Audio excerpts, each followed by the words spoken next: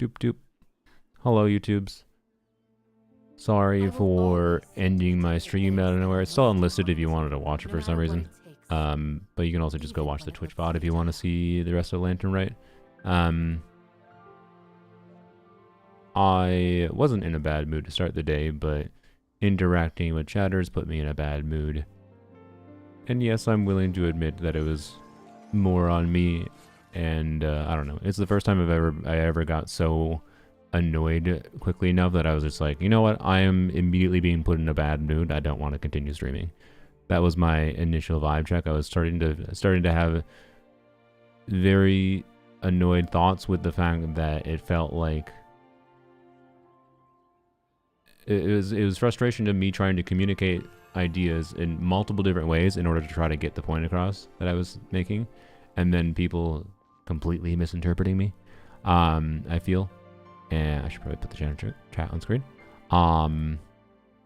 People completely misinterpreting me and saying that I was saying things basically the opposite of what I was trying to say, which is probably something that pisses me off more than anything, when I was actively trying to say the opposite, and then someone was trying to claim that I was saying something literally opposing what I was saying, or that I didn't understand something. And it kind of seemed like they were commenting in bad faith in hindsight, to be clear.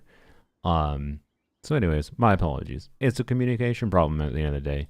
It's hard to communicate with people that are talking through when one person is yapping in a live stream, and the other people are yapping in text form in the chat. I do not think it was solely my fault, to be clear. I do not think it was necessarily solely any individual chatter's fault. It is the nuance of human communication and how we talk to each other that caused that issue yesterday. And I felt it was not worth continuing streaming on YouTube. I did continue streaming on Twitch because I detoxed after a second and chose to just mostly be chill doing the story, because I actually did want to finish the Lantern Right story. So, yeah. Anyways, we don't need to talk about it more than that, but my apologies. And the particular commenter that commented also left further messages on after that I did see after I ended the stream on YouTube that reinforced to me, and this was the signal to me that they were kind of commenting in bad faith. So, you know. And to be clear, I think that that commenter was also someone I remember also commenting in the past many times, saying things about me that were kind of extremely disrespectful. So, yeah, that's all I'll say. Anyways, are you okay? Yeah, I'm fine. You clearly didn't watch the TARS video. The title, what I'm talking about right now, is not about the title. What I'm talking about with the title is regarding polearms only. I don't know why. What do you mean, am I okay? Why are you asking that? Are you saying, am I okay because the title says sometimes you fail and that's a good thing? That's a positive title, yo. God, I hate how people consider failure. Like, look, I learned long ago that failure is a good thing. Failure is a good thing. That's the point of the title. And the point of me making this stream is because TARS still, you can tell from his tone in the video, TARS feels really bad about the fact that he didn't complete the dire clear. Okay? I still think, like, 99% of the value of what TARS did on polearms only is what he already did. Getting the clear, or failing to get the clear, actually is kind of, like, not that important. It would have been much more satisfying. I get it. I get why it feels bad. But, I don't know.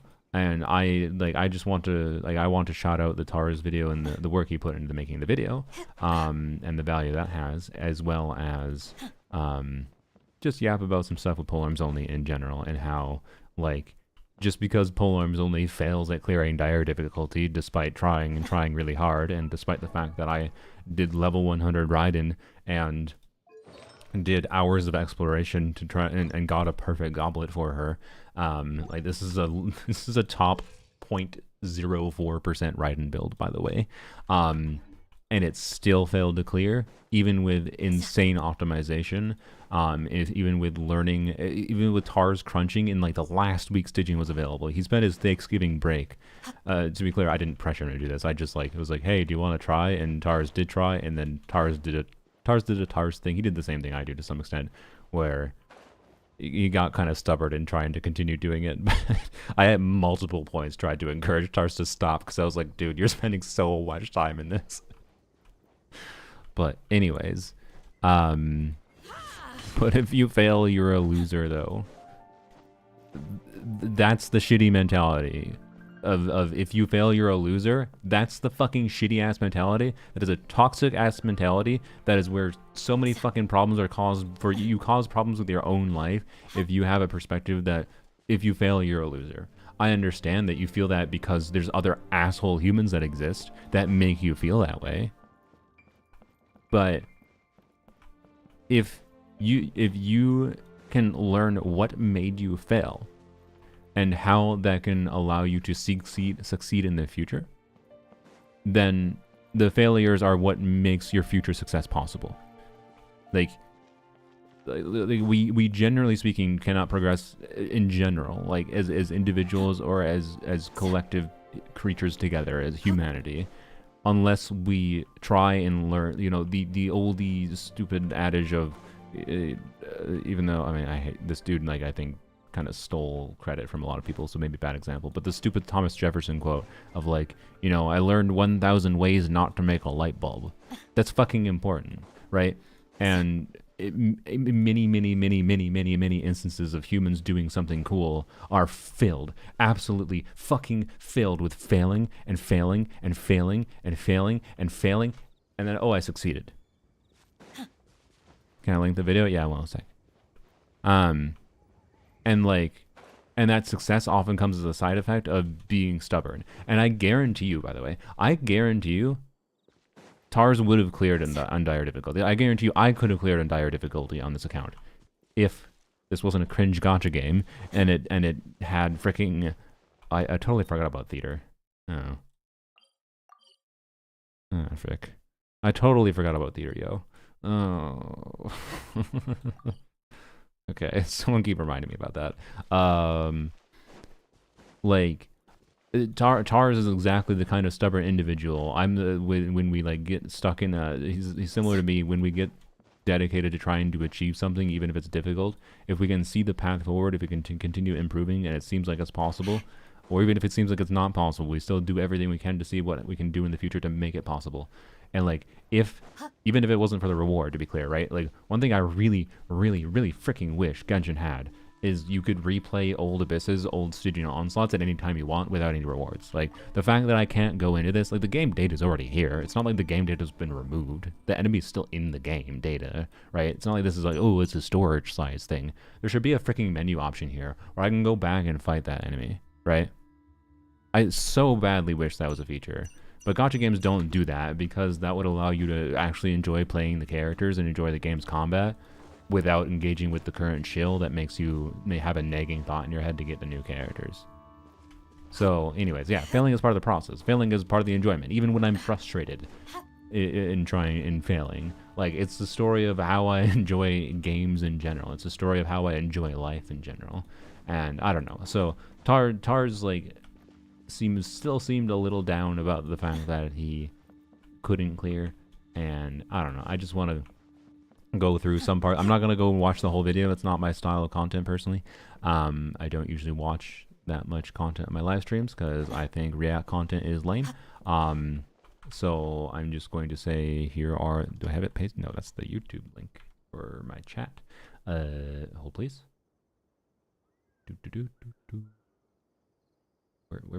What browser did I have it in? It's, oh yeah, and YouTube is in the description already, by the way. It's like the first thing in the description. There we go, I found it. Bap. Bap. We'll just pin it.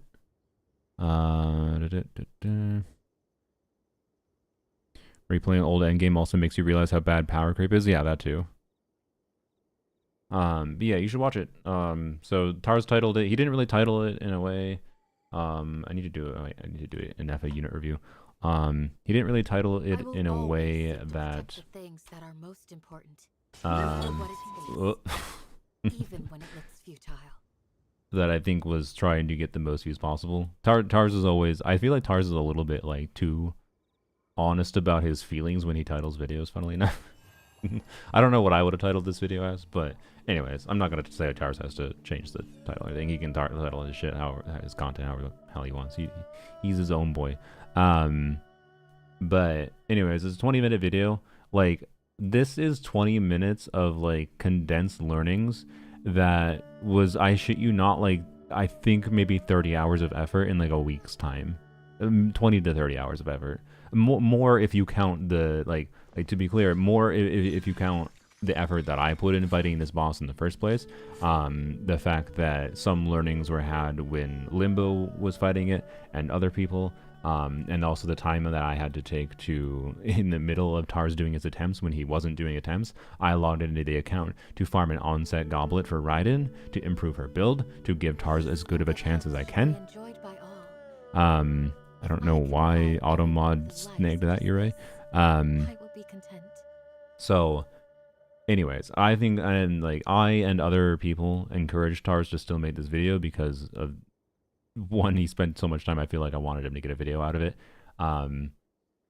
I think he ended up kind of feeling like he made this video out of obligation more than anything.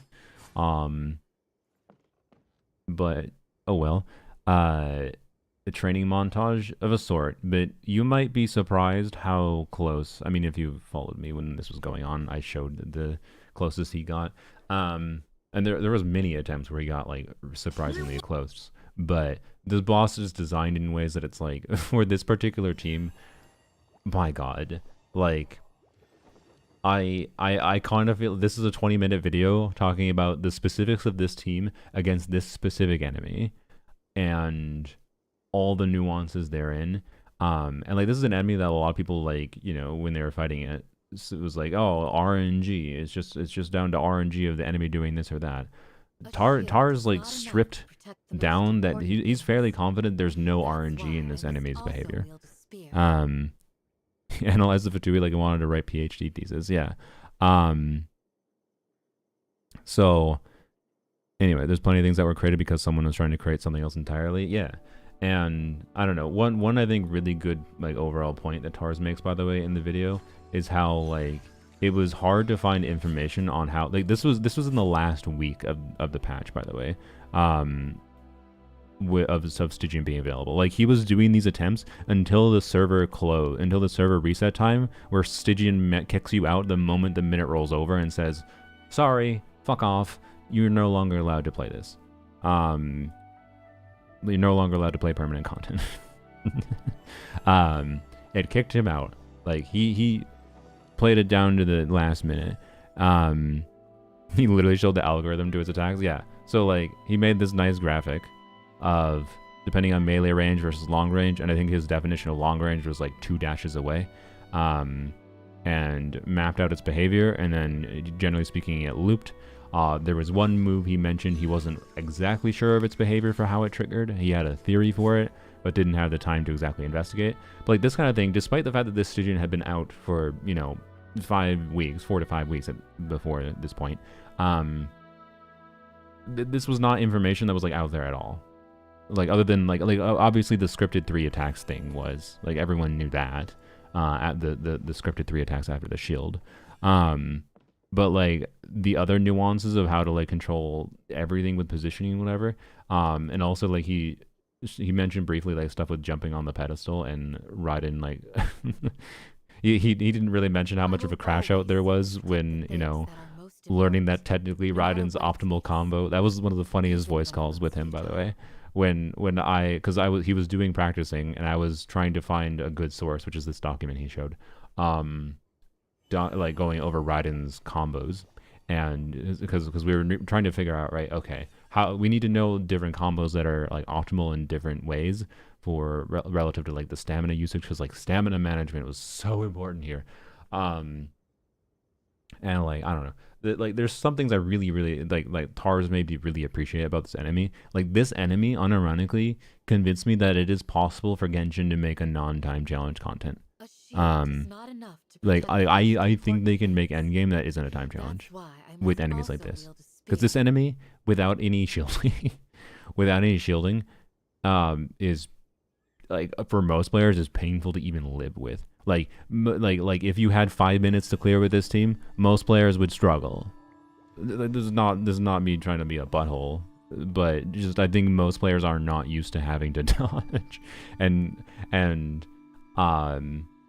this enemy was trying to incentivize using a shield, obviously, but if you didn't, you could definitely live, but you need to play well. Like this is Raiden, Shiver, Shuggling, Eonson, and you have infinite Bond of Life, you have no healing. And you don't want to get hit anyways for other reasons, for the DPS check. But even if it wasn't like a DPS check, no timer, there's an extra minute, 2 minutes.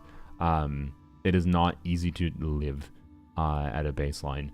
And that's something Tars didn't even touch on, because it's not even a relevant factor. That's not even a relevant factor when considering trying to do an attempt like this. Like, the living is just like, no, it's just...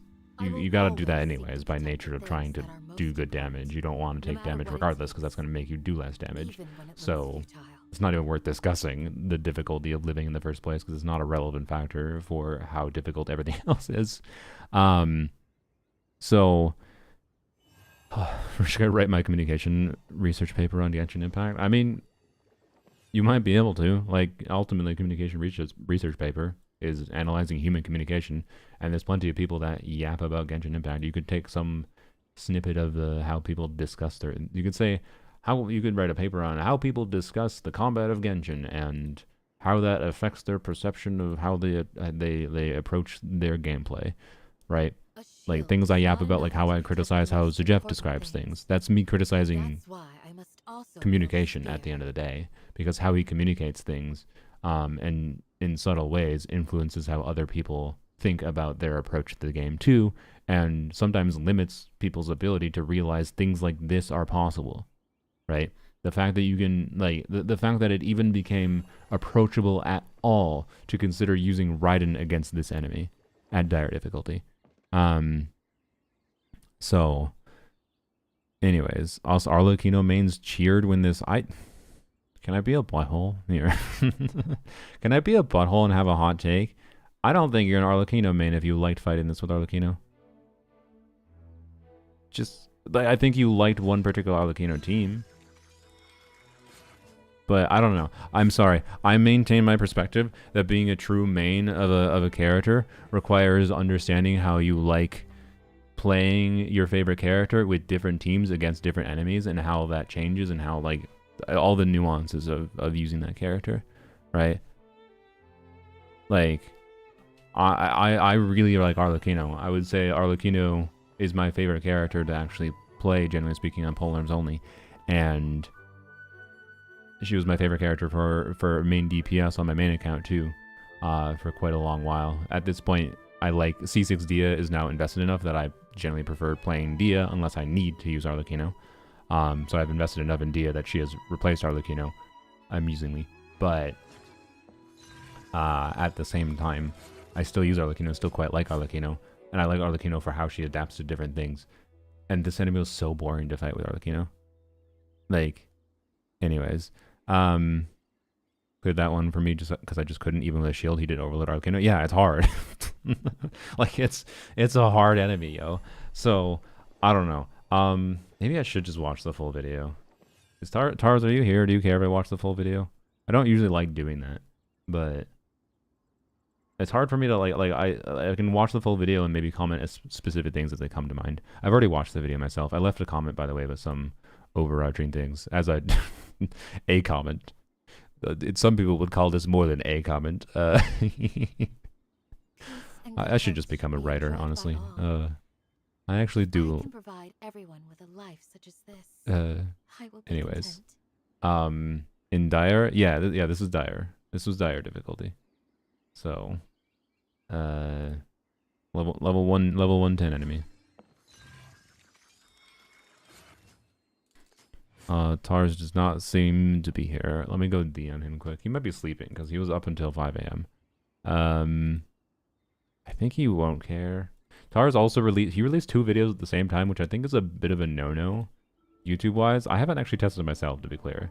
But, like, he released 2 videos at the same time, which I think the YouTube algorithm doesn't like that very much. Like, it ends up, like, recommending one of them and not recommending the other one, or vice versa, and then, like, both videos perform worse because you release 2 videos right by each other. Yeah, it was this. This is a good video too, to be clear. Traveler receives some hidden changes nobody's talking about. This one is probably one Tars personally cares about more. So, anyways, you know what, frick, I don't think Tars will care. if I get content flagged for watching your full video, feel free to claim the revenue from my live stream. I don't care. You deserve it more. Not that the live stream is going to make that much money. Honestly, by the way, one of the things I said on Twitch yesterday, I'll be transparent with you, YouTube. The only reason I even stream on YouTube at this point, like, there's various things, like, I understand the pretty much the full nuance of why people like streaming on Twitch more than YouTube at this point. And despite the fact that there are things, like, on a technical level, I definitely like more about YouTube streaming.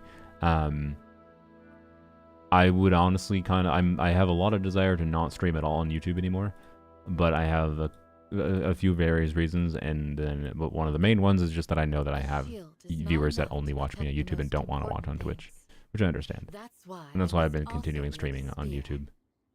But also, that's why I've been streaming less on YouTube. So, anyways, YouTube is a penalty to the algorithm if you release more than 3 videos in 24 hours as an anti-spam measurement. Yeah, that makes sense. This is 2 videos in 24 hours, so I don't know how that affects things. I don't know. I'm curious. I'll probably talk to him about the metrics later if he thinks that affected anything. The reason he told me that he posted this one, I asked him if this was an accident when I saw this go live like 20 minutes after this video.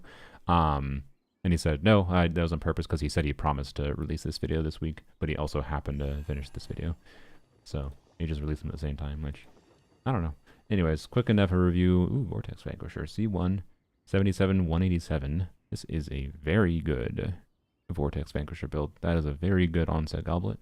It is a very good timepiece. It's better than my timepiece. That's a ridiculous timepiece. What the frick? It's actually just a 4-line 0 dead stat. Well, okay, the ER is kind of a dead stat because this is a burst every other rotation build, but, yep, wow. Also, that's crit rate. What the frick? Bruh. Is this a better enough? No, surely it's not a better enough build than mine, right? What would this even rank on? This would rank on, because Vortex Vanquisher is not on the leaderboard. Bro, I have no idea. So, twins have different ICD now? What do you mean? Wait, what does that mean? Oh, sorry. Yeah, sorry. The twins. I thought you were talking about an enemy for a second. Yeah. No, you're talking about the other video from Tars, the hidden changes. Yes. The weird ICD changes between the travelers now with the new skin, or since the new skin was released. It was changed universally. And the findings that Tars had, just what a wackadoodle thing. Chances are those changes, as wacka they are, I think Tars thinks they're overall beneficial. They're just confusing. But, you know, the fact that they're beneficial means maybe they'll get changed and fixed in the future, because Mihoyo doesn't let beneficial things for weaker characters stay. Anyways. So, Twitch, unfortunately, splits YouTube's head over our rock when it comes to streaming. I didn't realize Mies felt that strongly about it. I don't even think I feel that strongly about it, other than I just prefer it. Anyways, what's my vibe on this Nefa build? It's a ridiculous build. Like, I like how you're in the same circumstance as me, by the way, where, like, if you want to, your build's basically perfect already. If you want to make it fully perfect, you have to reroll a already really good circlet and have, like, no bad rolls. Well, your circlet's a little bit better than mine. This is a ridiculous build. I guess there's, like, it would rank on the Fab build leaderboard in the, like, 130 ER category. Is my guess. So, is there another non-crit weapon? There's also, wait, no, there's a craftable. It'll probably rank on our craftable weapon leaderboard. Yeah. And then that leaderboard, I'm willing to bet she's like top 50. I was close. Yeah, that timepiece is ridiculous. Yeah. My timepiece and my circlet are the main thing holding me back. Is not enough to protect the most important Like if I had a minorly better That's timepiece, why I must minorly better also circlet, I'm speak. pretty sure I'd have a number one in F, which is stupid. Like it's so stupid how good my goblet is. Like this goblet is ridiculous, right? This is the best goblet you could ever feasibly, realistically ask for, and then the game pooped me the unfeasible, true dream goblet that makes your other cope artifacts functionally not as cope. Anyways, I was pretty close to top 50, top number 84 on craftable weapon. The main difference, by the way, I'd say between craftable weapon and vortex maker still leaderboard, as far as like how you would build the character, is not really that much, other than technically vortex maker still gives a little bit more value to attack percent stats. But yep, she's staying on 2-piece for at least 3 months. Yeah. Well, it was bonkers to me is like my 2-piece now is like better than my non 2-piece. No matter what it takes. Anyways, we'll go watch the. We're gonna. It looks futile. Ooh. You know what? I'm feeling funky. I haven't farmed a freaking emblem forever. We're gonna be talking about Raiden today on Polearms only. So let's farm emblem. Is Vortex not worse than the craftable? Why would it be worse than? Is it worse than? I'm pretty sure it's not worse than the craftable.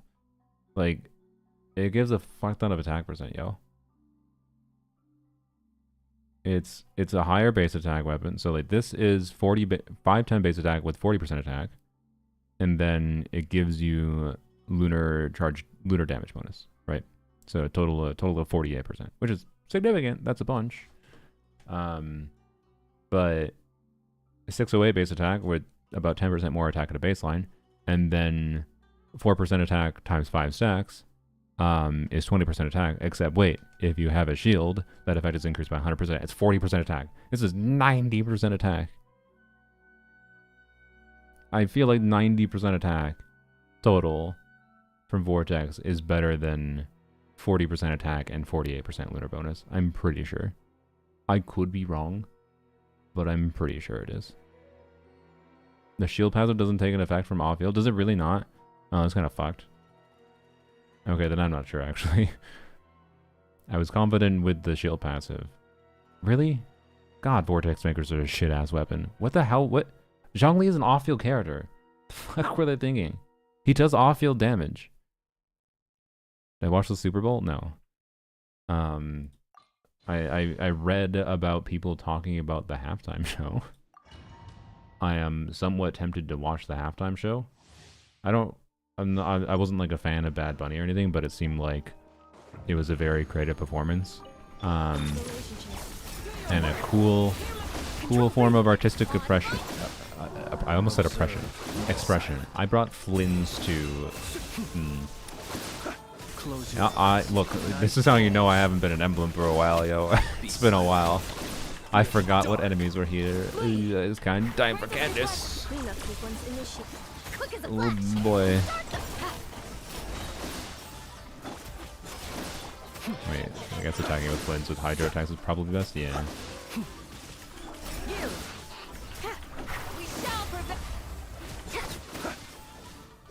We'll get through it, don't worry.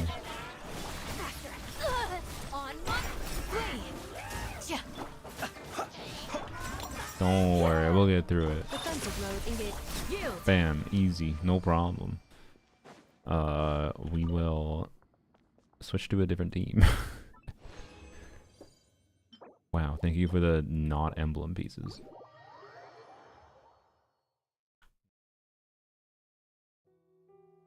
AR-45 clear time, yeah. You like Green Day? I used to like Green Day. I haven't listened to a Green Day song in a long while, I think. I definitely have some of their songs in like one of my playlists. That's like my I call it my no skip playlist, but it's definitely over time just become a songs I generally speaking, if I'm in the mood to listen to that song, don't skip. And I can tell you in that playlist, I almost always skip the couple Green Day songs that I think are in there. So I guess I don't like Green Day that much at this point, but at the same time, I do actually quite like Green Day. Or I did quite like Green Day when I was younger.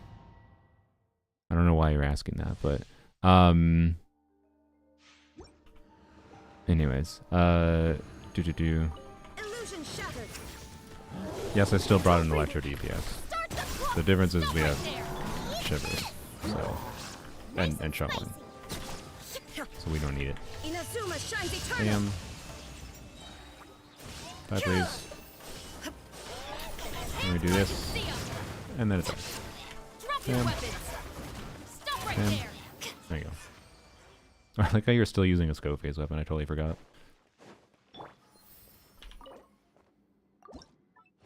Alright. Wham. Wham. I mean, that would be a Yelan piece. Should we level it for the fun of it? If it rolls 45 crit damage and make people really mad. Surely it doesn't troll me like that, right? Surely. Good. I didn't want it. Shine down. Crap. Drop your weapons. On my sword. And goodbye. To oblivion. You didn't crit Raiden. That's exactly what happened to Tar. By the way, in his best run, you can see... I don't know... Well, okay, it's possible. So, Raiden critting or not at certain points of the fight doesn't necessarily matter. So it's probably what... probably... Okay. It's probably why he didn't bring it up. Like, I don't know that it mattered for sure. But you can actually see Raiden missed a crit on her initial burst hit for the first shield break on the full attempt that Tar's included in the video, which I will point out. Like there's multiple things in his best attempt, even with how close it got, that could have been done better. Or not could have been done better. That implies that it was all Tar's, which there was some things that Tar's could have done better. That's the things he feels conflicted about. But wow. Okay, sure. The game is trolling. To be clear, I have too good of an on-site Electro Goblet for that to even have been relevant if it was an emblem, but still, regardless, the game is trolling. Since that would have been an on-set Raiden Goblet. Right, but... About... is this relevant to me on this account? I don't... I don't know.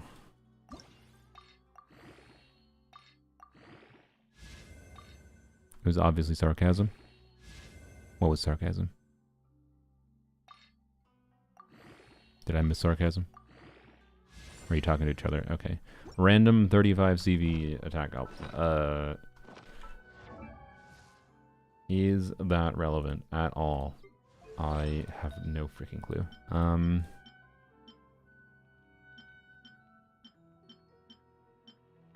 Sure, I'll keep it, I guess. There's like 500 artifacts and polearms only that just don't get used. See my Veresa build, I think it's good, but it clears so slowly. I mean, I can probably review your Veresa without seeing it. If you feel it clears slowly, it's probably...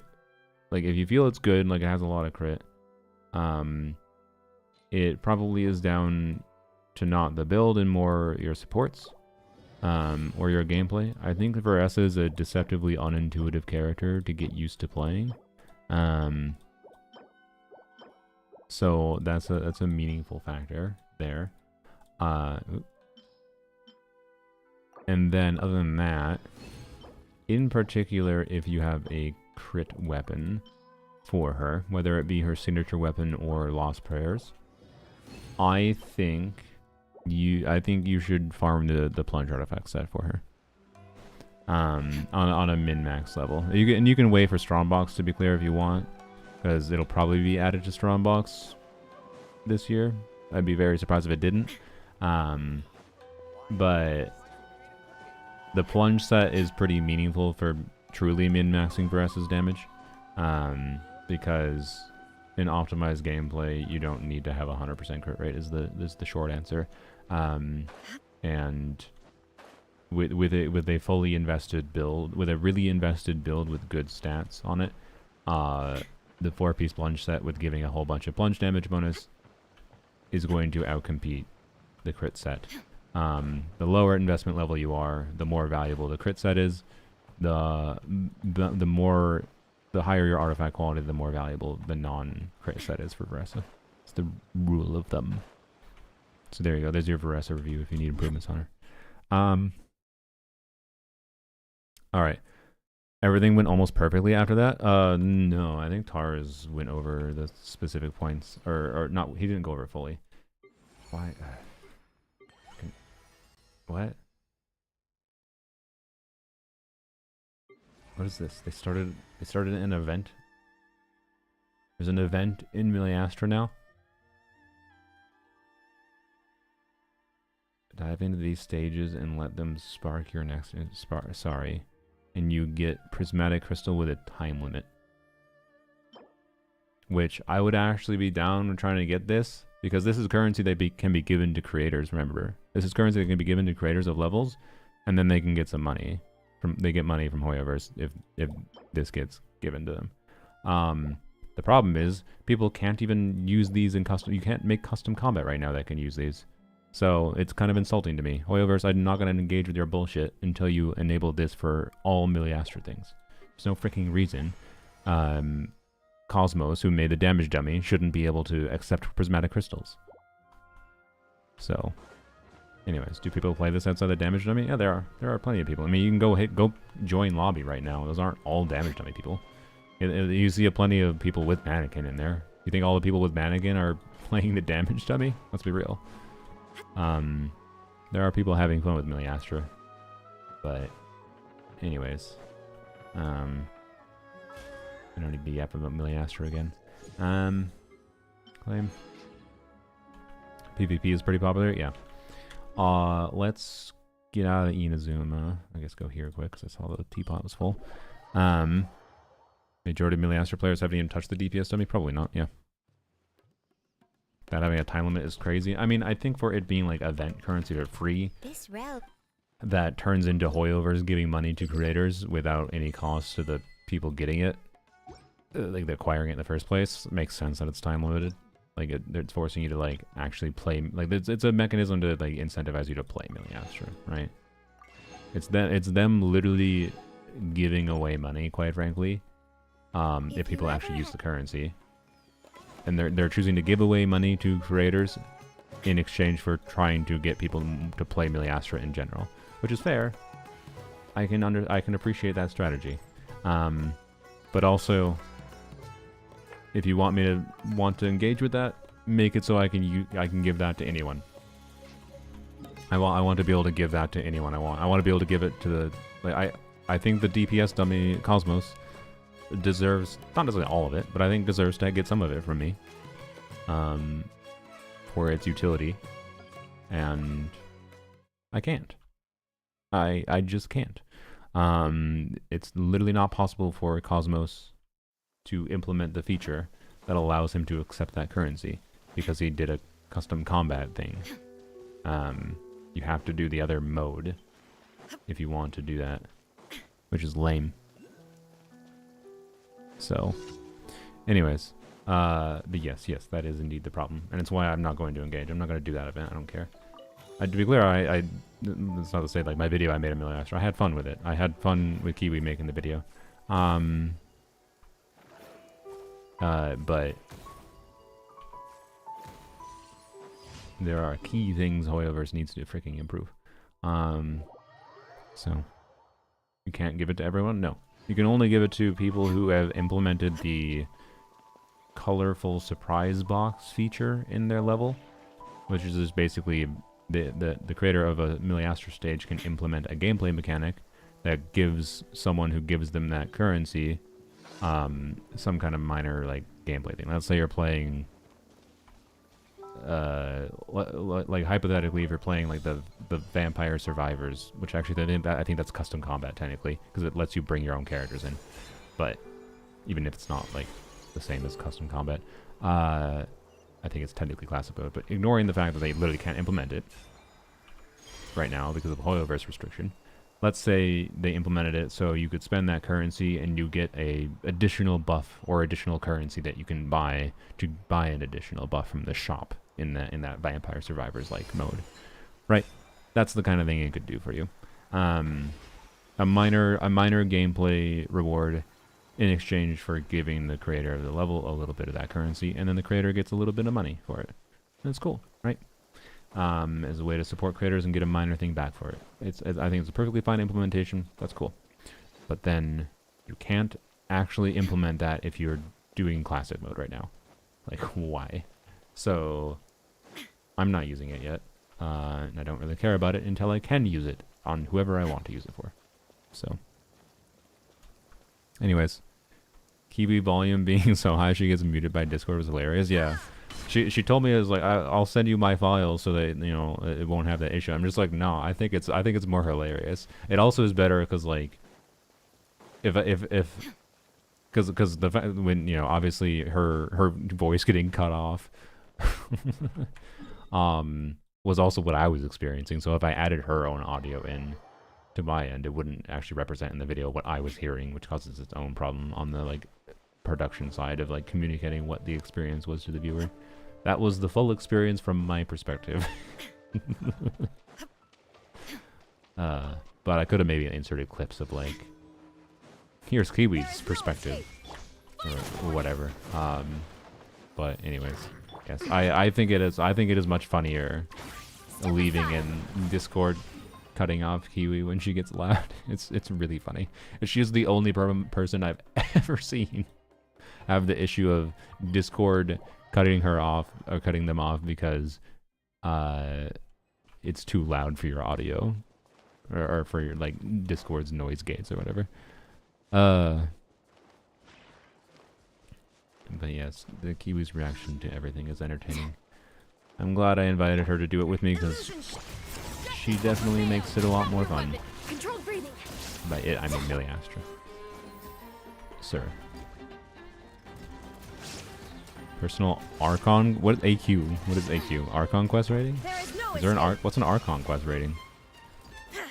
Yo, member for 9 whole months. Wow, thank you. Wait, are you subscribed on both services? Thank you regardless, but... yeah, what is AQ rating? I'm sorry. I get cut off because I talk too soft? Yeah, I know. I feel like that's a more common issue. It's definitely my issue. Yeah, we can claim dailies. Oh, I see. Like, best to worst. Not cry best. Actually,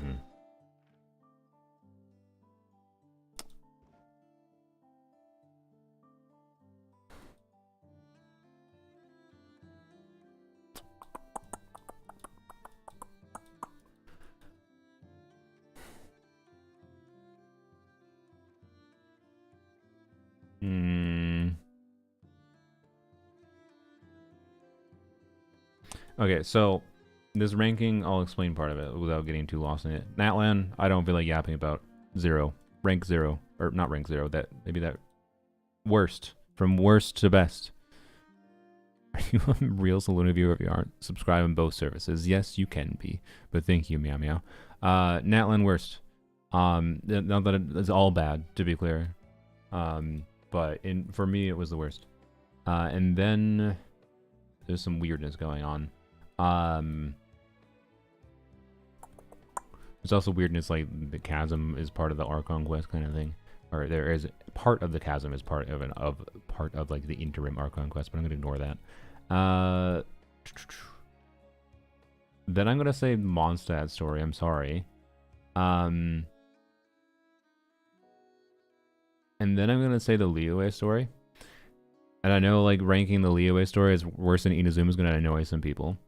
But having replayed this story multiple times, it gets worse and worse every time I do it. Okay? Natlan worse than Mondstadt? I personally, yes. Mondstadt would at least achieve the goal of keeping me interested and engaged with the game. Okay. Um, and I think as far as introductory story goes, it did a decent job at that.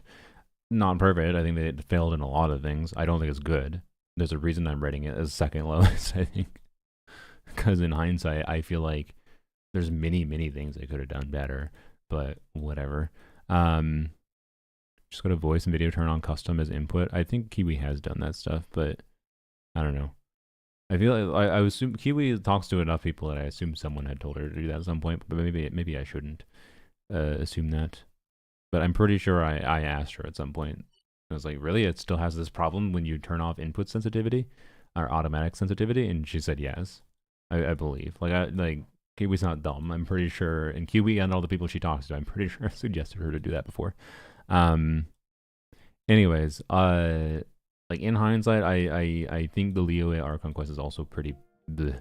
Like way too much of it is just like fucking going on a dating quest with characters. I'm sorry. It's like it starts off with a damn bang and then just goes and I also hate like the plot contrivances of like I think Child's characterization is kind of awful and it just doesn't even make sense at all. Like it's just badly written with the ending and everything. Like I think Liyue's main story is pretty bad. So anyways, even though it starts off so strong, which is sad, and that's part of the reason I feel more negatively about it. So it's yeah, Natlan, and again, there's individual sequences. Like I think the war segment of Natlan almost makes it meaningfully better than Mondstadt and Liyue for me. And yeah, I know there's interesting lore things in Natlan. Yeah. I'm not like evaluating just on like lore reveals though. I'm evaluating on what the experience of the story was and how cohesively written it was and how engaged I was throughout. Anyway, by the way, the only story Archon quest I haven't done more than once is Nogcry, by the way. I have done the Natlan quest more than once. Part of what reaffirmed my negative feelings about it was like, wow, it's even worse the second time. So, anyways, Natlan worst, then Mondstadt, then Liyue, then Inazuma. Inazuma's first half starts off damn strong, and then even into the second half, I actually think stuff with Tepe dying is actually pretty compelling. But then suddenly, the way it ends way too fast, it just like didn't feel very well planned out for its whole thing. Even though a lot of the core beats that were hit were quite interesting, like the whole stuff with it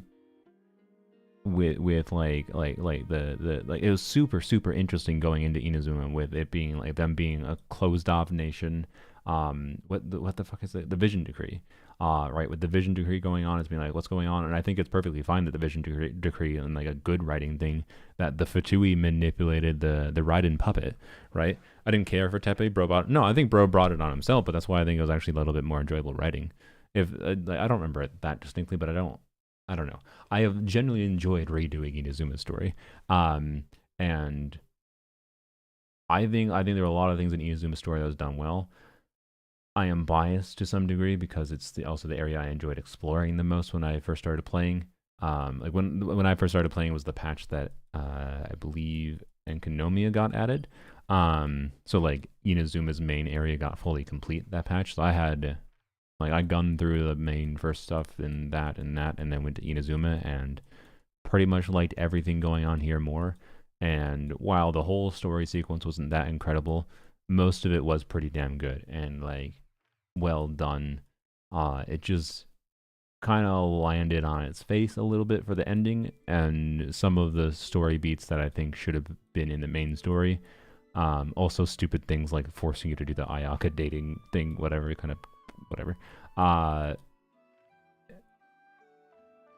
Which, by the way, that was the first instance, I guess, of the Archon quest requiring you to do like a character story quest. I just realized. Anyways, had the vibes, yeah. Like I actually think Inazuma inherently flawed for a lot of reasons, but also still one of my favorites. And also, case in point, you can see I'm almost fully explored Inazuma on Polearms only, even though I have it 100% in my main account. That's a rare sign of me enjoying an area a lot. How much did I do the chasm? Did I fully complete the chasm again? I don't think I did. No, I definitely didn't base in that circle. I enjoyed exploring the chasm multiple times, but not 100%ing multiple times. Anyways, and then I would say, I don't know, rating Sumeru versus Fontaine is hard. I feel like Sumeru also was worse the second time through. It just spent a long time on doing uncertain things that weren't, I think, important for the main plot going on. But I don't even remember what those specifically were. I just feel like that's what I feel. And overall, I think Sumeru was interesting, and I liked the plotline going on. So, and also it's kind of related to what happened a bit more recently. And like Fontaine is really hurt. Fontaine is really hurt by this. Fontaine is really hurt by this. The cycle was unbearable. I really like that part of the Sumeru story quest. I think that was great. It was supposed to be unbearable, yo. That was the point. You were supposed to feel like you're stuck in a time loop, and that was like insanity inducing. It was well written. I think it's really good. So, you know what? I'll rate Sumeru above Fontaine then, but they're kind of close in my mind. And then it's Not Cry. I think Not Cry is the best so far, but I also haven't redone that one yet, so. Cycle killed NPCs 07 years old. Wait, is she dead? So, anyways, I didn't even claim my dailies. Wow. I thought Dinner's lived. Add Astra. Why did I? Anyways, never get me to hate Sumeru. Yeah, like having to replay it with how long it is. There were definitely points that I disliked redoing the Sumeru Archon quest. It was definitely most enjoyable the first time I went through, but that's fine, right? And that's the more meaningful factor for its evaluation in my mind, and why I would rank it similar to Fontaine, because even the Fortress of Meripede, I didn't have that much issue with on my first go through. Like, it was not that long on my main account. The thing that really killed the Fortress to me was when I went through the Fortress the second time on Polearms only, when I was farming wishes for something. I don't remember what I was doing exactly. Oh my god. I had the issue that I think a lot of people had, where went through the Fortress in the Archon quest, and the Archon quest was like, oh, actually, there's this world quest that you have active that needs to be completed before you can continue. And it was a fucking, like, 4-hour-long world quest. It was insanity inducing. I don't remember what it was called, but there was a long ass fortress world quest. I think it dealt with like children that were in prison for some reason. I don't remember. I tried to pay attention to it. I tried to give it the benefit of the doubt, but like forcing me to do that world quest, unfinished comedy, yeah. I had to do unfinished comedy to continue the Archon quest. That was insanity inducing and made me dog a lot. And it was like, oh, this is why everyone... I feel like this might be why everyone hates the Fortress. It felt like being in prison. It really did. It didn't overstay its welcome when I did it the first time, but I didn't have to do that quest on my main account for whatever reason. Like, I didn't accept it, or for some reason I did accept it on my Polearm account by accident. Yes, that was before focus mode, yeah. It wouldn't surprise me if they indeed did introduce that feature because of that, because my god, it would not be surprising to me that a lot of people quit the game because of getting stuck in that. So, yep. Anyways, this is a low spender. I'm forced to do it. I mean, it's fair. That's part of the reason I was initially fine with doing it on my Polearm account, because I was doing the quest to farm resources anyways. I was like, oh, it's making me do a world quest? That's fine, I guess. I need the Primogems. And then it would just kept on going. So, anyways, that may be dog points, even though it's not Archon quest technically. But the Fortress of Archon quest part itself is not very good, but it didn't last that long when I did it the first time, right? So, also like the way that like the Fontaine Archon quest ended with like the stuff with like the Noah's Ark thing was kind of like, what? Did this need to be a plot line? It was a little over dramatic, to be honest, right?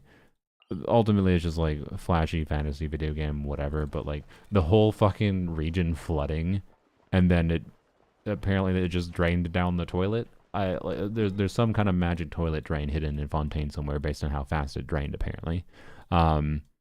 Like, yeah, the flying ship didn't matter at all. Like, if we're actually analyzing the details of Fontaine's plot, things start falling apart a little bit. But anyways, yeah, that's the only thing Risley did too. Yeah. But otherwise, like, some moments really good. Freena's overall involvement, I forgot what the thing was called, the justice machine that murdered Focalors, but not murdered, it was more seppuku. But anyways, flooding geographically makes no sense as it's elevated the whole Tibet should have flooded. Yeah, I know, right? Like, it's just like, don't think about it. It's as if like Fontaine was actually a bowl, not a plateau, and somehow the entire thing filled up with water. Like, the entire ass city was underwater, yo.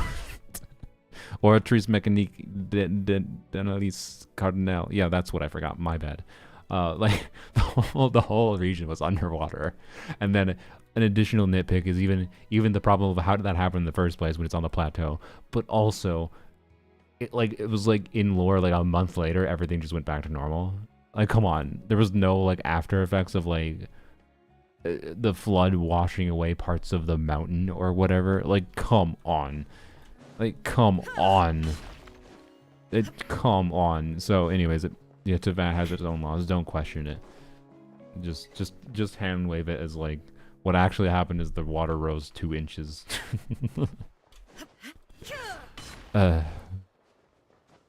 Anyways, Poisson is literally below sea level. Exactly. God, it's kind of bad. Anyways, Non-Cry, as far as disaster happening across the region, was done so much better. Although there is still some effect of like we maybe should have seen more effect of like the shit the doctor did, like the question of, for example, what happened to remember the minor little note that like I think most people forgot of those people that were like their souls or something were put into the animal bodies. What happened to them? What happened to them? What happened? What? I don't know. Like, there's probably some things that should be noted. Or details would be funny that if we find someone, we find some person that is like a animal familiar, and it's because like that animal has their brain in it or whatever. Anyways, oh yeah, sorry, they're just dead. I forgot their bodies were straight up dead, but the animal wasn't dead though, right? Yeah. So no, still, like, could we go around the region post Archon Quest with Llama and talk to animals that are like, I used to be a human? That would be a good note, and I would like that, but I don't know if that actually exists. Is it flashback or in the present? That was in the present, I'm pretty sure. It was when like Albedo and Duran went into the like one of the like areas that the orbs that the doctor had blocked off. Yeah. I don't think that was in the past. They're regular animals now? I mean, maybe, yeah. I don't know. Yeah, it was present. That's what I thought. Anyways, where is the hand of Detoria in which we fight him? Yeah, I know, right? Like, the fact that the boss arena is... Oh, speaking of, we need to go on my main account. Let's go on my main account quick, and then we'll watch the TARS video. But the freaking boss arena is, like, here? Oh, we can crown... Frick, I can finish Columbina today. Let's go. Didn't even think about that. But yeah, the fact that like that boss arena is there and then you're just in the sky, and meanwhile I think in lore the doctor just like summoned us to this weird area, but we were like above the main city of Non-Cry, I think. I think is the title referencing TARS? Yeah, we're gonna be going over the video in a second. You know what I have issues, by the way, this new Welkin? Like, I had to click like 10 times here for it to get it to go. It's really annoying. I'm not gonna lie, it makes me not want to buy a Welkin. Like, I'm inclined to continue not buying a Welkin on Polearms only because of it. It's kind of annoying. I like it visually. I don't mind the sound change or whatever. But, like, I have to click 20 times. I don't understand. What's going on? Anyways. They doing a scan of my computer?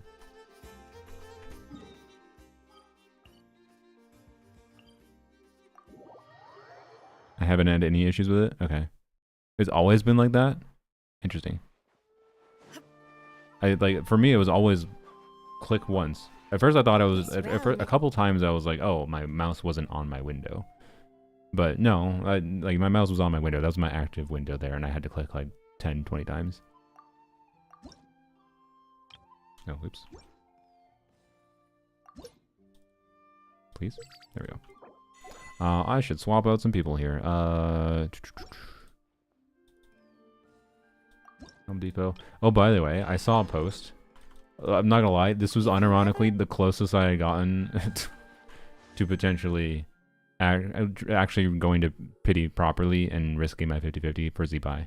At friendship level 6, she gives you a permanent portable waypoint. Now, don't before you go and be like, oh shit, I want that. Let me clarify. It's fake as fuck. Because it counts as a normal portable waypoint. You can only put one of them down still, so it's shared between this one. And it also still expires after 7 days. But you might be like, wait, what's permanent about that? Well, the only thing that's permanent about it is that it looks different, I believe. I don't actually know what it looks like in Overworld, but it has a different symbol in your thing. And then it's not a consumable. You can replace it. So the only thing it does is save you on like having to collect fireflies and craft them on occasion. Like, to be clear, that's fine. It's fine. It's good that like I don't have to feel pressured to pull for a character for like a convenience thing like that. But I kind of really want a waypoint that doesn't have to be reset. The main problem I have with portable waypoints is that I have to reset them every 7 days. Right? I don't have that. It's annoying to farm fireflies, I agree. But like the main problem I have is that I had to reset it every 7 days. I would much prefer if it was just there until I removed it. Right? That's what I would have liked it to be. I unironically would have at least risked my 50-50 for her if that was the case. So yeah, it's barely a convenience. It's like it's mostly a funny, like nice little bonus, and that's fine. That's good and fine. It's good. You know, people would have complained that it's like a better feature if it was actually real permanent waypoint, but This realm alas. Where do you get the guitar? I think that was Skirt Quest, yeah. I already bought that. You know, I probably need more considering I'm going to be spending a bunch right now. Do I have enough materials? Frick. Okay. Oh, it's available. Oh yeah, it's cool. Good, it's available. I think it might be available on Mondays, anyways. But anyways, okay. Let's go. We might get away with just spending 20 resin. Let's go. I don't use condense as much since I can just go to the place itself. Yeah.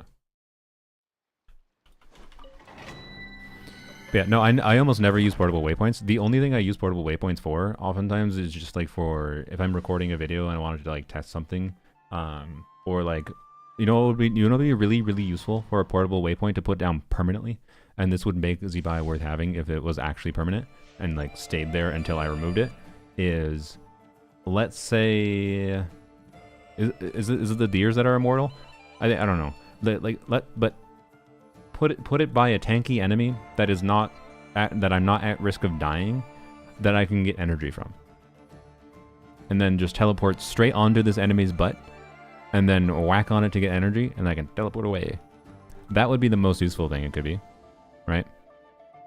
So, anyways, Inactivity serves no Brent. purpose whatsoever. Installation chamber. Yeah, the resin consumption thing change was so good. It's so nice to not have to, like, the only reason to condense resin is now to, like, just, if you want to stockpile a small thing of resin. It's much better than it was before. Make sure we use 20, please.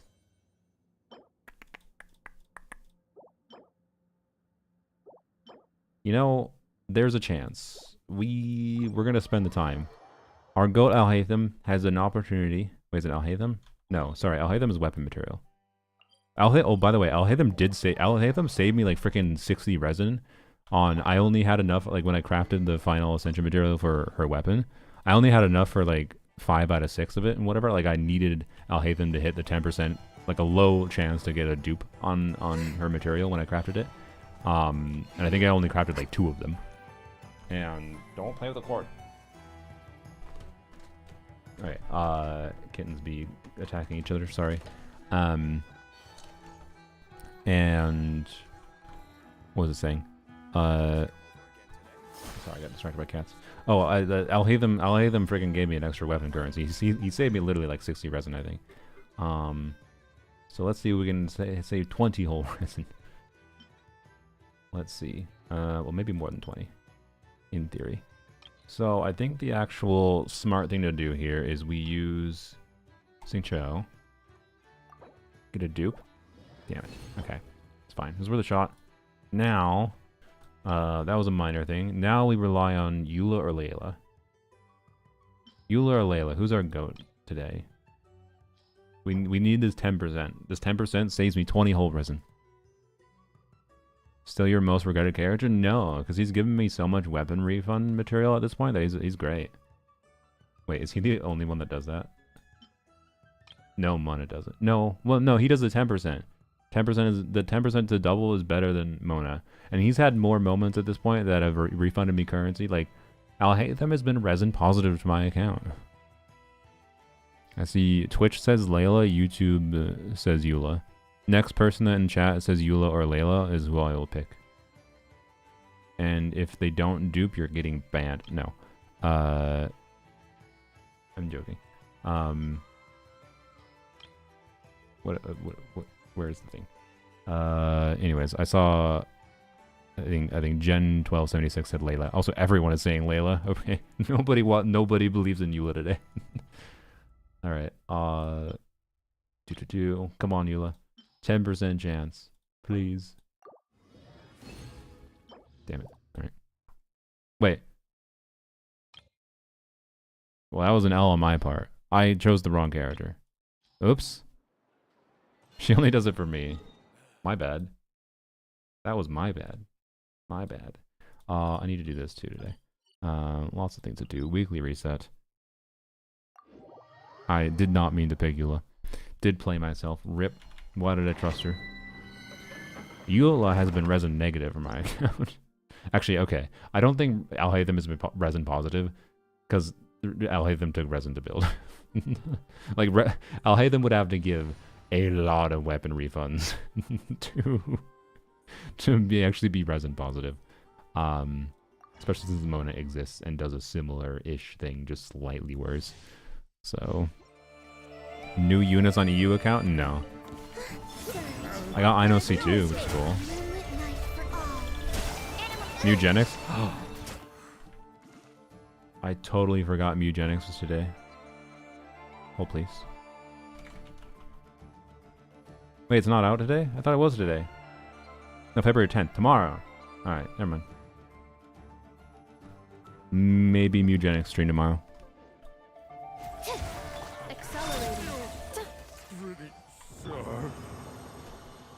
If y'all haven't seen an Edmund McMillan game before, prepare for it to be a little weird.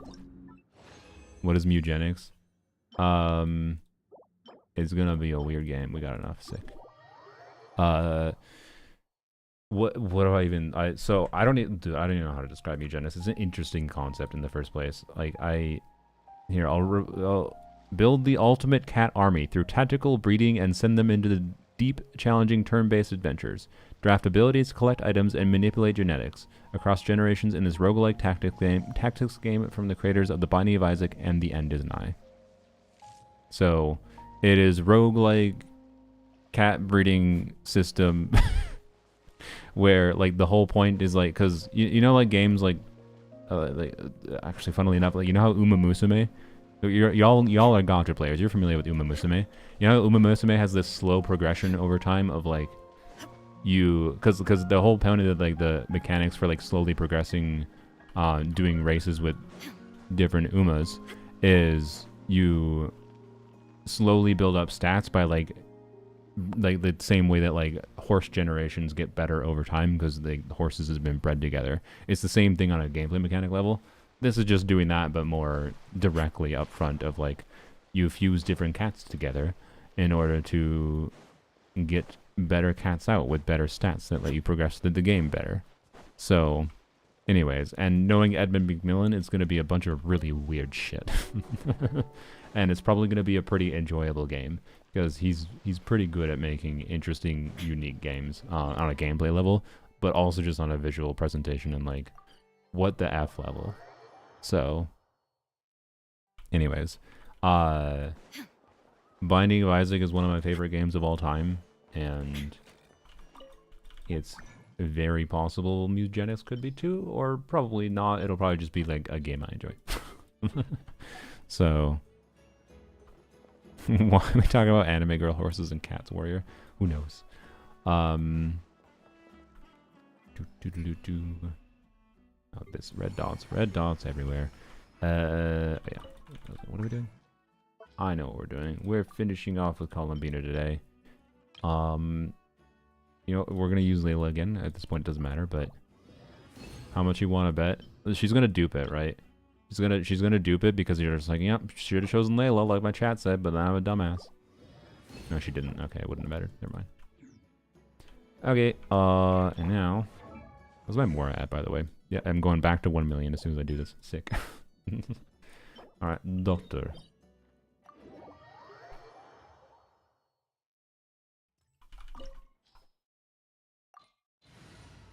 Yes, the Milliastra dots are indeed annoying. I strongly feel Milliastra should not give red dots at all. Unless I am in the Milliastra mode itself. Like, red dots while I'm in Milliastra, whatever. Well, like I'm in a lobby. Red dots from Milliastra when I'm not there, stop it. I can always almost cast my ults right away. Behold the first moon.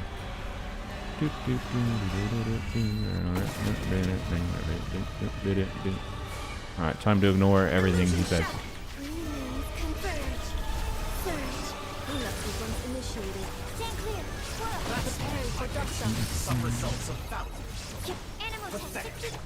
Pathetic.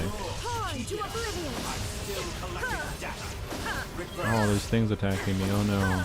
Sense of direction is now inverted. That's fine. Raiden doesn't hit anyways.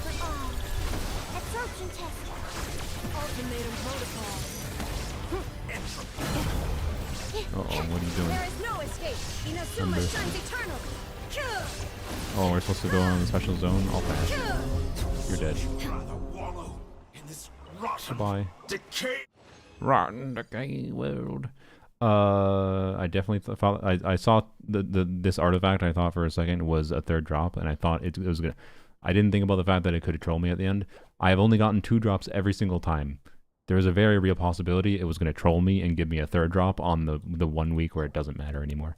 Well, to be clear, stockpiling these for another future character kind of matters, I guess. But anyways, thank you for giving me a dream solvent so I can just convert this over immediately. And yep.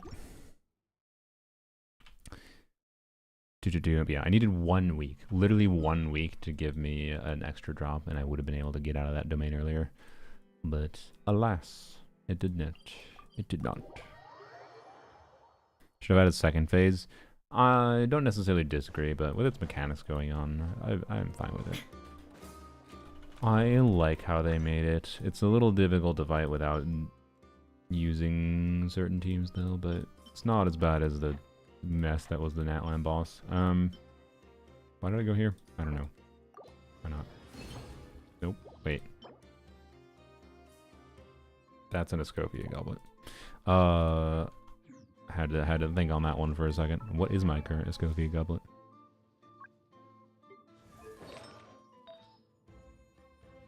I mean, it's pretty good. You might say it's cope, but look, all she needs to do is burst sometimes.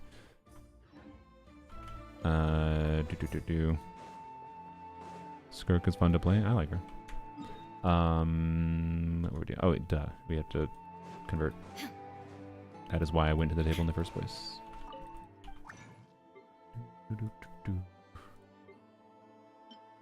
And yeah, we only have one of that, so one more spare material. I believe Varka uses something else, right? Well, hopefully he uses queens. Let me guess he uses something else, though. Let's go check. Jian Dont Hokushin. Varga boy.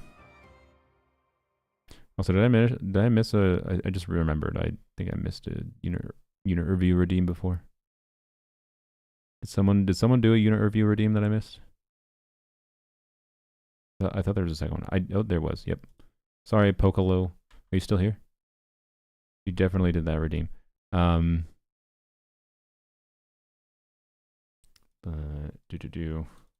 another Inefa. Hold on. Okay, 1 second. So Varka uses oh fucking god damn it. God damn it. Guess what he uses? Not the 16 queens that I have. Yay. Okay, I need to get more Dream Solvent. Whatever. Why is it always an Nefa? I don't know, because everyone's building a Nefa right now. Level 81 in Nefa. It is worth level 90 here, in my opinion. But if you're not using your Stygian, not necessarily the priority team investment-wise. 99 crit rate, little imbalanced crit ratio. You are in a rare situation where technically it's probably optimal, even on a spreadsheet level, to lose a little bit of crit rate for more crit damage, but not necessarily to the degree that is worth stressing over. But if you happen to have like a timepiece that has a bunch of crit damage, as long as you don't need the ER to burst every rotation, if this is enabling you to burst every rotation, then I wouldn't do it. But otherwise, you have a very good build, like very, very good Flower Feather, very good Goblet, very good Circlet, ridiculous amount of EM substats, Jesus. So yeah, I'd say it's just like maybe swapping the timepiece, assuming you don't burst every rotation. If this is enough for the team you're using her to burst every rotation, then maybe worth keeping. But yeah, it's a pretty good Nefa build. But yeah. 16 queens, yeah. There's no characters to use them, other than I think Zibai uses them, funnily enough. No, I'm not gonna pull Zibai because I have queen material. That'd be the dumbest reason to pull a character. Pull Zibai because I just don't want to have to convert these queens. Reviewing builds. No, that's just a Twitch community point redeem. Meant to be simple reviews that I do quick. Alright. Oh, we need to go. I guess we need to go check if we get a meaningful DPS increase from this, don't we? Goodbye, Mora. And now, fully finish Columbina. Done. No longer need to put a single penny of resources into you. Wonderful. And we're also going to get an onset goblet with 4-line double crit, HP percent, 4-line double crit, EM substat with either flat HP or ER as a bonus. And it rolls 40 CV with 1 EM roll.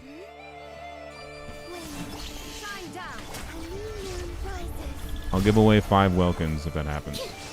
Insulation chamber deployed. Preparing for dust up. Torn to I oblivion. didn't have to do that, but why not? Why did you take damage? I don't like that you're not at full health. It bothers my monkey brain. Here, have some meat rolls. Also, 3 carrots and not full health. There we go. Top them up. And we are at a really awkward amount of resin. Oh well, I'll use this. And why did I use that? I could have just... whatever, don't worry about it. Yep. Yep. Cool. Use your parametric transformer. I should do that, yes. Thank you for the reminder. Hopefully I'll remember in 2 minutes. Animal test 6308. Enhanced animal module 75. Ultimatum protocol. How did you not take damage?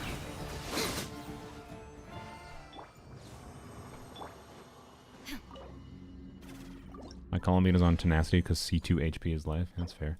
I saw that 7 did a dire clear with Zibai C0R1. With Eat Lewis C2. And Columbina C0.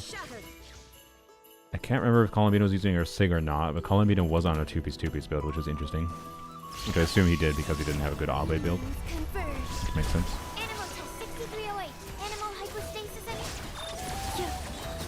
So I am kind of curious if a C0 Zibai. Let me go check. I want to check quick. 7, please. Let's see the community post. 7 is a much better player than I am, to be clear. That's not what I meant to do. Posts. Wait, his only live streams are Enfield. That's funny. I did a questionable thing yesterday in Enfield. That if I just showed you my account, would be hard to explain. I'm not gonna. I don't feel like getting distracted talking about it because it's not worth it. But okay, I wanted a bigger image, please. I swear upon everything, I did not. Look, I spent money. I did not spend as much money as it looks like I spent. Okay. So when I log into Enfield on stream, maybe today, you're just gonna have to believe me. Okay, it was with calling me a SIG. So I'd be curious if like Colombina, because like I have an like my Albe build, so he has 42,000 HP, C6 Goro with level 9, 12 plus with the 3 talents, talent Goro with a C2 beat Lua. I'd be curious if an Albe Bina and like a Crown Zibai talent with a Harbinger of Dawn Bina here, which would be difficult to play. To be clear, it'd be difficult to play. Would be better or not. You might say do it yourself. I would be tempted if the game. I would unironically be tempted because I think it'd be cool to try to do. And I think I have a good enough Zibai build that it could be doable in theory. I don't sing for and I have a good enough Colombina build to try to do this, but with Zibai on Harbinger of Dawn instead. The problem is the game was rude and it only gave me 1 copy of 8 Lua. So even if I go to Pity and get Zibai and have the ability to level her up in the next 2 weeks fully to like crowned to the investment required to probably try to do this, I wouldn't have C2 Lua, so fuck me. And I'd have to like invest in Lua too. That's way too many resources for something for me. So yep. No, Bina is a burst. You'd burst every other rotation on her. So like unironically, that's why I mentioned like this build is about the same. So this build is about the same crit. I have the same same crit rate, a little bit less crit damage. I have the same HP because I have an HP circlet. That's part of why my crit damage is lower. And I have lower EM, which is interesting. 7 did 2-piece EM. But yeah, I have more HP, which makes sense with the HP circlet. Less EM because not 2-piece. And yep, that's basically it, honestly. But I think, but I have 4-piece Albe, to be clear, right? So that would be the question in my mind: is like my 4-piece Albe build enough to make a meaningful difference there? Kind of thing. But unfortunately, Varka has my heart at the moment. So, and by heart, I mean the heart is going in the toilet, but the toilet is where we live. We embrace Mr. Duke.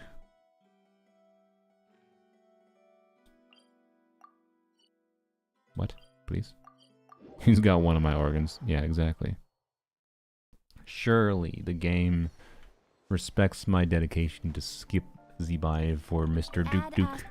And I win a 50-50 for Mr. Duke so that I can get Mr. Duke's Duke Sword. Which is much better than Mr. Duke, I would argue. Like, it is worth mentioning that in theory, C6, as far as premium team versus premium team, ignoring the fact that Varka is going to be better in Stygian because he's not burst reliant, but like in a generic level that doesn't actually exist in Genshin Impact, Razor might be a better unit than Varka. Like as far as investment priority, if you have enough for 1 5-star, getting Varka's signature weapon might uplift the power of your account for Razor alone than getting Varka would be if you only have enough for 1 5-star, right? Like Varka's weapon might be better to get than Varka, but I would want it for Varka, to be clear, just to uplift the Duke. Make because I want to like. Because the reason I think he's Duke is because I want to do Duke things with him. I don't think his premium team is that interesting. I think all the shenanigans with him will be fun, and therefore I kind of want his weapon to make his shenanigans less cope. What does it buy in the bag, little bro? No, I would have to be given a lot of free Primogems. Like you'd have to full ass pay for 2 pities worth, which don't do that. That's a waste of money. Someone would have to full ass pay for 2 pities worth to convince me to get Zebai at this point because of the resource problem. Like, even if someone fully pays for the Primogem cost for me, that doesn't change the resource problem, right? So no, I won't put the Zebai in the bag. I'd be more tempted to Zebai. Like, the fact that we're immediately going into a Stygian next packs for Zebai isn't that compelling. Like, I think she'll be fine, to be clear. I could do Zebai and F a Shalon and Columbina, and that might clear Dire, maybe. But like the fact that she isn't that compelling of a choice even for the next Stygian gives me further pause to be like, okay, how relevant will this character be for team options for me in the future? And how quickly will I get bored of her? I have no idea. So no, I think I should stay strong. Varka only works with Pyro. I mean, if you want his best team, yes, but no, you can do non-Pyro things with him. As long as you are using him in content that is appropriate for it. So, anyways, next Stygian is going to be hell with the 3rd boss. Next Stygian is just going to be ass in general. I actually think the next Stygian is going to be worse than this one. That might sound crazy, but like, Crab has like a decent amount of options to do things. It's just whack. The Fatui has a decent amount of options to like brute force at Fearless. Obviously not as much at Dire. And having a Nepha alone gives you a ton of options for clearing it, right? And then the dog, for what it was meant to do, was meant to incentivize multiple different kinds of non-cry teams. Which means as long as you pulled for like 2 non-cry 5-stars, not necessarily any combo, like Lauma Columbina alone is not necessarily the ideal combo, for example. But still theoretically maybe doable, depending on investment into builds and etc. And if you got Sig Weapon and Columbina kind of thing, whatever. As long as you pulled for like, which I think is most people, if you pulled for and invested properly into 2 Nogcry 5-stars, most combos of 2 Nogcry 5-stars have the ability to beat the dog, not easily.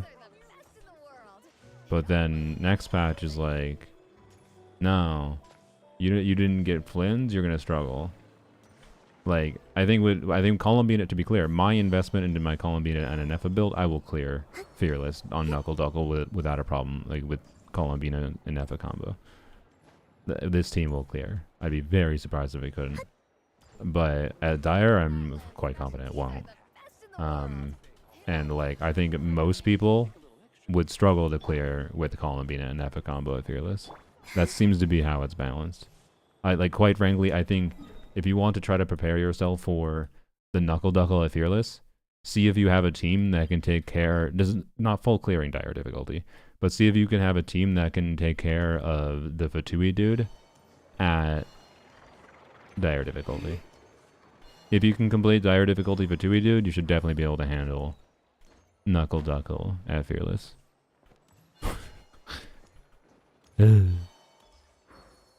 Y'all, that's my prediction. To be clear, I think Knuckle Duckle will have a little bit more options than Dire Fatui Fearless dude has, because it doesn't have the same like punishing shield mechanic that needs a lot of like front loaded damage in a specific amount of time.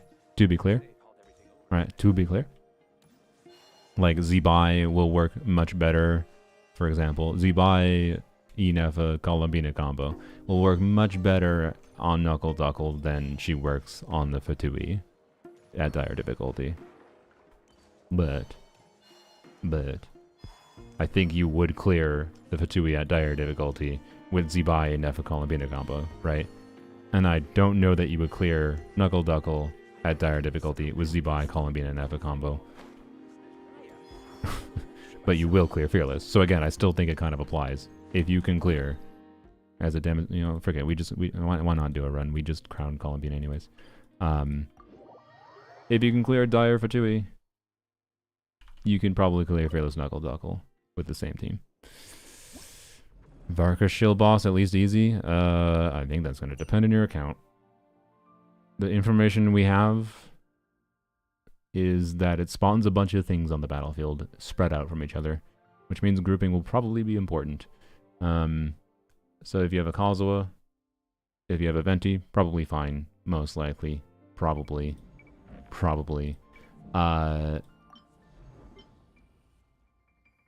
Doot. But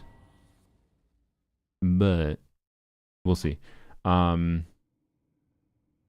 Jean might have some tech too, because maybe you can do some weird stuff like with the bat where you can just like waggle up and down and smack them on the ground to kill them or something. That would be funny. Need grouping for Knuckle? I don't think you can group the Knuckle Duckles, the spawns. Pretty sure you can't, but I could be wrong. I don't know. Haven't fought it. Well, I have fought Knuckle Duckle. What am I talking about? I haven't fought the dire difficulty Knuckle Duckle. Or Stygian, whatever. The new Knuckle Duckle.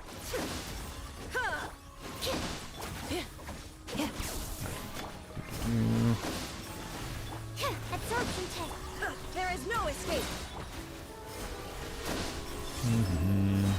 First. Installation chamber deployed. Preparing for dust up. Do we have enough stacks? How we do? Inazuma shines eternal.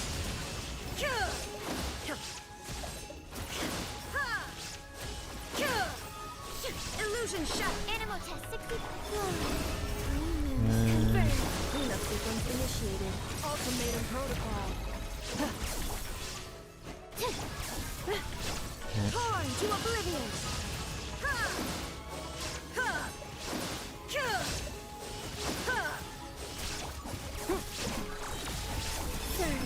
Did that to try to keep up.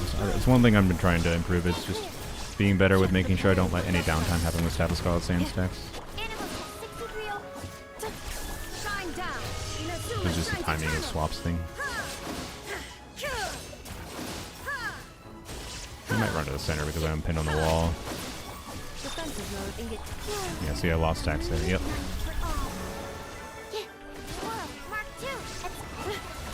Annihilation mode.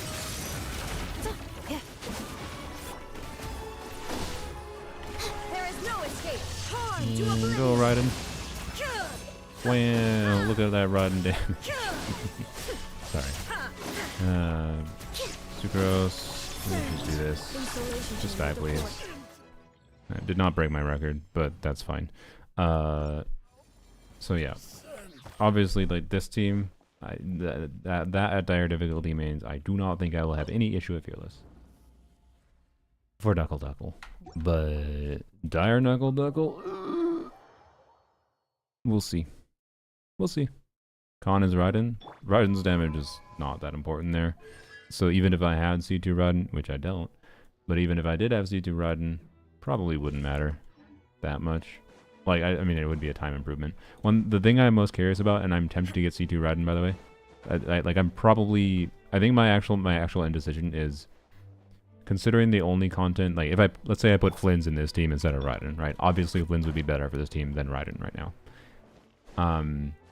The DPS increase from that might allow me to clear Knuckle Duckle at dire difficulty next patch. But other than that, there's not really that many instances of that would allow me to do anything, so it's really just I would get Flynn's if I wanted Flynn's. And quite frankly, I think I would enjoy having Raiden C2 more for this team. And one of the nuances that I'm quite curious of is it is possible that Raiden's personal damage contribution with C2 goes up enough that the DPS set is more worth it to use on her over Serenade, right? Because right now Serenade I'd say is definitely better. Like, sacrifice a little bit of Raiden talent damage because she's not doing it that much in the first place in exchange for buffing Inefa Columbina, right? So what is the ideal artifacts with the C2 Raiden, right?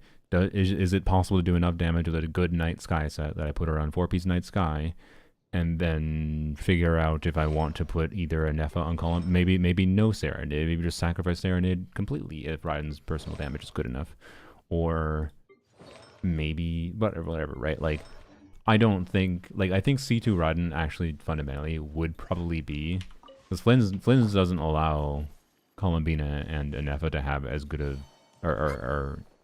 Flynn's does not allow Columbina and Nefa with the builds they currently have to burst every rotation. So their personal damage actually falls, but then I add Flynn's personal damage.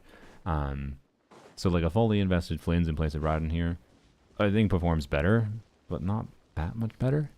Like I let's go see what I get now with the Crown Columbina, I guess. But I believe last I checked, if I'm playing well, I get 130k DPS sustained, which is pretty damn good. And to be clear, this is with Columbina Sig weapon. This is with Inefa on a 5-star Staff of Scarlet Sands, her second best weapon, and a essentially perfect build on Inefa, and a quite good but not insane build on Columbina, right? So if you are going to emulate this with, you know, different weapons in particular, sacrifice the damage a little bit, obviously. I would expect Flynn's to push this team to like probably 160k DPS, but it's also possible that Raiden gets surprisingly close to where a C0 Flynn's is. And so, on my account, if we're talking, I tested stuff with Columbina. Oh yeah, I was testing on-field Inefa here. I tested stuff with Columbina Lauma Raiden, and without Lauma, like hybrid Raiden stuff. I didn't really care for it because I think Farina hybrid Raiden is just better because Farina buffs Raiden's talent damage, Columbina doesn't. So, anyways, is it the highest HP so far? Yeah, Knuckle Duckle? Yeah, I think so. In particular, because as far as I can tell, Knuckle Duckle does not seem to have mechanics that meaningfully make up for the fact that it has that high of HP. Like, it has, to be clear, damage conversion from the little Knuckle Duckles themselves onto Knuckle Duckle. So the main things that can functionally increase your DPS aka to functionally reduce its total max HP to need less DPS than like a single target check would represent. If you just divide the 25 million out over 120 seconds, that's over like 200k DPS. That's insane, right? But the Knuckle Duckles, I believe, convert 10% of the damage they take to direct damage to the Knuckle Duckle, the main boss. And if you do AoE damage to all the Knuckle Duckle spawns at once, like massive AoE damage from Nefer or Flynn's, obviously, or Zebai, maybe when you do Inefa Columbina Nefer, Inefa Columbina Zebai, the AoE damage from those characters on the Knuckle Duckles converts to enough damage on the boss that you can clear it with those two, I would hope, but I don't know if it's going to be easy. So, Zebai official possible? At Fearless, hopefully. At least with Columbina, I suspect yes. Without Columbina, I'm not 100% sure. Lunar Charge deals more? I don't know. I don't know if we haven't had... I think... I know it's... No, I think... No, it is Lunar... Well, I don't know. I don't know if Lunar Charge is just better at like building up the meter, or if Lunar Charge does more damage to it, technically. I'm not sure. So I'm not going to state confidently. It might not. It might be equivalent damage-wise, but just build them up faster to break them faster, to get through the phases faster. So, anyways, what am I doing? Just we don't need to worry about no energies or anything. Shined up. Moon rises. Cleanup sequence in Animal Test 64. Preparing for dust up. And lunar mass stacks. I didn't meant to switch. Wouldn't let me switch.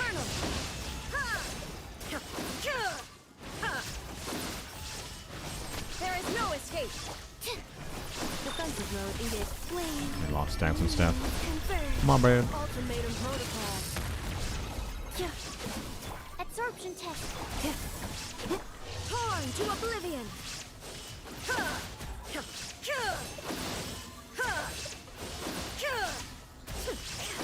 Shine down. Cleanup sequence initiated. A moonlit night for all. Preparing for dust up. Animal test 63. So freaking hard to tell in the flow of combat with all the visual effects on screen if I actually maintain max stats. Insulation chamber deployed. Three moons converge. Annihilation mode. See, I didn't have max stats there. There is no escape. Now you shall perish. Yeah, anyways, I still actually think there's more of a significance in play difference here. So I only got 120k that time, but I've definitely been able to get up to... Columbia is only doing 28% now? That's funny. Because that's what happened when you have that stupid of an Inefa build. Anyways. It's freaking Inefa doing 60k DPS. Got lucky in a horse leading 20 pulls. I don't have Eat Lua. Is she useless? I mean, you want Eat Lua. You don't need Eat Lua. Anyways. Freaking 48%. It's actually surprising how close Raiden is getting to Columbina's damage contribution. But I do believe the actual Lunar Charge reaction damage, not all of it, but I think like at least half of that is getting counted as Raiden's damage. Which is probably at least like 5 to 8% of Raiden's damage contribution here.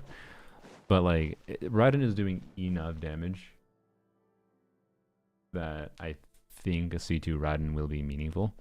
Like I would kind of expect to go to 150k. Like again, when I'm playing well, I get 130k already.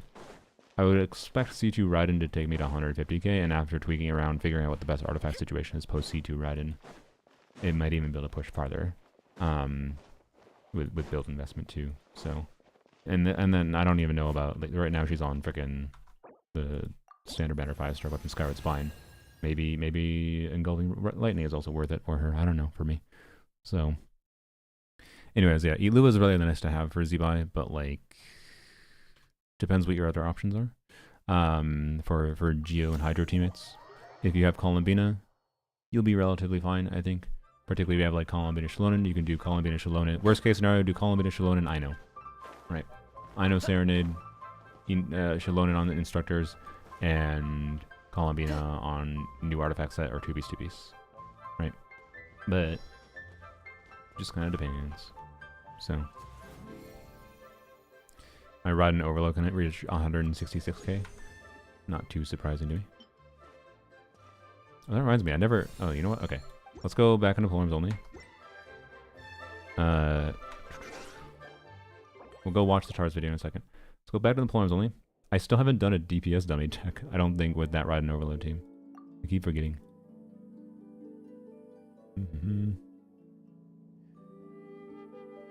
Yeah, if you have Goro C6, he's a compelling option. Zhongli, yeah.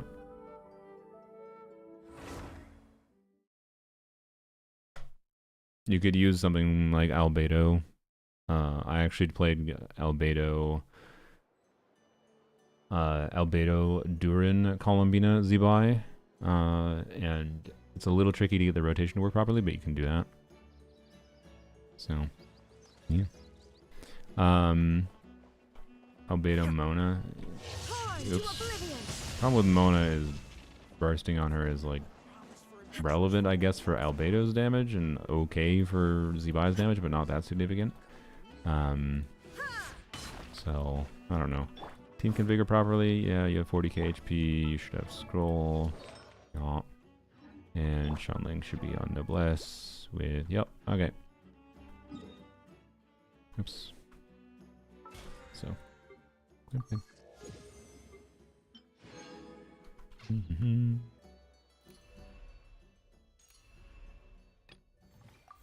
Let's see. I'm trying to remember what so as far as regards to talking about, do I still have the spreadsheet? Let's see. No, I definitely still have it. It's in Google Sheets somewhere. I have to find the account it's on. Sheets. So this isn't like a proper, where is it? did I label it is the real question. Okay,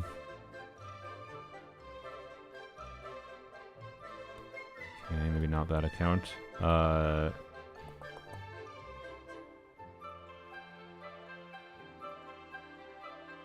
that account, doesn't seem like. Should be from November, right?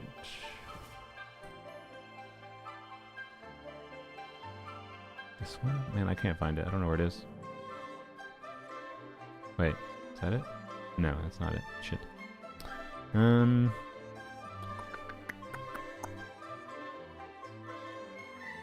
I am not finding it. I don't think I labeled it properly. Wait. Oh no, it's this sheet. I forgot. I retitled it to Varka motion values, didn't I? And yeah. So let me show you this quick. Not the Varka stuff. So this was theoretical. We were doing this was like theoretical calculations for trying to figure out like whether or not Chevreuse is built on a DPS build versus a pure buffing build is better. And Chevreuse built on a DPS build was very slightly better, which is why in the video I think you can probably see she has like 34k HP or something. That was the conclusion of this without explaining it too much. But I believe this was like not like trying to map out super fully. It was like approximations, right? Rotation Raiden. So this is just Raiden's damage here, I believe, and if she always crit versus her average damage. And doing 20-second rotations, so equals this divided by 20. Why did what? Oh, whoops. Why? Okay, whatever, just type it in manual. Yeah, 94k. 94k personal DPS from Raiden alone, right? This is not factoring in overloads, right? This was not factoring in overloads. This was not factoring in and this is average damage. If we do this number instead, so if Raiden landed every single crit, she's doing 110k personal DPS. And the theoretical DPS that was needed for clearing this boss was like around 130, 140k. But this is Raiden's damage alone. It's not factoring in overload damage. Although one thing Tars didn't mention in his video, by the way, he didn't mention that overloads weren't proccing because Raiden's... Well, some overloads were proccing, but not as many overloads were necessarily proccing because we didn't have Raiden's skill up on the white shield. But that's part of the... He mentioned it, but indirectly, because he mentioned like a 20 to 30k DPS loss from not having Raiden's skill up, and that was part of it. But anyways, so this isn't factoring in overloads. This isn't factoring in any kind of meaningful optimization for realsies. This was just like roughing it out in order to make relative evaluations of like how much buffing Raiden's damage did relative to like Chevreuse's damage investment. That's why I did this. And it was also just like a sanity check, just in case like, okay, even if we assume Raiden crits at all, do we like not reach the DPS threshold? And it seemed like we had enough damage. So, point with this, my prediction is 140k DPS. Like, I think it's right ass on the... I think it's 140 to 150k DPS. Not with you. Obviously be higher with you. I'm gonna guess 140 though. Although... I can't wait any longer. Optimal gameplay here would involve counter-rotating with Raiden. I'm probably not going to have a counter-optimal... So, I hope with unoptimal gameplay, I hit 130k DPS. Like, I'm probably only going to do 5 N1C. I'm bad at playing Raiden. And 5 N1C is not ideal, but... Anyways, whatever. Let's just see what the hell happens. And we'll start with energy. Because that can be arsed to figure things out. But I'm pretty sure her functional DPS when min-maxed is actually more than that, potentially, but we'll see. I actually don't know what's going to happen here. You asked for it! Faster, stronger! Eat this! Now you shall perish!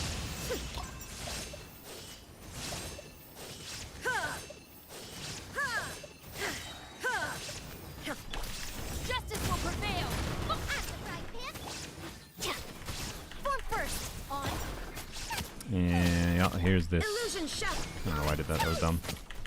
This is the weird shit, right? This is where like C6 Raiden would be a significant upgrade here. But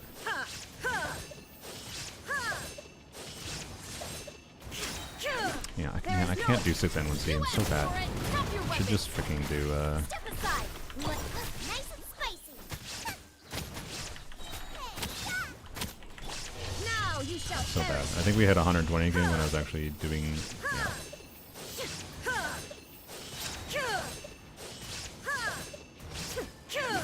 Okay. Yeah, I was hoping with good play, or with my bad play, I would hit 130k. So this is part of what explains why it was so fucking hard to try to get the clear. Obviously, this is not that incredible.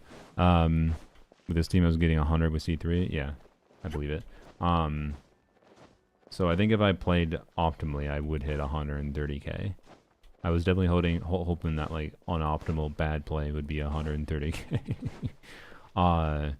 But man, there's like you can just watch the DPS tick down while I'm like waiting for cooldowns here.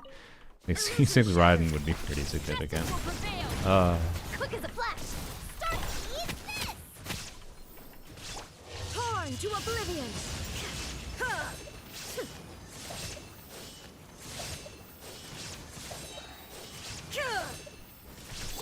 You asked for it. Drop your weapon. Controlled breathing. Let's out of the frying pan. Stop right there. You're toast. Also, there's counter rotation to do with Raiden, or like try to dash cancel, I guess.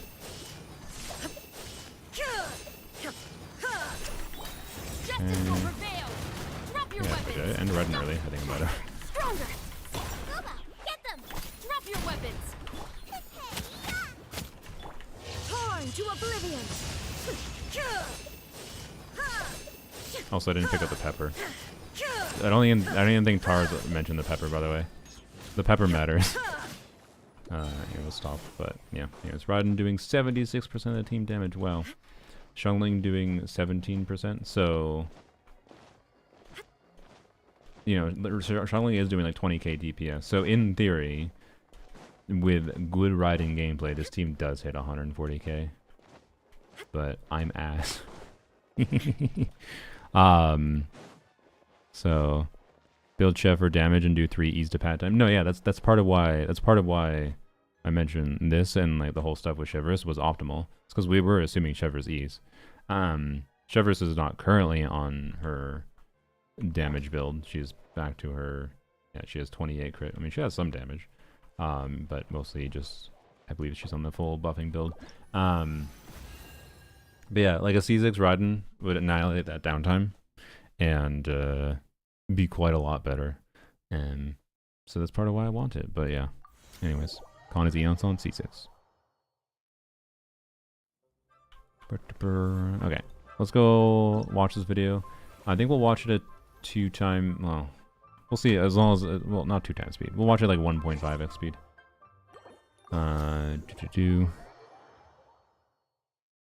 Neither Zubai nor a single copy of 8 Lua and 127 polls. Brutal. Pipeline 4 stream. I mean, there's a chance it happens early, so it could happen this week, but they'll probably announce it in the next couple of days if that is the case. Otherwise, it'll probably be next Friday.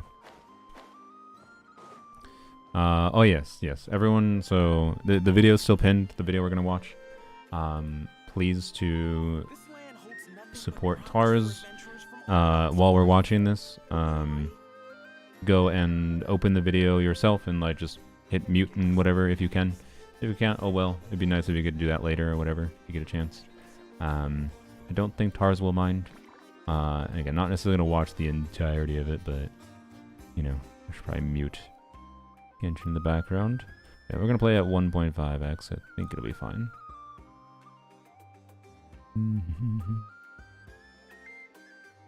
Mute Genshin. In the past, I've set out to accomplish many different kinds of Genshin challenges. Though the path that was walked and long and arduous, I usually completed the challenges I set for myself. This isn't one of those kinds of stories. But I'm putting the cart before the horse. To understand my anguish cries, we have to go back several months ago, when this challenge was first introduced to me. For several years now, Saluna, a fellow Genshin content creator, has been maintaining and building up a polearms only account. Weirdo. Out of all the endgame content, the main challenge he hasn't been able to overcome was dire difficulty on Stygian Onslaught. However, for the 6.1 cycle of the mode, it seemed like it would be possible to complete. 2 out of the 3 bosses were already defeated by the time I got my hands on the account. There was only the Fatui standing in the way. But no matter how much effort Seluna put in, he wasn't able to get close enough to defeating this boss with the only available team left to do so, Raiden Overload. Despite these failures, he believed that it was possible for someone to be able to do it, who would have the skills to get the job done. And so he reached out to multiple other creators to see who would be willing to take on the challenge. And this is where my dumbass comes in and realizes what I walked into. Let's talk about the Fatui itself. Upon the start of the fight, she activates a white shield. While this isn't a vape or melt team, I did give him a lot of information about things I thought were problems and that needed to be solved. Raiden's skill can't proc on shields, which is instantly a 20 to 30k DPS loss. And all the particles the skill would produce are completely gone. Okay, no, I think this is too fast at 1.5. We do on 1.0. Damage too much Raiden information. Overload overall. The reason for it being the following. Raiden's skill can't proc on shields, which is instantly 20 to 30k DPS loss. No energy, and no overloads the skill would from the skill. Completely gone. Hitting. On top of this, Night Soul Burst can't be activated while this white shield is up, making the 2B's effect of scroll unusable for a good portion of the fight. And the damage from the skill itself is actually unironically fairly high with the C5 Raiden. On the shield either. And this team, like 2 words. Her skill ticking actually does a meaningful amount of damage. Raiden having the highest level burst 13 energy skill. cost in the entire game. Yeah.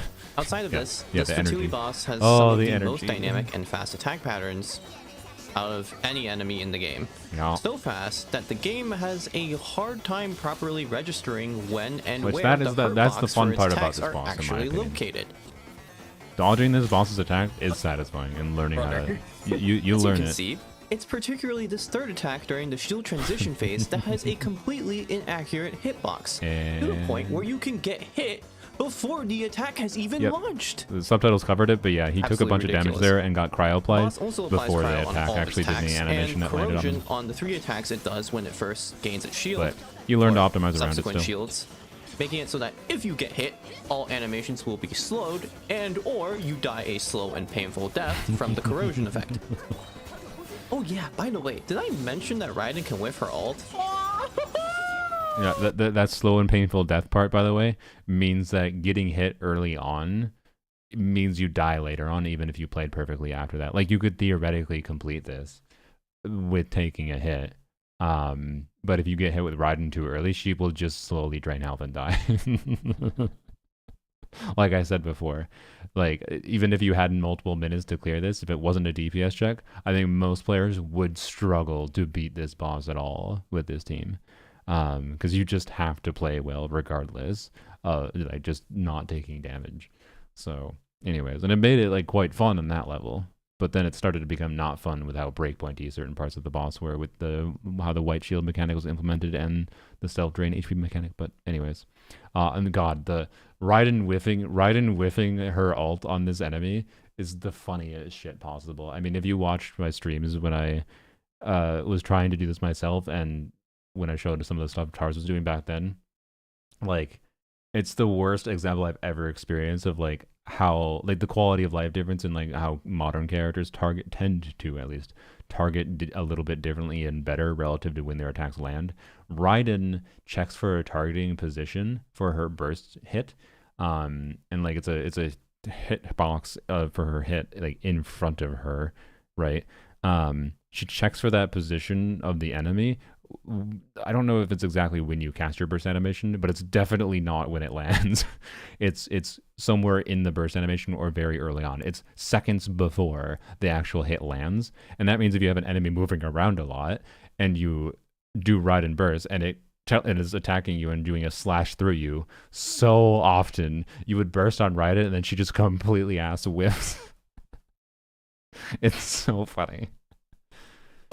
So with all these issues, was he whiff her ult? Like, slowed, and or you die a slow and painful death from the corrosion effect. Oh yeah, by the way, did I mention that Raiden can whiff her ult? like, the enemy was just right behind her. Was it even possible to make a reasonable attempt, let alone defeat this enemy? I was about to find out. I pretty much went into the deep end with this one. I hadn't finished Stygian on my account at this point, and most people are just cheesing this boss with some combination of Zhongli, GOMC, Jean, particularly Jean, Sijuin, Kaching, and Mona. something that wasn't possible for this account given its weapon restriction. Yeah. As a result, there's pretty much no information or good references for figuring out how to clear this enemy in... Well, I really don't like when too much of the community discourse around, like, I know, like, yeah, oh, Jean is accessible, whatever, and everyone has Zhongli, but I don't have Zhongli. I mean, I have him on this account, but him on his own is not useful, right? I don't have Zhongli on my main account, whatever, right? So I haven't been able to do some of the stuff people have been doing in Stygian with Zhongli construct trapping tech, right? And I really don't like how so much of the discourse around Stygian ends up being at this point around how we cheese them.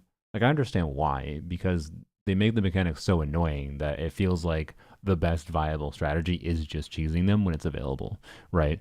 But when so much of the discourse is around that and people just say, just do this, as if that's universally available to every person, and I'm not saying that polearms only is a common use case, but I can't do the Zhongli cheese on my main account even. Like, it's not a suggestion for me, even as invested in my account is. You can be like, oh, pull Zhongli, but I don't want Zhongli. It doesn't actually do that much interesting for me, other than if I wanted to cheese. And I don't care that much about cheesing enemies to care to pull a whole ass 5-star for it. And, like, I think there's something really, really lacking in general, but in particular for Stygian, in the community discussion around how much you can optimize gameplay and analyze the behavior of enemies in order to help you clear. And that's, I think, the point, the indirect conclusion, not that Tars is trying to make the point. That's the indirect conclusion I take from his simplified example there of hard to find information based on this. And we were looking for that information because this was the last week of this Stygian being out.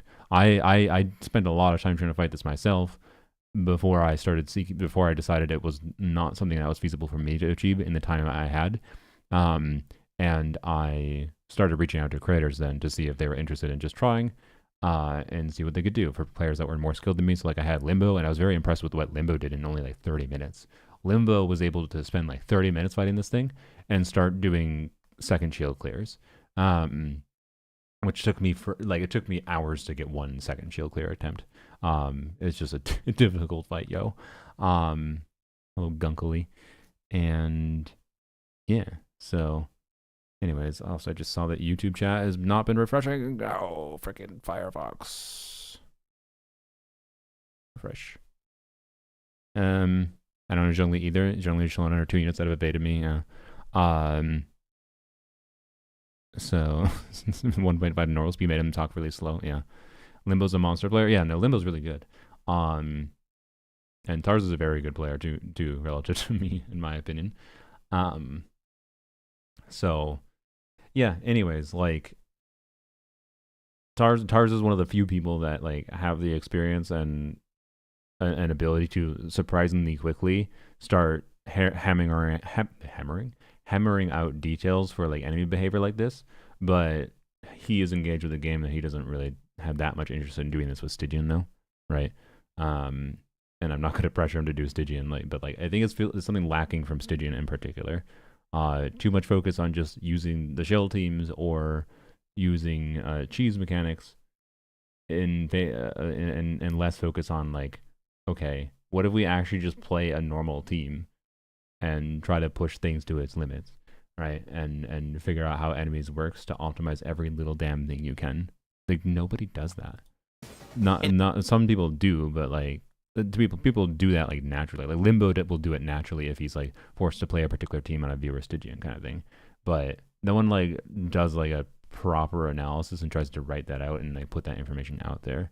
So anyways, it's hard to do, to be clear. But are you okay, Seluna? What do you mean fail? I'm talking about this dire polearms only attempt that failed. Fail is not negative, but no, sorry. Like fail is not a negative thing. Failing is good. So that was the point of making it a stream. Failing is good. We learn a lot from it. Anyways, let's finish watching the video so you can see the things that we learned. An actual clear. In my first session, I spent around 4 hours trying to produce a clear. Look at the Shepherd's and HP. It was just failure after failure without end. So Unga Boonga didn't work. Kinda expected, to be honest. There were multiple problems I felt. So let's start. I think if we factor in my time, and we're not going to factor in like the time spent building Raiden in the past, to be clear, just the time spent in this patch, fighting this thing and then doing specific things, like trying to improve Raiden's build, like my exploration, my time spent reaching out to people and having other people try on the account. I think there was a collective like 60 hours put in fighting this thing, by the way, functionally. Not necessarily fighting, but 60 hours of effort, like at least 40 for sure. And I think like 20 to 30 was Tars alone just fighting this thing, and figuring out different things. Probably closer to 20, but I definitely spent probably around 20 hours with my skill issue ass, and then like a good 4 or 5 hour session of exploration and a lot of muddling and numbers running on my end of decisions on like whether or not I level 100 Raiden, whether or not I did various things that were worthwhile, whether or not to build Shiver's DPS. I had to spend a bunch of time clearing the other bosses before I even got to the point of attempting this in the first place.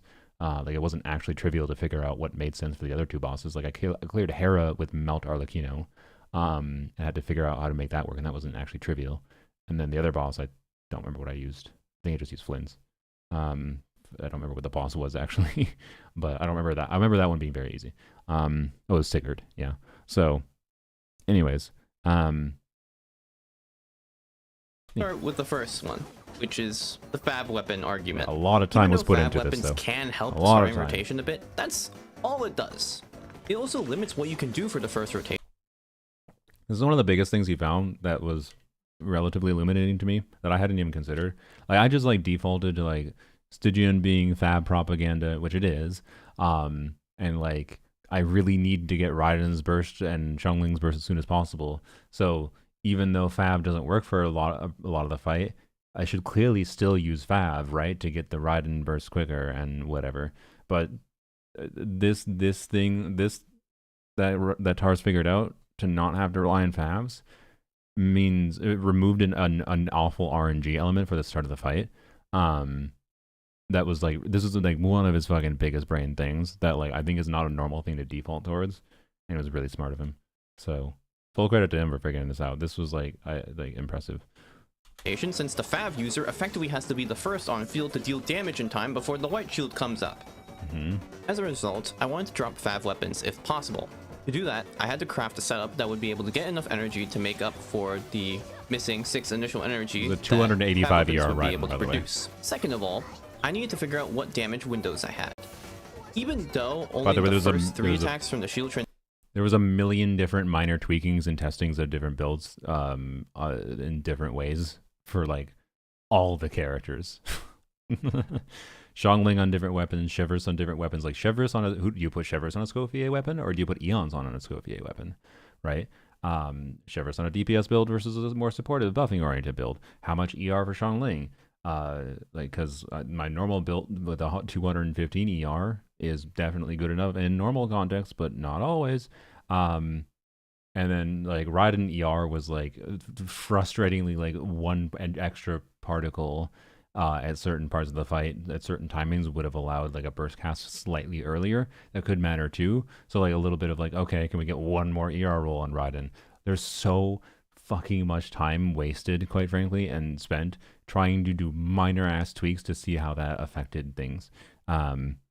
Amusingly, I think the only thing that ever seemed to actually for real make sense was the simple defaulting. Once he figured out that fabs were unnecessary, which he'll demonstrate, was Shivers on a Scofier weapon on a DPS build. So sacrificing a little bit of buff in exchange for Shivers' personal damage seemed to be an overall positive, even based on my pessimistic estimates that I ran.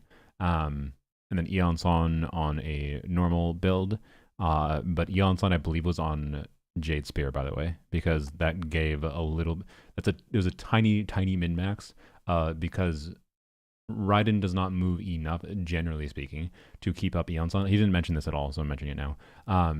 Raiden does not. He mentions it, but he doesn't mention the specifics. Raiden does not keep up Eonson's buff like over 42 Night Soul consistently, right? She doesn't move a lot, but it's a mistake to assume that like Eonson, if you don't have 42 Night Soul, is bad though. You are still getting an attack buff, and you're still getting the C2 buff. You're still getting the scroll damage bonus, right? And those are all like the C2 buff and scroll, and then the remainder attack buff, even when you're under 42 Night Soul, is like you're getting 80% to 90% of the value of Eon's on, even when you're meaningfully below 42 Night Soul. But if you have more attack than you need for the conversion of her, when you go below 42 Night Soul, so when you have lower movement, right? Her attack buff that she gives to the on-fielder is based on a ratio of her current Night Soul to her attack stat. It's like 0.5% of her attack per Night Soul point, right? Which means it scales the more attack you have. So putting her on a high base attack weapon like Jade Spear, and trying to purposely do a couple extra attacks with hits on her to get stacks on Jade Spear. This is such a insane min-max, right? Is a tiny little bit of additional attack that gives a tiny little bit of additional attack to Raiden with lower Night Soul points. So we're talking like just mostly the switch to Jade Spirit at baseline without even doing extra hits was like an extra 300 attack on Eon's on. And if we do like 300 attack, so let's do, I don't know what the exact stats were at this point, but if we do 3,300 attack times 0.005, because it's 0.5%, that's 16.5 Night Soul, 16.5 attack per Night Soul. Let's say we're at 35 Night Soul on Eon's on.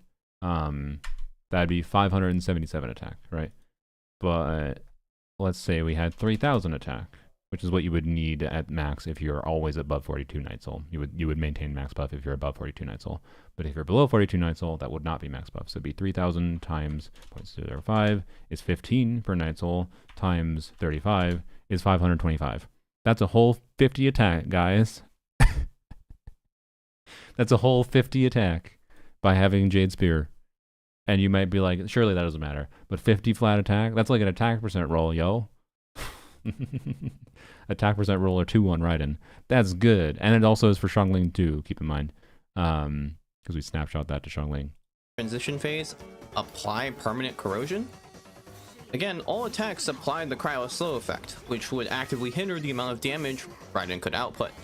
There was also the issue of this boss being able to outright juke my attacks and stagger me with a simple breath. Yep. Finally, third, I had to get better at Raiden combos, or at the very least, figure out which combos worked where and when. Getting the necessary information in these 3 categories would prove essential to getting this clear, if it were at all possible.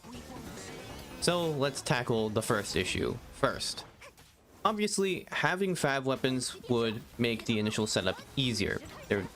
That's kind of what they do, right? The Stygian in of itself is a Favonius weapon propaganda machine. But it only really helped. Oh, Arnolane. Yeah, Xiangling is on catch, I believe, was the best because, again, we found that Fab was unnecessary. It gave a little bit more ER to Xiangling and crit and damage bonus, obviously. Like, it's better for Xiangling's damage than Fab is at a baseline. If you need the Fab particles, Fab's particles are nice, though. And, yep. So, yeah, she's on catch. It was the best option. If I had a Skyward Spine, it's possible Skyward Spine could have been better for Xiangling. But I didn't, so catch it is. Other 5-star stat sticks weren't really worth using, I believe. So, because we really needed ER on Xiangling. The only one that could be worthwhile is Engulfing, but Engulfing had to be used on Raiden. It's the first rotation, as I mentioned before, because once you have Raiden's ult up, I mean, you're chilling. You're getting so much energy from her attacking the enemy that you don't even need to worry about energy later on. At least you shouldn't. The fact that the second rotation itself could function without access to fab particles perfectly fine indicated to me that there was likely a setup that could work where no fab weapons were used. Out of all the skills that generate particles, the most finicky for this particular enemy was Guoba. Given the Fatui's propensity to do the same 3 attack chain that involved significant movement, Guoba has a hard time in general hitting this was so the smart, enemy. by the way. The key to making it so that Guoba could actually hit a majority of their breaths was dropping it just behind the Fatui. You see, when Xiangling deploys the Stove God, they land a short distance away from where Xiangling is standing. I use this to my advantage. Positioning Xiangling right in front of the Fatui causes Guoba to drop just behind the agent. This means as I walk away from the boss, as it does its scripted 3 attack chain, slides back and Guoba is able to hit them the hitting. entire time, only missing 1 breath at the end due to timing constraints. This made my starting rotation, Raiden E, Everest Hold E, Shenling E, Eonson E, swap to Raiden to collect particles work exceptionally well. Yep. This particular setup completely eliminates the need for fab weapons at all, Yep. and gives so much energy that you don't even need to funnel Everest's Hold E to Shenling when starting the That first was rotation freaking later. brilliant. Ugh. I'm kind of surprised I understand all that. Usually when I play video games, I wing it and don't try to understand more complex tactics and calculation. Yeah, I mean, it's because like most of the fundamentals here aren't that complicated. It's just piecing everything together and trying to figure out like the realization that, oh, I should try to free myself from Fav is the baseline one here. Because like I was just having, when I was trying this, right, I had enough variance with Guoba that I was like, okay, can't rely on Guoba. Right? I didn't have the consideration in my mind that I was like, oh, what if I try to position Guoba in a way and then make sure I'm positioned in a way to make sure the enemy always positions itself around Guoba to ensure we consistently always get specific Guoba particles. I hadn't considered it. I was just like, Guoba's an inconsistent butthole. I'd rather deal with the annoying inconsistencies of triggering Fav right before the white shield than whatever, right? But that creates all kinds of other rotation problems with the setup too.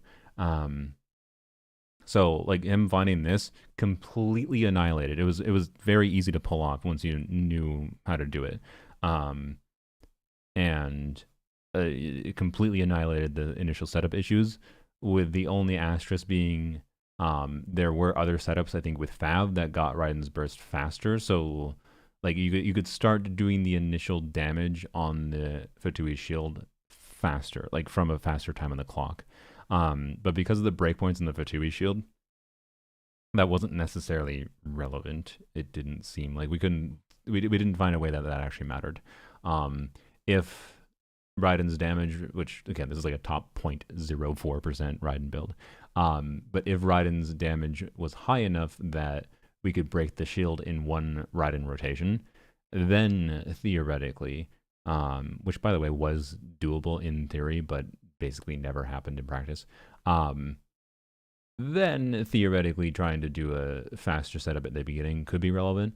But the problem of breaking the first shield faster is that it also causes the last shield, so that the third shield phase, to happen sooner. And if you get to a third shield phase, that's kind of dookie. So like it was more a matter, like the first, when you launch your first Raiden burst seemed to not matter, basically, is what we found. So is Guoba Chili necessary in this run? It kind of was. It kind of was. Not only that, I don't even lose time relative to rotations with Fav, as you still Wasn't have to wait like for cooldowns the on end all everyone's be all skills per se. regardless. Well, Dropping for his like best run that he shows at the end, we'll try to like watch how often he picks up the chili on Raiden. I'm not sure, because it's not like we're like losing your mind over, right? But also, it's enough extra attack that it's like, well, that's extra damage, and we needed to get every bit of damage possible. Fav meant that I could slightly improve builds, putting a Jade Spear on Eonson and Escaffier's signature Oh, he did on mention Jade Spear and Shepherds. Eonson. Yep. You just didn't With mention the why. initial rotation plan done, Yeah. the next thing to do was investigate the attack patterns of this enemy. Due to the issues some attack patterns pose Yeah, for Eonson's Raiden energy getting hits requirements with are her really low on initial this team, burst which is nice. slash, on top of needing to avoid the Crowd Aura as much as possible, I needed to understand the timings and decisions behind the Fatui's attacks. Yep. Over hours of observation, testing, and repetition to ensure the Like- things I was seeing Like, look how low this thing's HP is, by the way. weren't Like, this might be like, oh, you're halfway. What do you mean that HP is low? You're halfway in with it having above half HP. Except the slow ass start with Raiden. It's such a slow start. Like we don't actually start doing damage until, let's see, like we don't start doing damage until 20 seconds in. Like you have 5 rotations to deal with this, not 6, right? So like it's pretty fucking good. Like that was like 1 minute in, we're a little bit above half HP, right? 1 minute in, a little bit above half. This is why I thought it was doable, right? In theory, why I thought it was doable, but again, the breakpoints, fucking hell, the breakpoints. Being able to get a little bit above half HP after, like, because one thing I found is like, even though I wasn't getting to, I was very, very, very bad at trying to like consistently get through the second shield, because like optimizing the second shield phase was really technically difficult. So damn hard to land Raiden's attacks as the shield phase transitioned.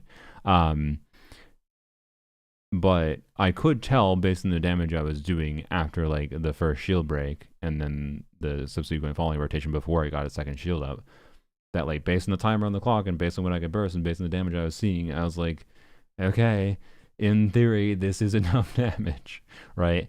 Like being on 1 minute in the clock, a little bit over, that's 3 more rotations. And if 2 rotations was enough to take it just above half HP, 3 more rotations should be able to kill it. In theory, but the fucking breakpoints actually cook things. If it didn't have this white shield mechanic, this would not be anywhere. It would still be hard. It would not be trivial at all. But the white shield mechanic cooks so many things. God. Anyways, real rotation later. Not only that, I don't even lose time relative to rotations with Fav, as you still have to wait for cooldowns on everyone's skills regardless. Yeah. Dropping Fav meant that I could slightly improve builds, putting a Jade Spear on Eon-san and Escaffier's signature on Chef Roos. With the initial rotation plan done, the next thing to do was investigate the attack patterns of this enemy. Due to the issues some attack patterns posed for Raiden getting hits with her initial burst slash, on top of needing to avoid the crowd aura as much as possible, I needed to understand the timings and decisions behind the Fatui's attacks.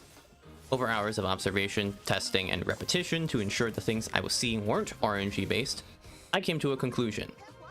For the most part, every attack the boss does can be predicted at least 2 to 3 seconds in advance.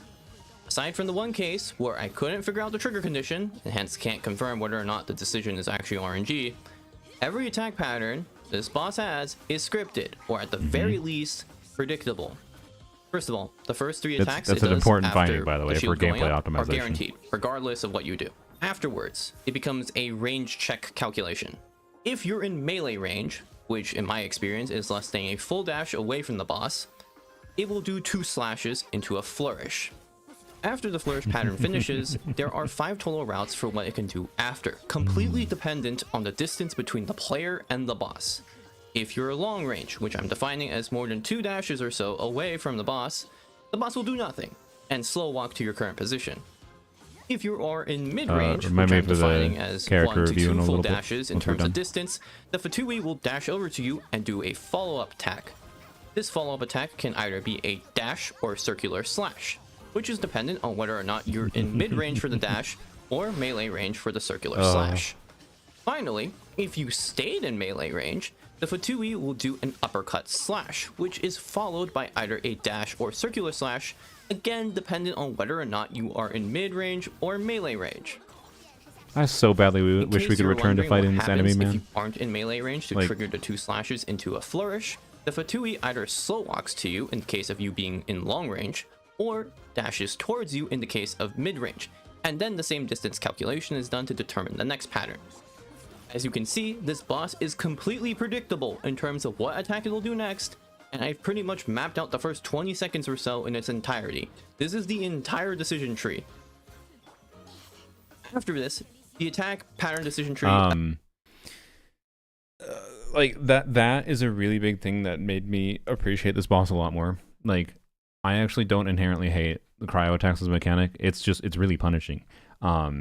I don't hate the corrosion mechanic. It's just really punishing to get hit. I don't hate the bond of life mechanic. It's a punishment of like, no, you don't heal. It's an incentivization to bring shielders. That's fine. And I actually, the only thing I don't actually like on this boss, I just don't like the white shield mechanic. It's just the fucking white shield.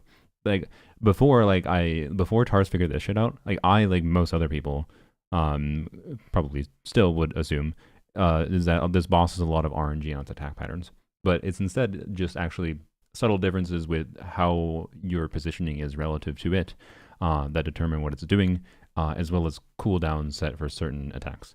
And that's just good enemy design, yo. That's just good enemy design. This enemy is actually designed well. It's one of the best designed enemies in the game, other than the fucking white shield. Like, God, the white shield cooks it. And I mean, everyone's abilities take longer to cast with cryo. But yeah, Lisa having her long charge up amplified is probably particularly bad. But it's really bad for Raiden too. Also, like getting hit by cryo here is quite problematic. It immediately means like you lose a good 10% of Raiden's damage, like at minimum, I believe.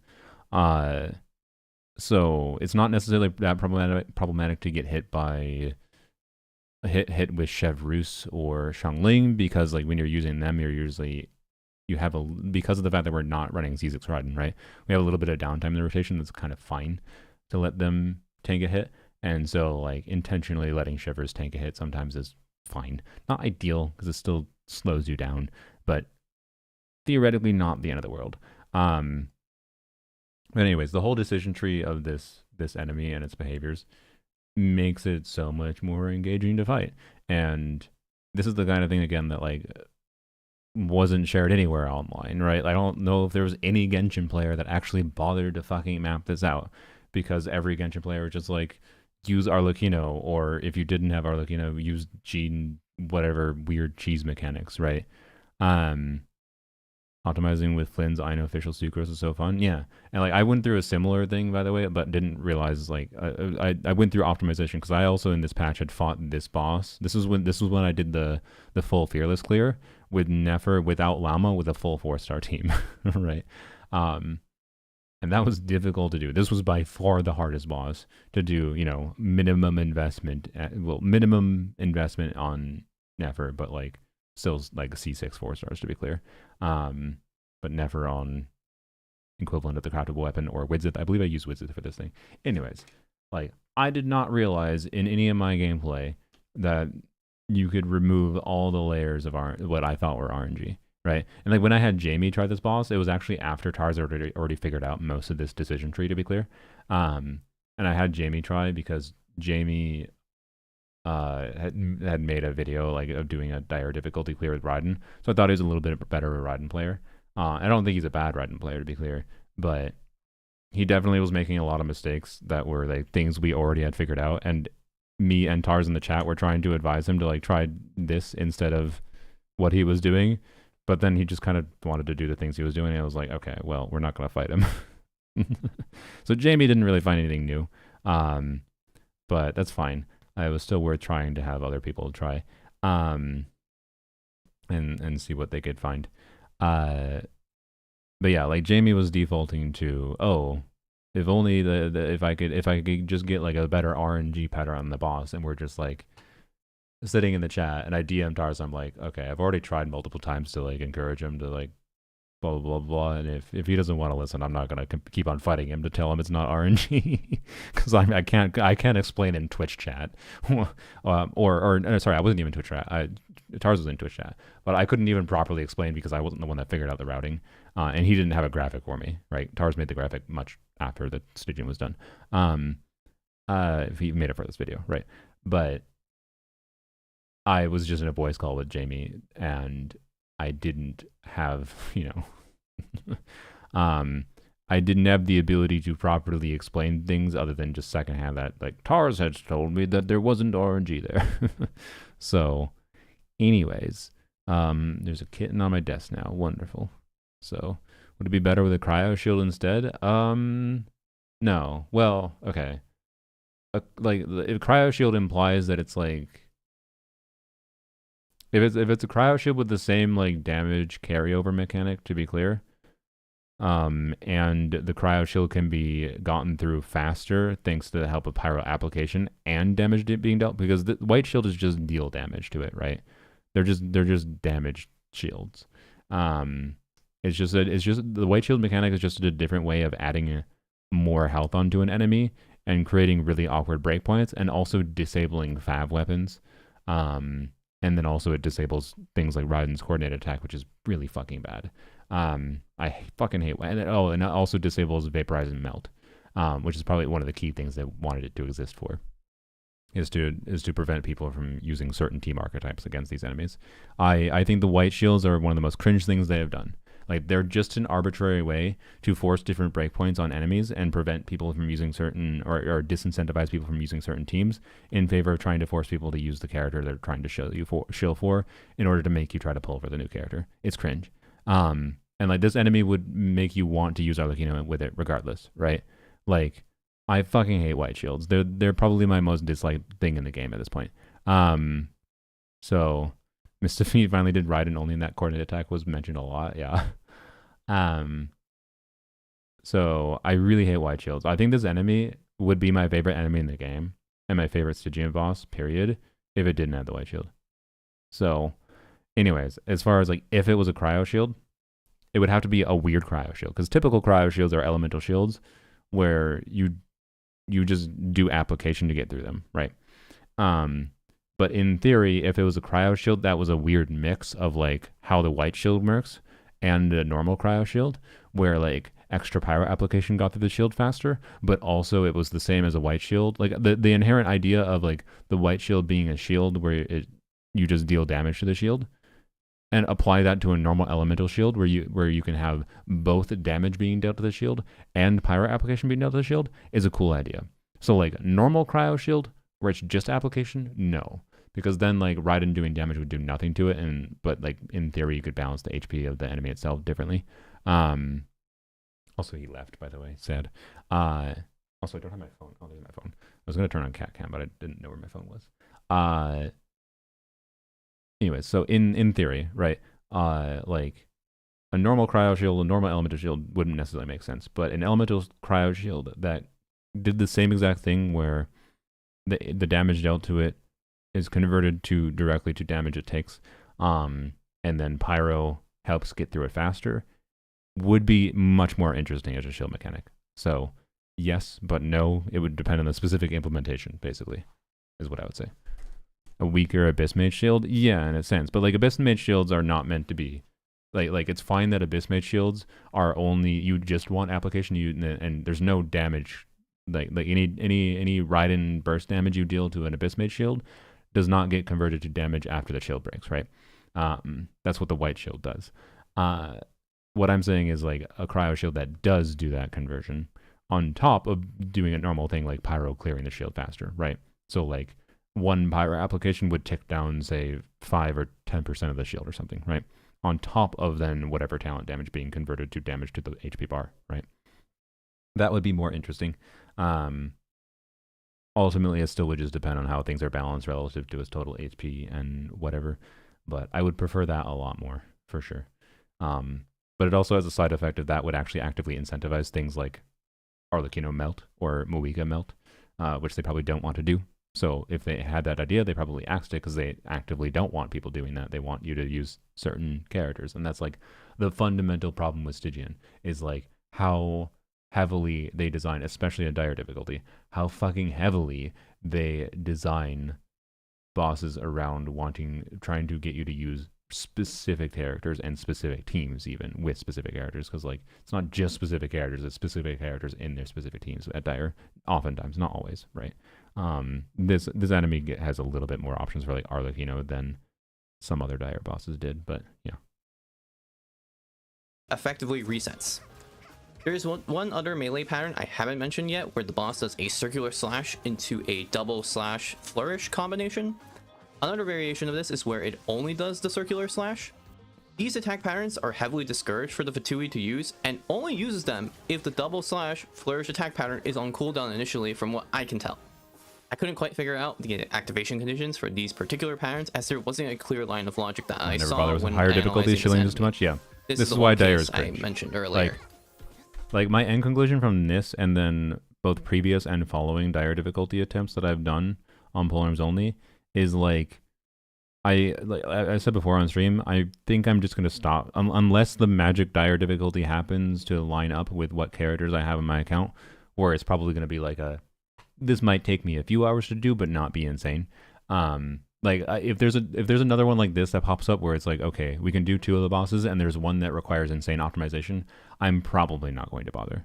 Like if this exact Stygian reran, if this exact Stygian somehow reran, and which I assume would not happen, and I have C6 Raiden, then I maybe would bother because it would be interesting to see if I could do it with C6 Raiden.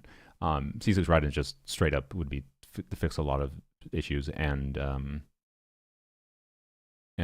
be like a 10% DPS increase, and I think it would pretty much solve the breakpoint problems we had here. I'm pretty confident of that. Like the damage increase would be 100% enough based on the best attempts I saw Tars get, but then it also just should make things line up differently in a way that I think would be overall positive.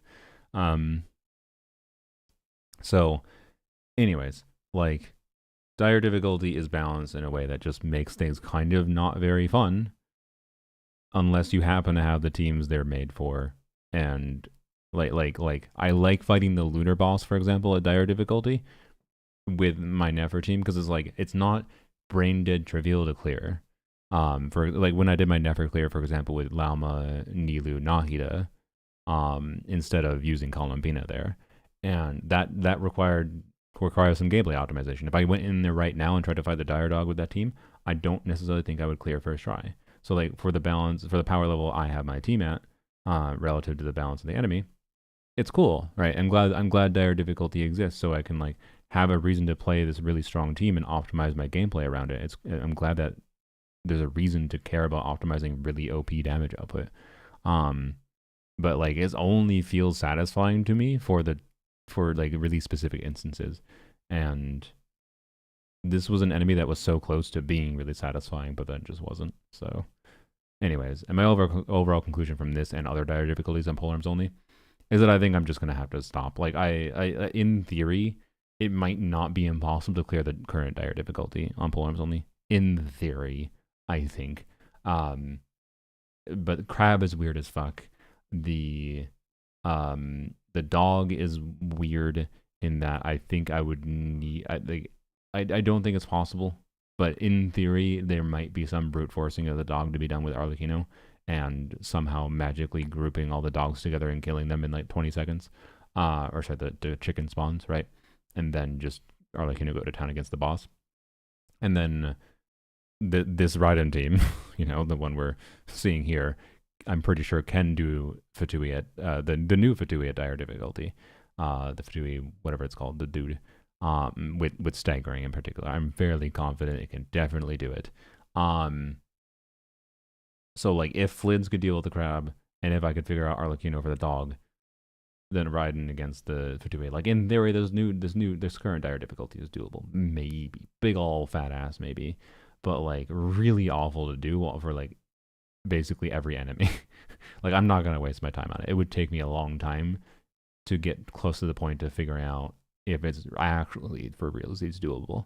And it's just like not that fun. I would rather spend resources and time doing weird things in theater on polearms only, because theater is more of a fun puzzle to figure out on polearms only than Stygian is at dire difficulty. And like Stygian at Fearless, to be clear, is fun on polearms only. I think it is fun figuring out with the investment into my polearm account.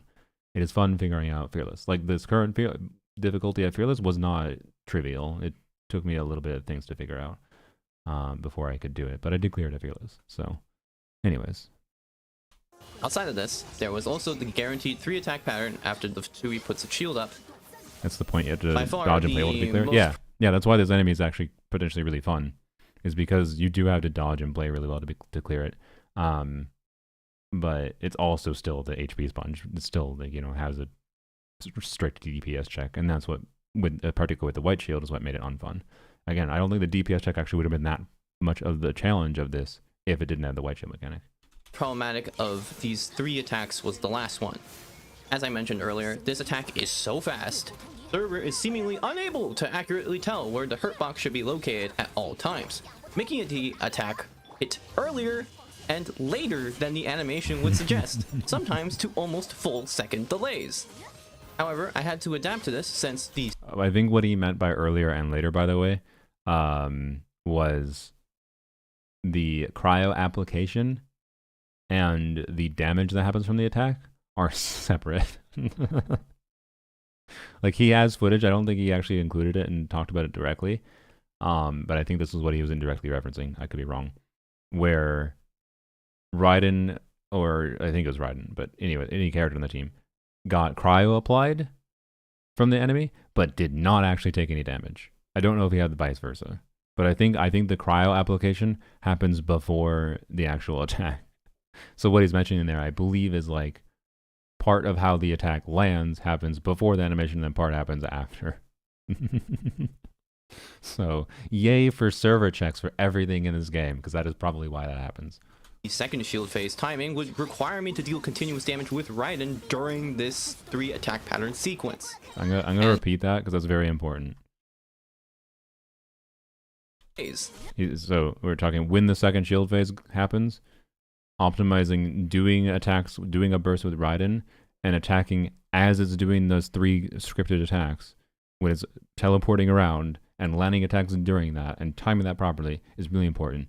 This was the thing that was basically impossible for me to properly do. However, I had to adapt to this since the second shield phase timing would require me to deal continuous damage with Raiden during this 3 attack pattern sequence. And to do that, I would need to be more proficient with Raiden combos. Yep. Now, the only real combo I've done previously with Raiden was 5N1C, which isn't considered the best combo pattern for Raiden. It's not even close, by the way. Most of our better patterns include using N3C, which I did test. The main issue with this is that there are very few windows where N3C makes sense to use. In this particular boss, on top of this, it makes Raiden more vulnerable to interruption, so this, on top of the fact that I wasn't used to doing it, made me eventually drop trying to use N3C altogether. However, what I hadn't anticipated was what was listed as the best combo for Raiden. As it turns out, there was someone that had actively Dragon Striked with Raiden in the past, doing a combo of 4 and 1 CP. I had tried on multiple occasions to try and do this, and couldn't manage anything above a 10% success rate. The best part about this is it looks really nice doing it. Doing Watch it. 1 and 1 CP and not the full combo. I only had about a week to try and do this. She even has a special plunging animation, and all of Raiden's buffs apply to her plunges. Like, I actually unironically think the funnest change for Raiden's kit to buff her would be making it so that she could just freely do this combo. Like, it was so funny when we found this. Tars had a bit of a crash out when we found this. For what it's worth, I mentioned this in the comment I left. I DM'd the main person that was responsible for there's one specific individual that is responsible for most of the footage that you would find if you look up Dragon Strike Raiden, and if you look up the Raiden guide that I might be linked in the description of this. No, he did not, but I don't have it on hand, so sorry. But that Raiden guide was written by multiple people, but guess who wrote the plunge combo? The person that originally made a few random videos. And that person also, less than 6 months before this, had posted a clip of them in Abyss using the combo, where in their footage they only did 3 plunges, and that's because they killed the boss in 3 plunges in Abyss. So point is, we couldn't find, including from the person that says the combo is the best combo, couldn't find a single actual clip showing them doing the combo, the actual 4 plunge combo, 4 and 1 charge attack plunge combo. Again, Tars. I thought there were better uses of my time. Tars could only do 1 10% of the time, and that's with all of his insane experience and practice doing Dragon Strike, right? And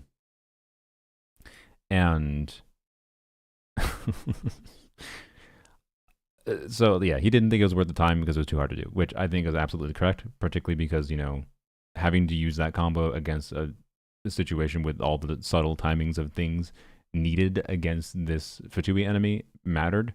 But based on the numbers we ran, even doing a couple extra plunges at certain points would allow reaching a better breakpoint, such that it could have theoretically, just doing 1 or 2 of them throughout the entire 2-minute fight could have been the difference maker for getting the clear, right? Which is funny. So anyways, but they're incredibly hard to pull off. like and really punishing. So like yeah. Anyways, and the creator of the combo that shares footage of doing the combo, the one that has the one person that we can find footage of that has done like 3 of them in a row, has only done it in Abyss, where they can just click retry and have full energy start and don't have to deal with all the other enemy mechanics. Like it was in Abyss against the hamster. I think it was against the hamster. It might have been against a different boss. It was against the hamster, against a boss that is easier to Dragon Strike on than this enemy, I believe, is the Fatui. And only like one clip in Abyss, doing it in like one partial rotation. The person that popularized it and wrote a bunch of information about it. I don't actually think there is a single Genshin player on the planet that could actually use that combo consistently. Okay, there's a hamster boss. Yeah, the big. Have you never fought the hamster? The fat hamster from Natlan? What do you call it? They put it in like every other Abyss, I swear. Anyways, Eonson can use our burst to group one bird out with a dog. So if you had Esco and Eonson free, Eonson wouldn't be free. Esco would be, and the setup enabled enough damage, then it might be possible. Yeah. So it still might be possible. I don't know. I guess maybe without Eonson with Raiden, but weird. Capybara, no. The big one from Kenichi tribe. Yeah. Kongamoto. Yeah. That's its name. Yep. It's a bird. The Kongamoto is not a bird. It's a hamster. I call it a hamster. Anyways. Time, then chase plunges. Still, I kept it in the back of my mind. In the end, rather than try to learn and get good at a new combo within a week, I decided to double down on what I knew. Fat. Since I already committed to the M1C route, the main point of contention was trying to figure out when I could actually attack. By the way, Tars, sneakily including, it's not worth my time to plunge. He was trying to plunge there. Did you see it? To the M1C route, the main point of contention was trying to figure out when I could actually attack. He was trying to plunge there. Anyway, he'll have specific reasons of what he was doing there. That technically wasn't Dragon Strike he was trying. That was Pedestal Strike. That was normal plunge. You know what's funny? Is I actually had the thought to do that before we even knew about the Dragon Strike combo. I just couldn't pull it off with the positioning of the enemy, because I thought the enemy was too RNG of trying to control its positioning. But Tars was able to figure out the positioning and control a little bit better. So this one Fontaine arena that has the pedestals a little bit raised, you can technically use those to do a plunge off of. And Tars actually did it a few times. Like, it was something that if the enemy's position made sense for him to like try to position doing N1C on while trying to do a couple plunges, he tried to do it. Like, he was there. So anyways, which is very funny. You committed to the M1C route. The main point of contention was trying to figure out when I could actually he dashed attack, backwards particularly during the second field phase transition. But it's very hard to do that. Continuously deal damage very consistently. But again, part of the reason that was worth trying to do that was, as I mentioned, like, it's kind of seemed like just the extra damage from literally like 2 or 3 plunges the whole fight could be the difference maker, right? During this transition, unlike the first shield phase. After extensive testing, I found out 2 major things. One, I could weave N1Cs between first 2 attack patterns and before the third one as the Fatui charges up for the final attack. Additionally, I could fully dodge after the N1C. Sorry, like this is the second shield combo, by the way, like the second shield activation, and what you have to do to fucking do proper damage to it. So here, let's return to when Raiden bursts. So watch the subtlety of the timing of when Tars bursts. I'm put in like 0.75. So Tars will burst on Raiden to time it basically exactly so that as soon as Raiden's burst hit lands is when the white shield starts, and then starts doing charge attacks with dash cancels properly timed to when it is moving around, so that he can land the charge attacks as it's doing his 3-hit combo. And so he's trying to simultaneously make sure all those hits land and dodging all the attacks at the same time. God, this was the thing that was so hard for me it was so damn hard for me to try to get to the second shield properly. between first 2 attack patterns and before the third one. As So that one was like, so you didn't see the burst animation there, to be clear, but between first. so Raiden burst. That was a little late, I think, at burst activation actually in this clip, but I think he has better timing of in the actual clip at the end, right? So burst 2 attack patterns. Actually, that might have been ideal, anyways, because you got to line up the charge attack timing, anyways. I don't know. I might be speaking my ass there. That was basically perfect timing, anyways. So burst hits, and before right? the third one, as It's the going Fatui to charges up for jump back, the final dash. attack. Additionally, Yeah, charge I could attack. fully dodge after the N1C. like, and that gets through half the shield, right? Or over half. And oh, but trying to do that consistently, my god. My god. N1Cs between first 2 attack patterns Bam. and before the third Charge one attack. as the Fatui charges up 2 for normal the final attacks, attack. dash, Additionally, charge attack, I could charge fully attack. dodge Yeah. after the N1C, And then N1C avoiding again. all debuff effects. And then ideally And another N1C, 2, but he I didn't get that one couldn't off. do a full N1C in the third attack pattern window. The Yeah. attack just comes out too quickly and has an absurd range. Yeah.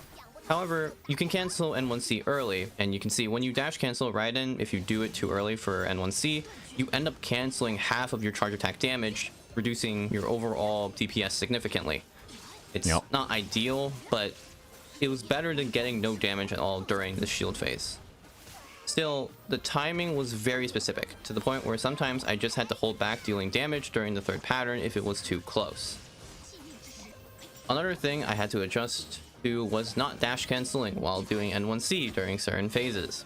Stamina management is very important during all of this, and so I made sure I could do 5 N1C consistently without dash canceling, something I hadn't done much of before since I always dash canceled with her previously. Yeah, that I can do consistently now, which I'm glad. Well, okay, I can still fuck it up, but it's very rare that I fuck up 5 N1Z without dash cancels, to be clear. But like, if you haven't tried to do N1C spam with Raiden, and 6 N1C is possible, without dash cancels, it's a pain in the ass because like she doesn't. A lot of characters, in just games in general, when you like have an animation playing, if you like do an input for, you do a normal attack input, right, or a charge attack input, holding the normal attack button, you can prime your input where while the previous animation is playing, you can click the button again. It will immediately follow up doing the input of the next button, right, or the next input that you did, right.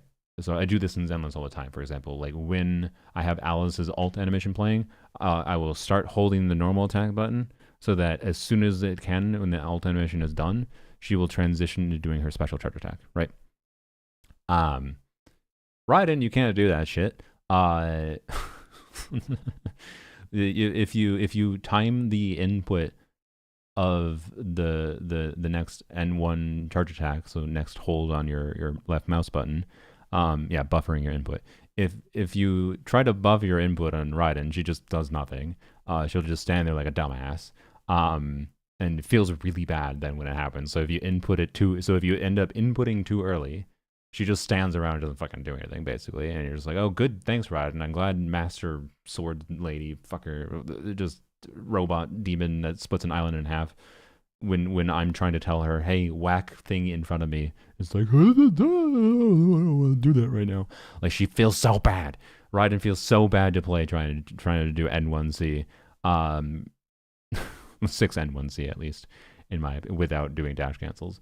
5 N1C is not that hard to get used to. I'm quite good at it now, but 5 N1C isn't even optimal. It's just like good for doing quick attacks, for adapting to timing, and that's why N1C to Tars felt pretty good, and it felt pretty good to me, and it generally feels pretty good to me to just do N1C spam on Raiden most of the time. Plus I continue doing it because I want to practice doing like 6 N1C, and I think Raiden's other combos kind of feel ass to do. But anyways, N1C sounds like a molecule, yeah. So anyhow, timing N1C into N1C without any cancels is annoying. Like, you can sequence them fast and they feel good, but if you minorly screw up the timing of your next input, it just feels terrible. At this point, I had covered all the issues that I had initially encountered. However, more issues had cropped up, and there wasn't much to do to address them. Even with all the optimizations I mentioned earlier, it was difficult to pull off a run in practice, mainly because if I wanted to be able to clear, I have to be greedy with the damage windows. If you assume an average amount of crits, or the expected number of crits that Raiden will do, I was lacking around 2 to 3 million damage with this team, and that was including the effects of the White Shield, which would make this Fatui really breakpointy with the amount I could do.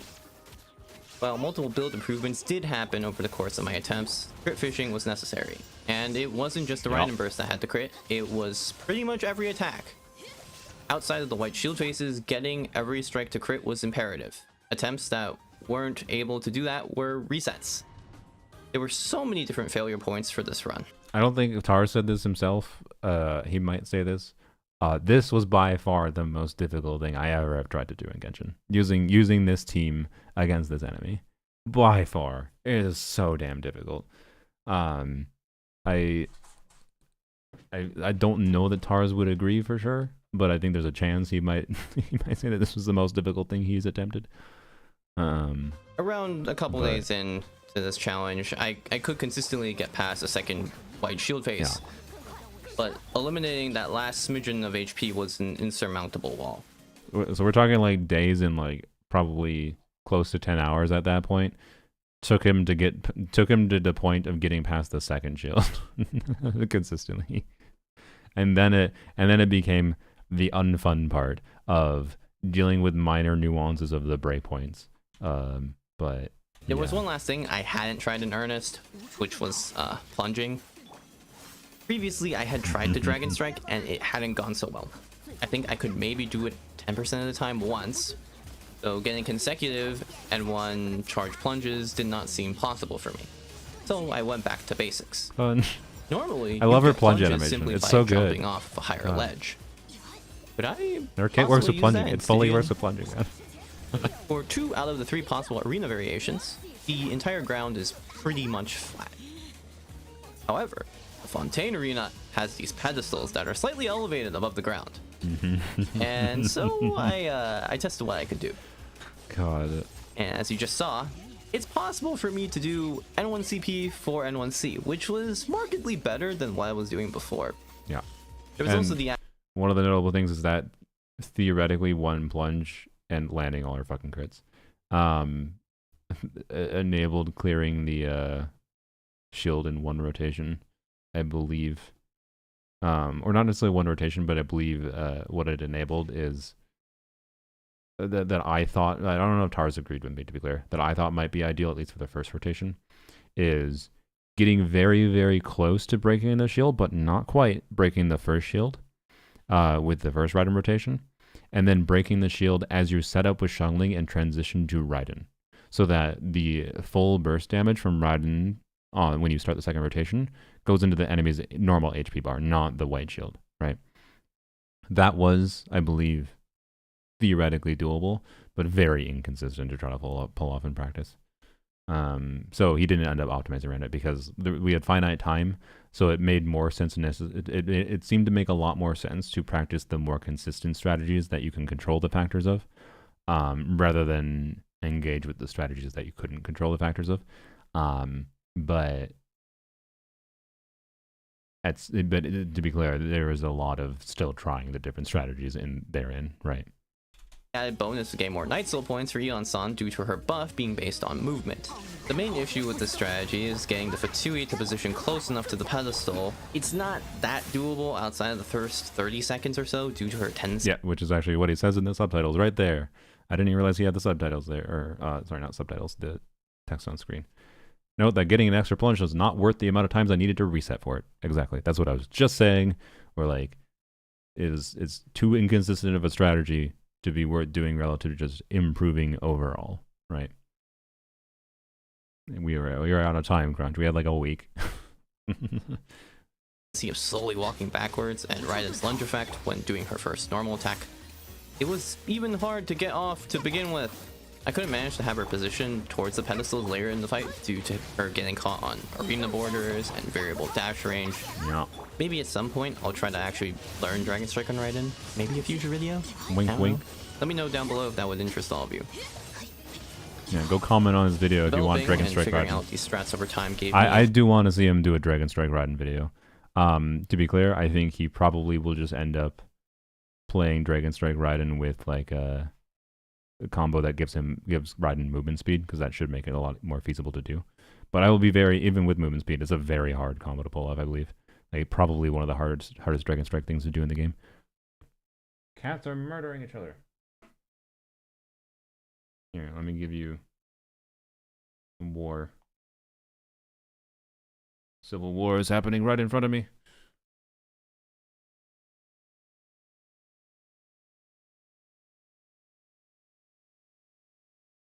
What is a Dragon Strike? Doing a dash while you're doing a normal attack. It's basically interfacing with enemies' hitboxes in a weird way with the momentum from a dash into an enemy that allows you with hit lag to jump up into the air and do a plunge on an enemy. Give the cats a treat. I mean, I can. I feel like it might be a weird time to give them a treat. So remind me. Okay, 2 things to remind me for. Do my redeem. We're almost done with the video. Do my redeem, and then we'll give the cats a treat. But yeah, I don't think we can interrupt this right now. How old are your cats? They're both 8-year-old. Close enough. One of them looks significantly smaller.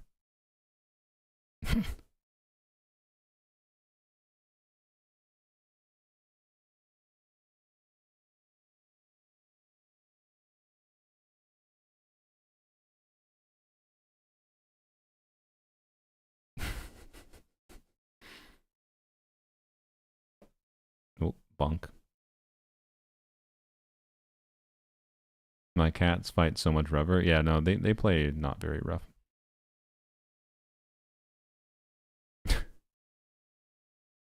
I think.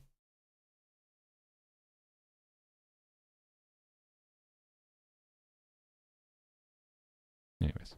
Well, just know that war is going on. Let's finish this quick. So, we'll give cat treats and whatever. Fat King's on the one of the defense. He looks so much fatter relative to Oshra. He's not that fat. He looks fat when he lays down. When he's like sitting, he just looks like a nice, rotund, appropriately sized cat with a little extra chonk, like, you know, like Yvonne from Enfield. He's just a little thick. He's healthy though.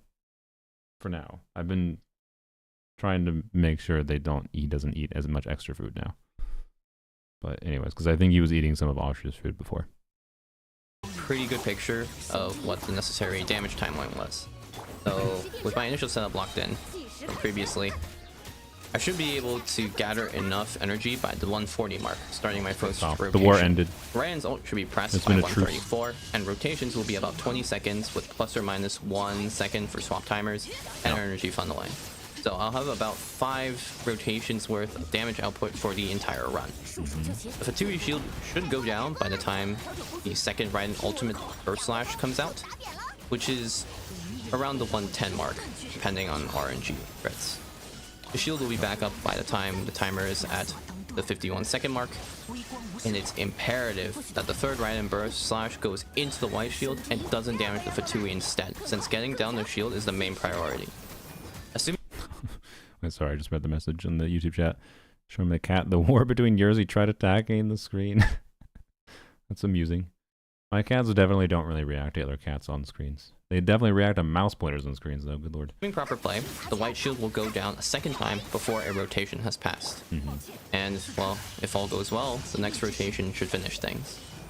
However, with attempt after attempt slowly eroding away whatever time I had left to actively attempt this run, I soon no longer had any time left. With my back against the wall, that was the Stygian reset. I only had 6 hours left to do this run, with me only finishing my own Stygian several minutes prior. Time for one last effort. It was either I get the run, or I go until the reset, whichever came first. Several hours in, this happened. This was the best attempt. not the best, like, the best as a whole. Not the best, like, there's individual components that, like, we could splice together that would have theoretically completed it, right, kind of thing. Without plunging, I believe. 风驰电掣，听我的口，见识下师傅的枪法。 Pepper. Ideal pepper.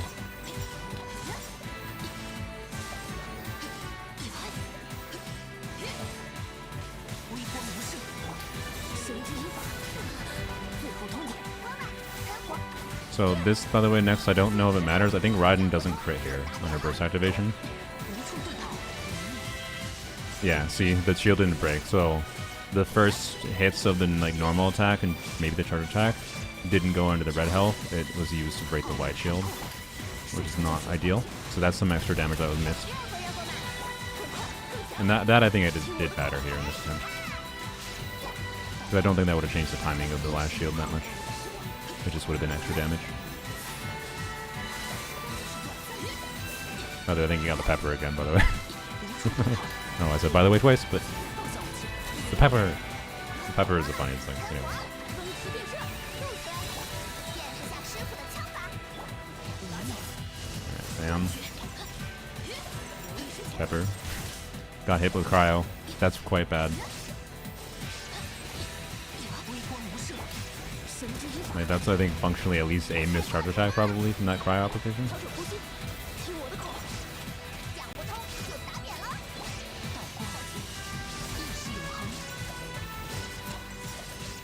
道光浩劫，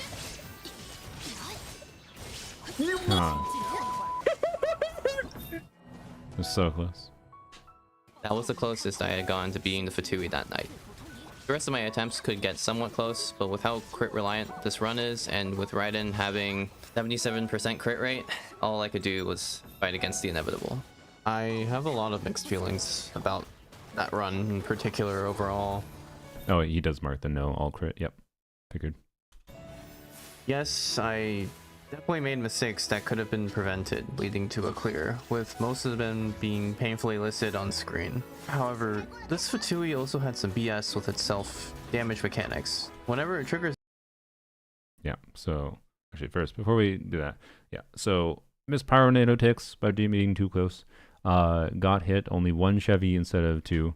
That's probably, I think, not the difference maker. I would hope. But it's possible the time loss just from the recovery animation did matter more, right? No alt crit obviously probably mattered, as mentioned before. More Miss Pyro Nitro ticks, those very much might matter. Like, they're doing like 30k per tick, yo.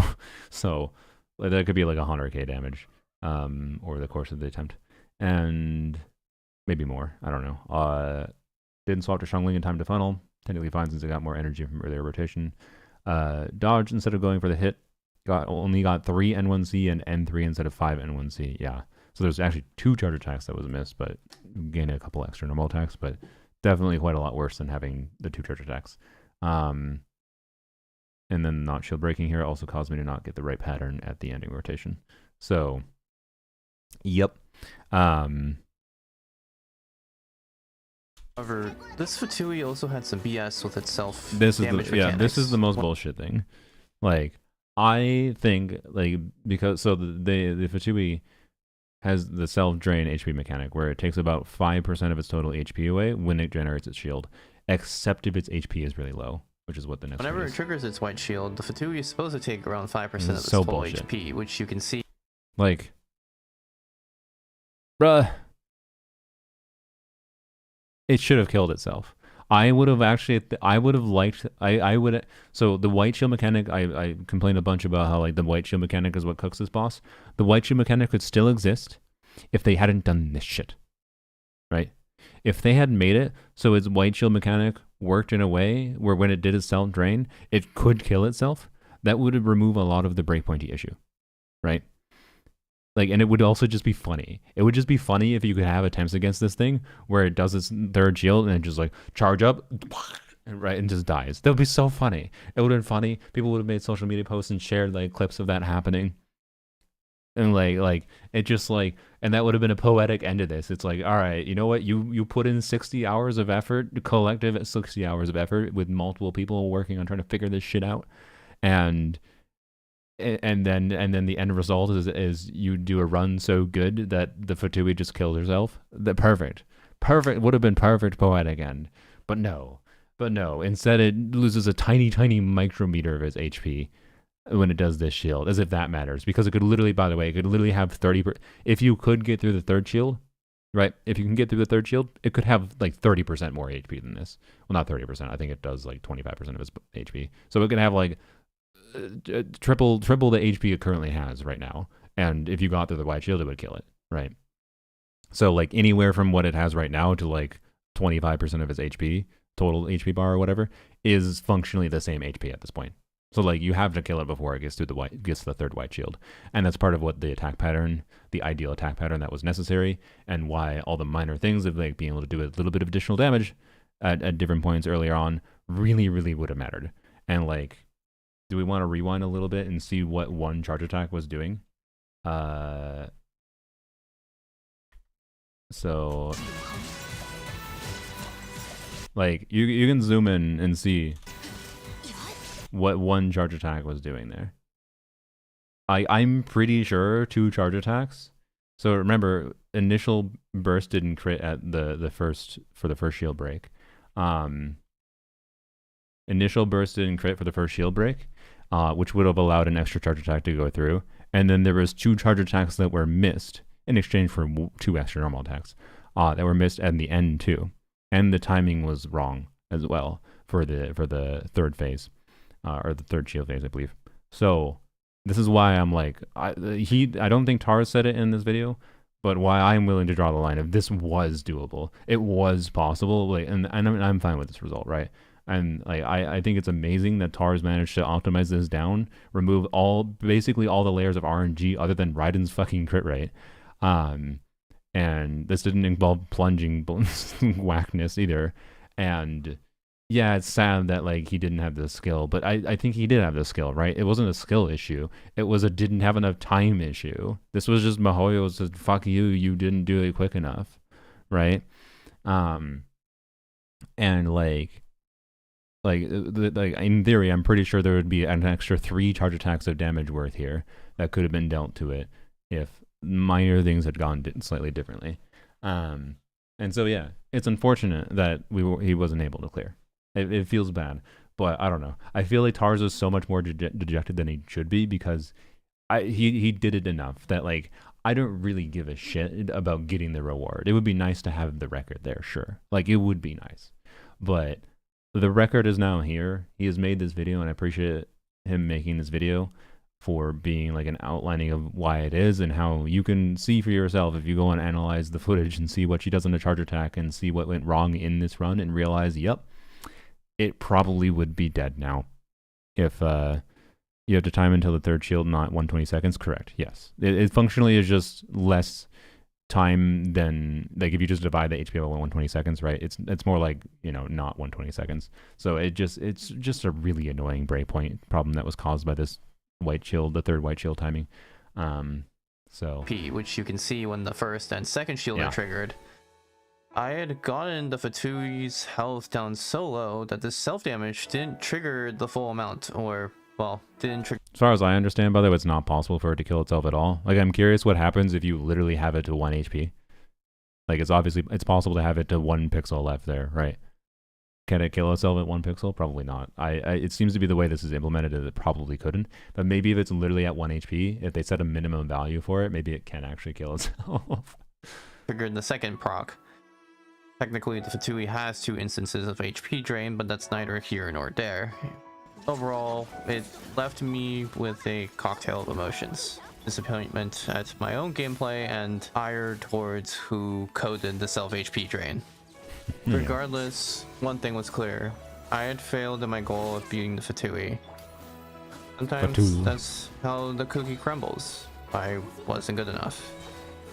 Honestly, I disagree. This wasn't supposed to be a video. I disagree. Since I hadn't managed to clear, but I was convinced by others that it would make a worthwhile experience. which is why this video now exists. Hopefully you enjoyed it, despite the lackluster result. Thank you for watching, and if you'd like to watch an interesting Spiral Abyss video, I and 5 other creators did an interesting Abyss compilation video, which you can watch from the end screen, which should be shown now. There you go. You can watch that if you want. Next time. But yeah, go watch the video yourself, please. Even just put it on silent. Would be appreciated. But, anyways, what's somewhat older boss, almost invisible time when the Abyss clock is already ticking and it still takes 5% damage for 10 seconds, yeah. Soundtrack joins the cinema, yeah. Emotional heartstrings music, but yeah, I heavily disagree with Tarz's conclusion that he wasn't good enough. To be clear, like on a level of would a better player have been able, if they had figured out the same things that he had to spend a lot of time in the last week. This was in Thanksgiving week. In the last week of this fucking Stygian being available, he spent all the time figuring out all this hyper specifics of how to optimize this specific team with how much damage that team can deal around this boss's mechanics, and figuring out everything else he figured out. And that's a skill he has developed over time. That like is there a better player? Like is it possible that the player that could do the jump, the Dragon Strike combo with some amount of theoretical consistency could have gotten the clear earlier than him? Maybe, but I don't know, man. Limbo was, I'd say, the most on paper of like how good he is at executing combos type of skill. The best player that we had, and Limbo got really surprisingly quickly good at clearing the second shield, but there was a lot of things that Limbo didn't know and didn't learn that Tars did learn that I think would have actually been necessary for Limbo to clear, because the way that Limbo ended up clearing the second shield, I think caused problems in that it would have always generated the third shield too early, and generating the third shield too early functionally just increases its total HP to make it impossible, right? From what we get out, I do not think it was possible. So you had to make sure that the third shield was delayed as much as possible, and yeah, and good luck finding someone better. Yeah, like I think Tars is discounting his own damn skill and what it took to get to that point in the first place. And like, yeah, sure, maybe he would have been possible in the time frame allowed if he had already had a shit ton of experience with Raiden, that he hadn't had to spend the time learning and getting a little bit better at Raiden. But I think he got good enough that I don't think that was the meaningful problem. And like, yeah, so anyways, it's sad, but at the same time, in my opinion, that is proof to me that I'm like 99.9% confident it was doable. And just that existing at all, and they managed to put the effort into doing that, I'm super thankful for that he do that. Tars is kind of the GOAT. I'm glad he made the video, even if not and people end up watching it or caring about it. It's, I don't know, it's a showing of like, you can really push the limits of this game's mechanics when you get down to it, because like the vast majority of people that would, if you are someone who, one, at least know you can, if you're confident you can dodge well enough with this team to survive that enemy, like you're like, okay, yeah, I can dodge. If you take this team to that boss initially without trying to like reconfigure anything, without trying to learn the enemy, other than just dodging the attacks properly, you're probably going to be like, fuck no, there is not a chance in hell it clears, right? That's what I think most people's experience would be. Because like, if you tried for, like, most people, they try for an hour, even if they're good at making sure they live, they try for an hour, they'll like struggle to get much past like 3/4 of the HP, right? So like I don't know, I think Tars underestimates his own ability. Anyways, we have to go feed a cat. We'll go do a Moika review, and then we'll go give the creatures a treat. Is the person who redeemed the Moika review still here? Enter Blinker. Hopefully you're still here. Otherwise you can watch the VOD. Hopefully. Perhaps that's the wrong button. They want a Moika review. Did they know who they were asking? That's a C6 Moikers. Okay. That's a C6 Moikers with a very good build. Yup. The feather is actually not that good of an off piece, honestly. Like, Not 100% crit break. Yeah, clearly. Um, this is an insane build. Technically, the goblet could be improved, but you know, one bad roll. Oh no. But the feather, like being that it's an off-piece feather, and like every artifact on here has other relevant stats other than crit, right? This has crit attack percent and EM. This has crit and attack percent. This has crit and attack percent with EM main stat. This has crit and EM and flat attack. This feather is your off piece, and you have no other beneficial stat. I like. Here, I'll give the lesson of my Arlecchino.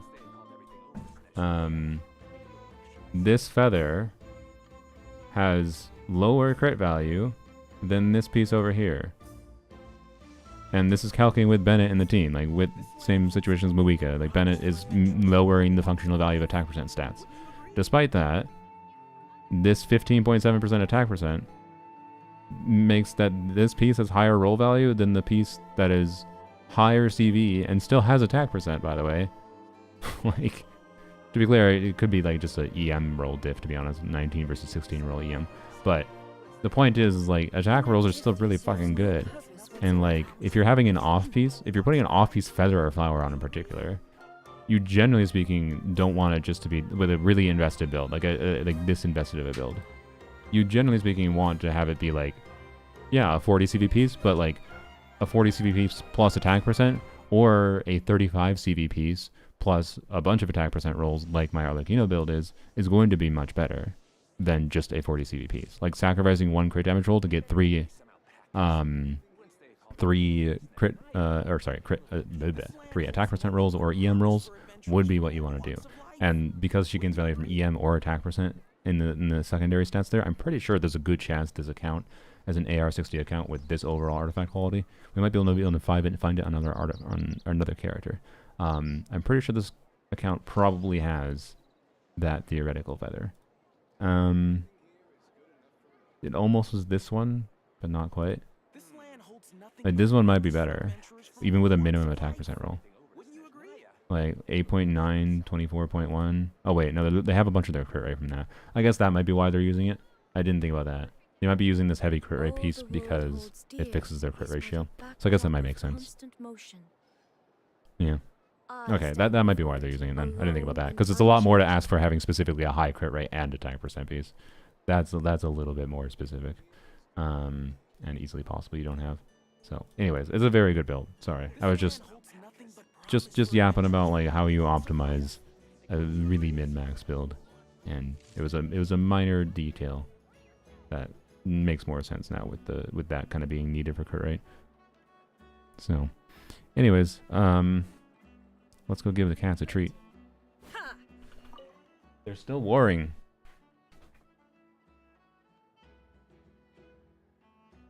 Far future, they decide to kind of buff Granny Shogun because she has fallen off so much they will take these combos into account. I don't think that. I think when Riding gets buffed, they'll make things like her targeting for her burst work in a not stupid way. They will probably make spamming her charge attacks feel better potentially. It wouldn't surprise me if they just change her to like consume no stamina with charge attacks in her burst state, so you just charge attack spam away, and then you can buff her inputs. And I would also expect they'd do something like give her free crit, because building here is such a pain in the ass, and her crit inconsistency is unironic. Like if she didn't have crit inconsistency, I would have bet Tars would have got it, right? Like if she was a character that had free 20% crit rate in her kit, right? But instead she has no free crit rate, and you have to build a shit ton of ER and crit, and it's just insane. So, another character review. Okay. Kitty treat. We'll do a kitty treat first. Let me go. The war ended for now. Let me go grab treats. I'll BRB. I forgot to put some by the desk. Boop boo da doo.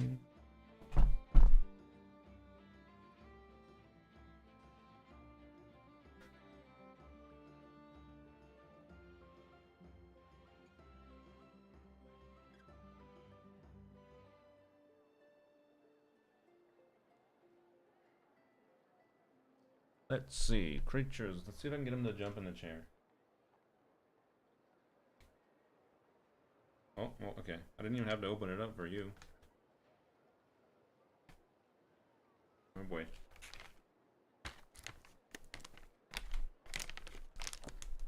Thought you said it's not a long stream? I've only been streaming for 4 hours. What are you talking about? That's not a long stream. Oh. Oh boy. Can you stop stepping on the keyboard, sir? Thank you.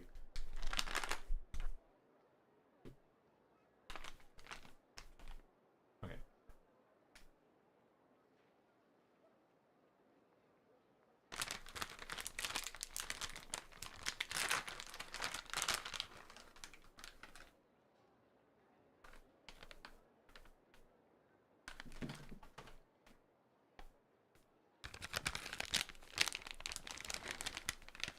Sorry, it's hard to grab the treats.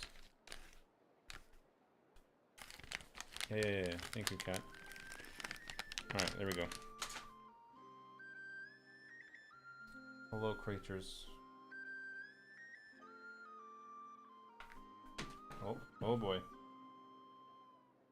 Who got it? You got it, okay.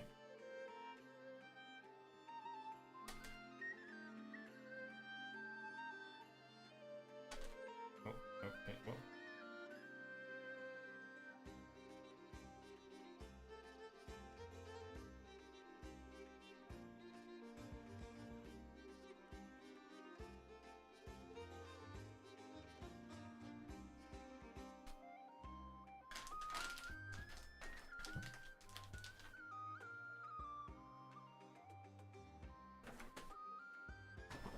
Womp.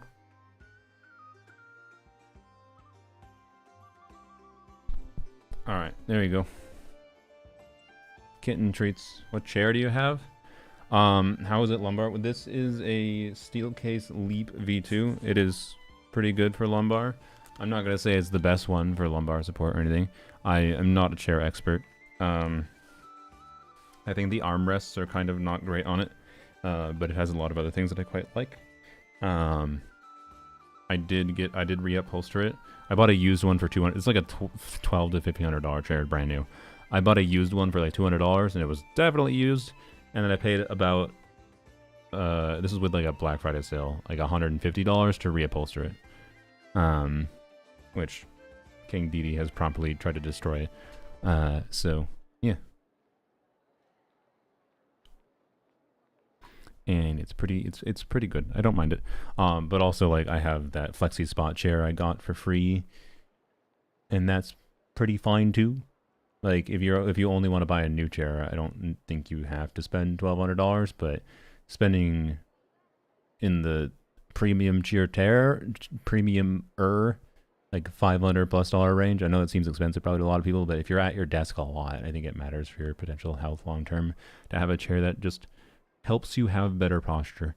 So, but I also think it's really, really easy. Like there's so many businesses that buy things like the Steelcase Leap or Herman Miller Aeron chairs in particular. So for me, it was basically between the Leap and the Aeron buying used. They're everywhere around Marketplace from businesses selling them. And they're also common enough because of that to find reupholstery for. If you want to know where I got the reupholstery, it's from Crandall, like Crandall, I think. Crandall Office Furniture. And I think they offer... They sell... If you want to buy like a remanufactured Steelcase Leap or Aeron, really directly from them, they do offer that. It's like $600 or $700, I think. So a lot cheaper than a new one, and just as good quality as a new one. But you can get a little bit better of a deal if you hunt around for a used one and then reupholster it yourself. Then buy the reupholster from them. Steelcase, yeah. Steelcase is pretty good. Then they offer other chairs that are similar to this one, but the Leap V2 is very common and easy to find used for cheap. So, Zabai real quick. Oh, hello creature. Creature on my desk. No, he's just walking past. I see. What, you think being cute is going to get you more treats? You might be right.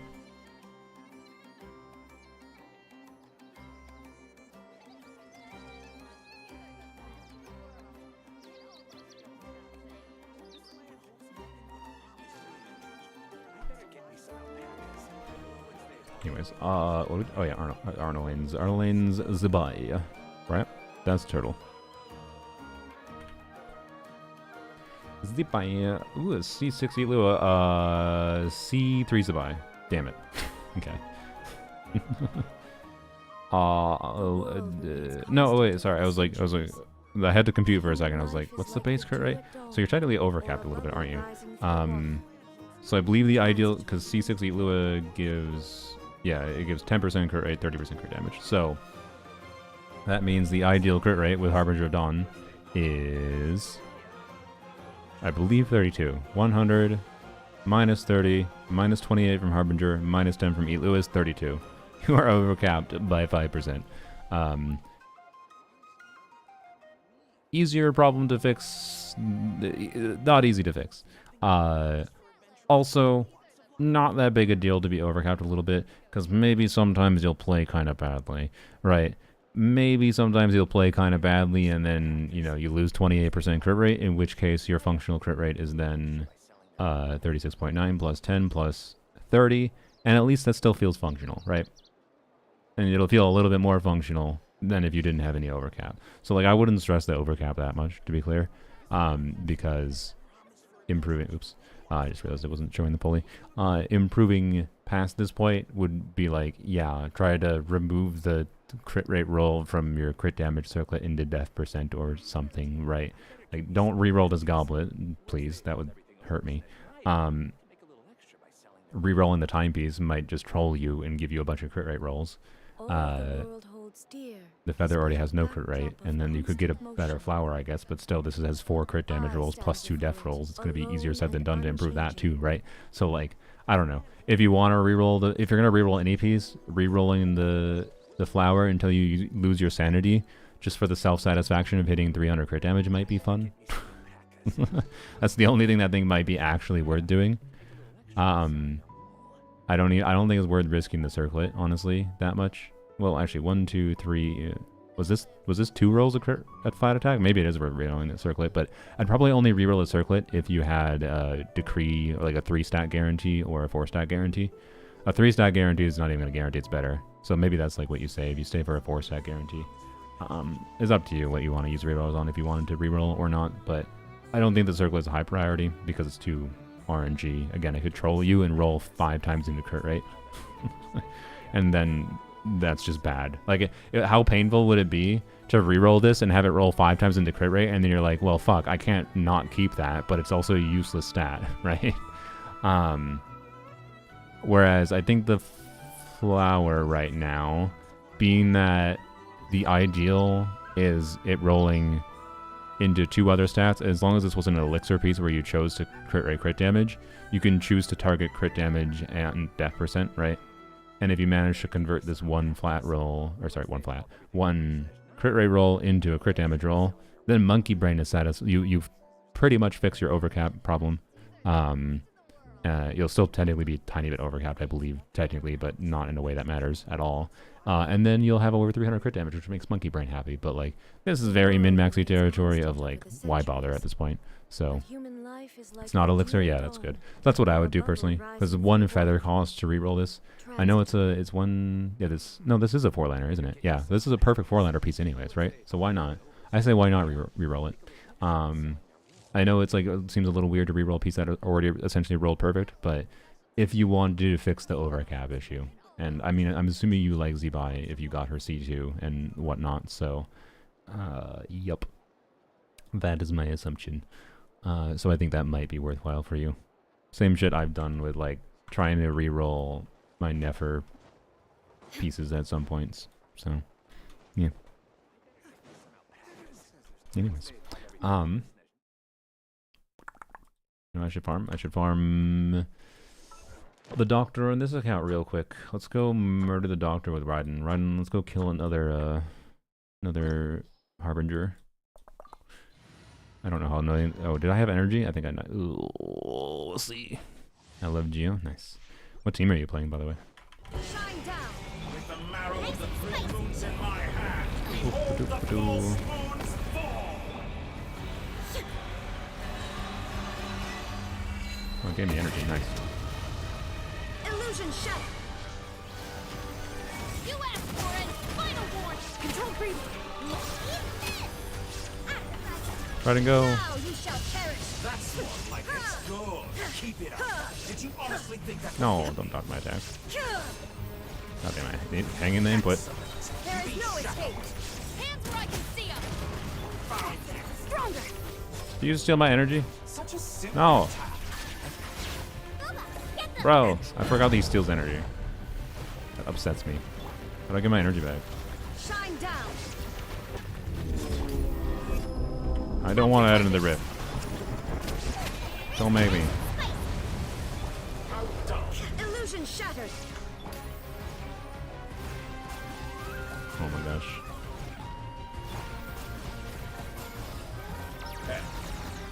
Shine down. Stop right there. Quick as a flash. Thank you. Don't you dare suck my energy. Okay, Born to oblivion. we got it. There we go. Rather wallow in this rotten, decaying world. Sounds like a 2-year-old. All right. Wow, exciting. Like attacks that with stuff to protect you, because of course in game you need your character to survive, but also that boss is so nice and gives you a shield. Yeah, no, I think that boss is pretty well made. He's angry. Yeah, he is angry. Angry man. Okay. Oh, I really need to plan out the theater, because I remember I was gonna plan to level 3 characters. Ugh, I need to remember to do that. Hopefully I remember to do that. Surely I won't forget. Right. I definitely don't want to do it now though. Should we end the stream with a Zenless Hollow Zero run? It's a new week in Zenless.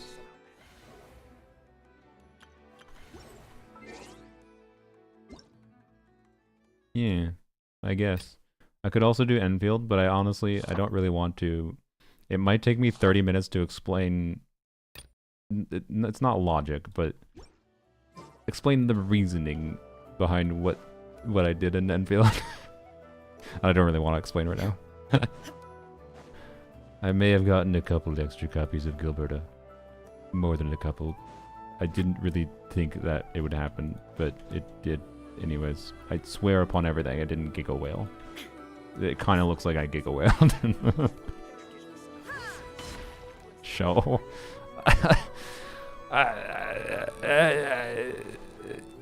Imagine not playing Enfield, the factory must grow. I mean, I finally properly unlocked Wuling, so now I can actually start building Wuling factory stuff, which is nice.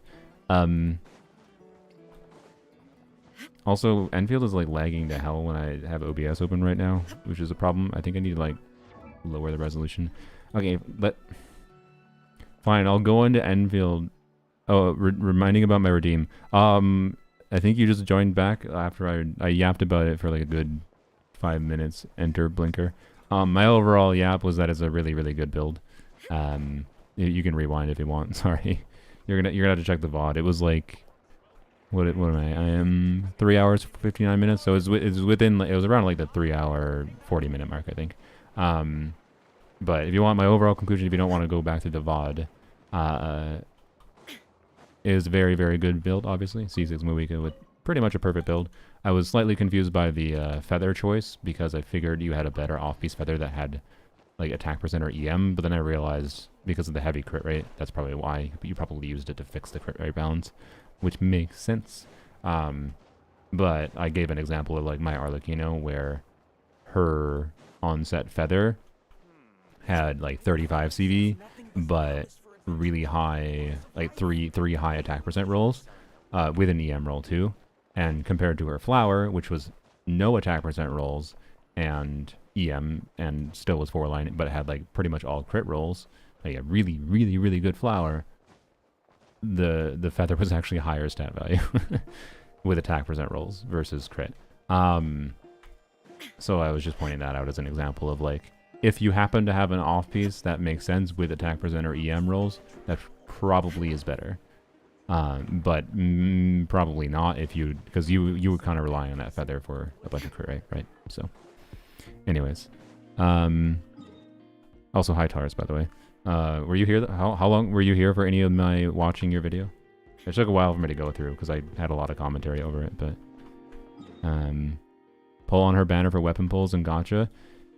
Yeah, that's what it started with. That is what it started with. Cat update. Enter Blinker, you also just missed me feeding the cats and turning the camera on, and they're not even nearby anymore.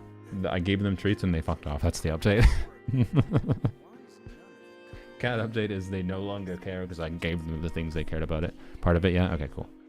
Anything I said that you think was terribly wrong, that I misremembered or something?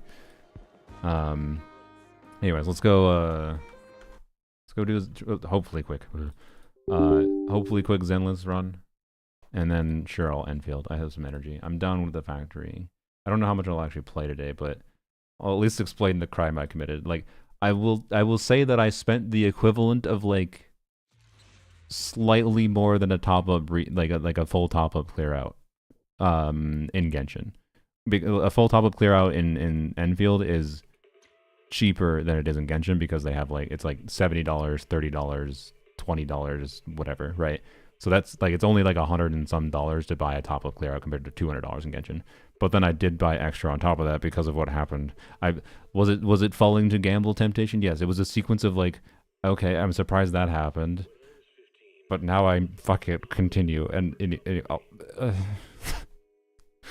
like, was it stupid? Yes, but also, I will say it gave me enough things to work on in Enfield that like, hey, they also announced they also announced I can't speak. They announced Endgame today, which is apparently being added this patch still, which is weird.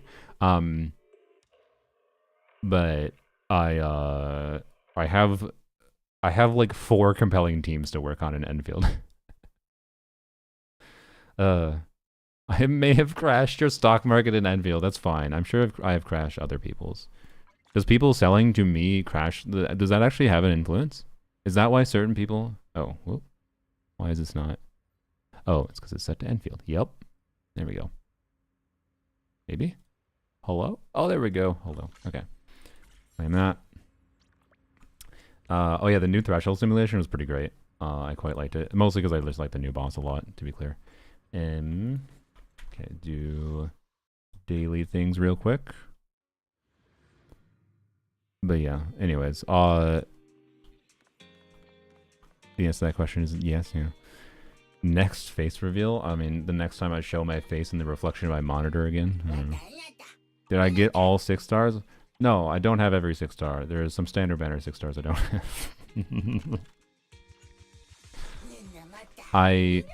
So I will spoil what happened is... Okay. You know, fuck it, I'll just explain it while I do Zenless dailies. So the problem with what happened in my initial the initial logic of continuing to wish on Gilberto Manor was as follows. Poppers. I part of this logic, there's multiple parts of it, right? And I think this reasoning is valid as far as like new gacha game, whatever logic. I don't think it's as important to be hyper efficient with how you use your wishing resources early on in a gacha game, in my opinion. And yes, I really like Gilberta, so I was fine with getting extra copies of her as part of it. But like, I wasn't purposely really trying to.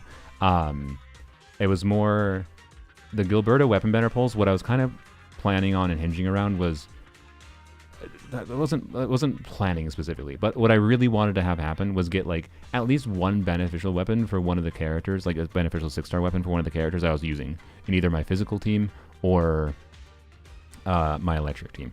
And getting in doing 80 pulls in weapon banner and getting no other 6-star weapons other than like I got the 2 useless weapons, right? And then I got Gilberta's weapon, which wasn't that valuable to go for unto itself technically, but I wanted it anyways. Kind of was like, oh my god. But then like realizing, oh wait, the choice selector box thing, if I do 2 more weapon banner pulls, which to get weapon banner pulls I had to wish in the character banner, and I had the wishes to wish in the character banner, was like, okay, I can get more currency, do 2 more pulls on there, get the choice box from that, and I can choose, and then also, so I factored it out, I mapped it out, I was like, okay, you know what, I can actually go to Pity again, I'll get a new 6-star, if it's Gilberta, that's cool, if it's not Gilberta, then hey, I got a new character, or maybe a dupe for Granic Nick again, And like Exemplar isn't that bad. I didn't get Exemplar. I would have liked to get Exemplar. Like, anyways, so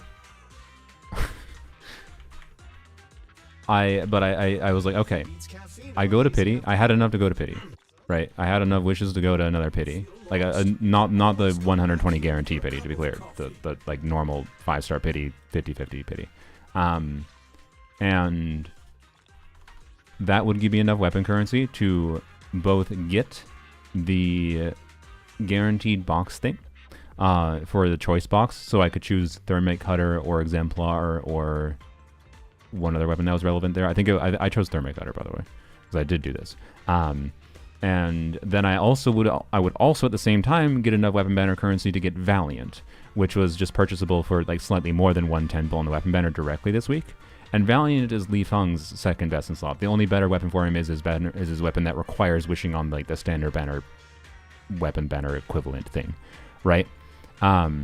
So I wished extra on Gilberta banner to get weapon banner currency. I was fine with it, and I also just want extra dupes of 5 stars in general.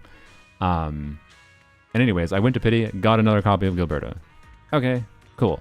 And then was able to completely fix, because part of the problem I had is like I'm at the resource point where in Enfield, if I start putting a shit ton of fucking farming resources into a bunch of 5-star weapons that eventually get replaced by 6-star weapons, if I do eventually replace them later down the line, it'd feel annoying as shit to have put a ton of resources into leveling weapons that I just end up replacing, right? And that's part of the rationalization, and part of the rationalization was I didn't care that much if I lost my 50-50 or if I won my 50-50.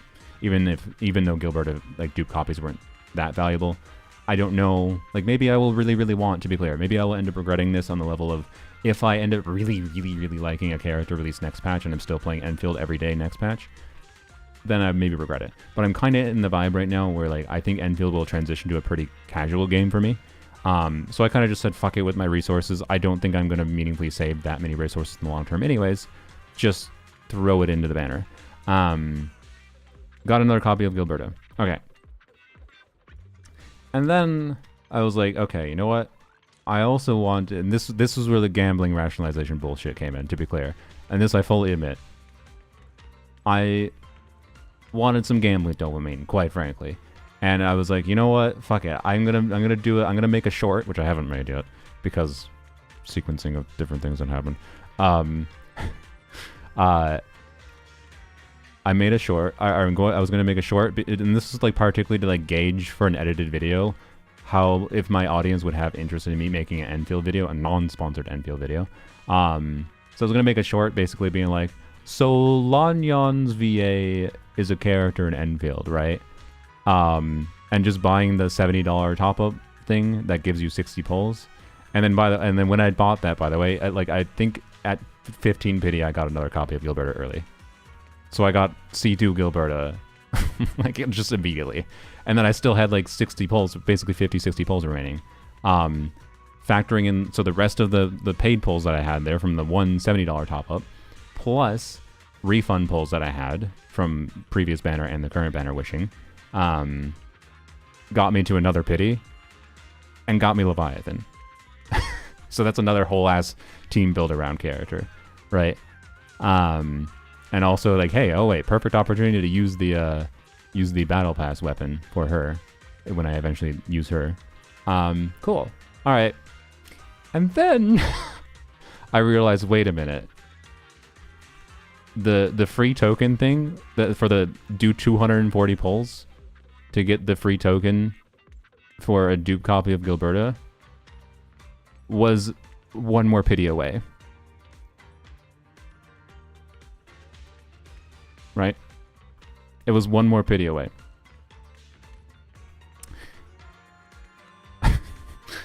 So, Gilberta's decent with everyone, basically at a baseline. Not necessarily best for literally everyone, I know, but I don't really care that much right now. I'm not worried about getting use out of Gilberta. So, I was like, wait a minute. I can get the efficiency gain improvement, and efficiency gain is a very finite stat. And I was like, it's one more copy, and I get one more 6-star anyways. So anyways, I went to pity again. Buying out the rest of the shop. Basically. Well, not quite, technically. But I was like, and then I got, anyways, the same literal pull that got me the dupe token, by the way. And the dupe token isn't a pull. Like the 240 pull thing to give you a dupe copy is not, unlike the 120 guarantee, the initial guarantee replaces a 6-star pull, right? So any post Gambit Clarity, I mean, post Gambit Clarity is, I spent like, I would say $70 more than I should have spent, but also I haven't finished the story. But also the end result of this was, you know.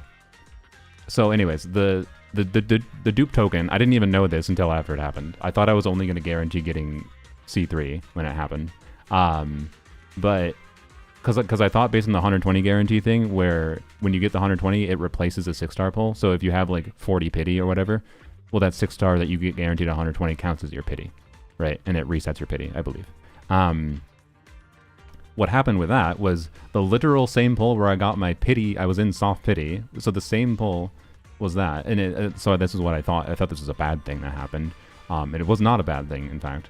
But the literal same pull where I got to the 240 was another 50-50 win on Gilberta at pity, and then the token gave me another copy, so that gave me M4 or C4. I was like, oh fuck. And I was like, oh fuck, okay, and like at that point it was like, oh my god, I've only spent like $100. I've spent $100 and I have C4. Don't this is Genshin? Oh, I should change the category. Sorry. I only spent $100 and it's C4. Like, how much more money is it to do one more pity? It's Lanyan. It's Lanyan's VI. I like the character. I like how I can use her in combat. She's a versatile support. I get the profile art as a signal of, look how stupid I am. Because at this point, may as well tell people how stupid I am with my profile.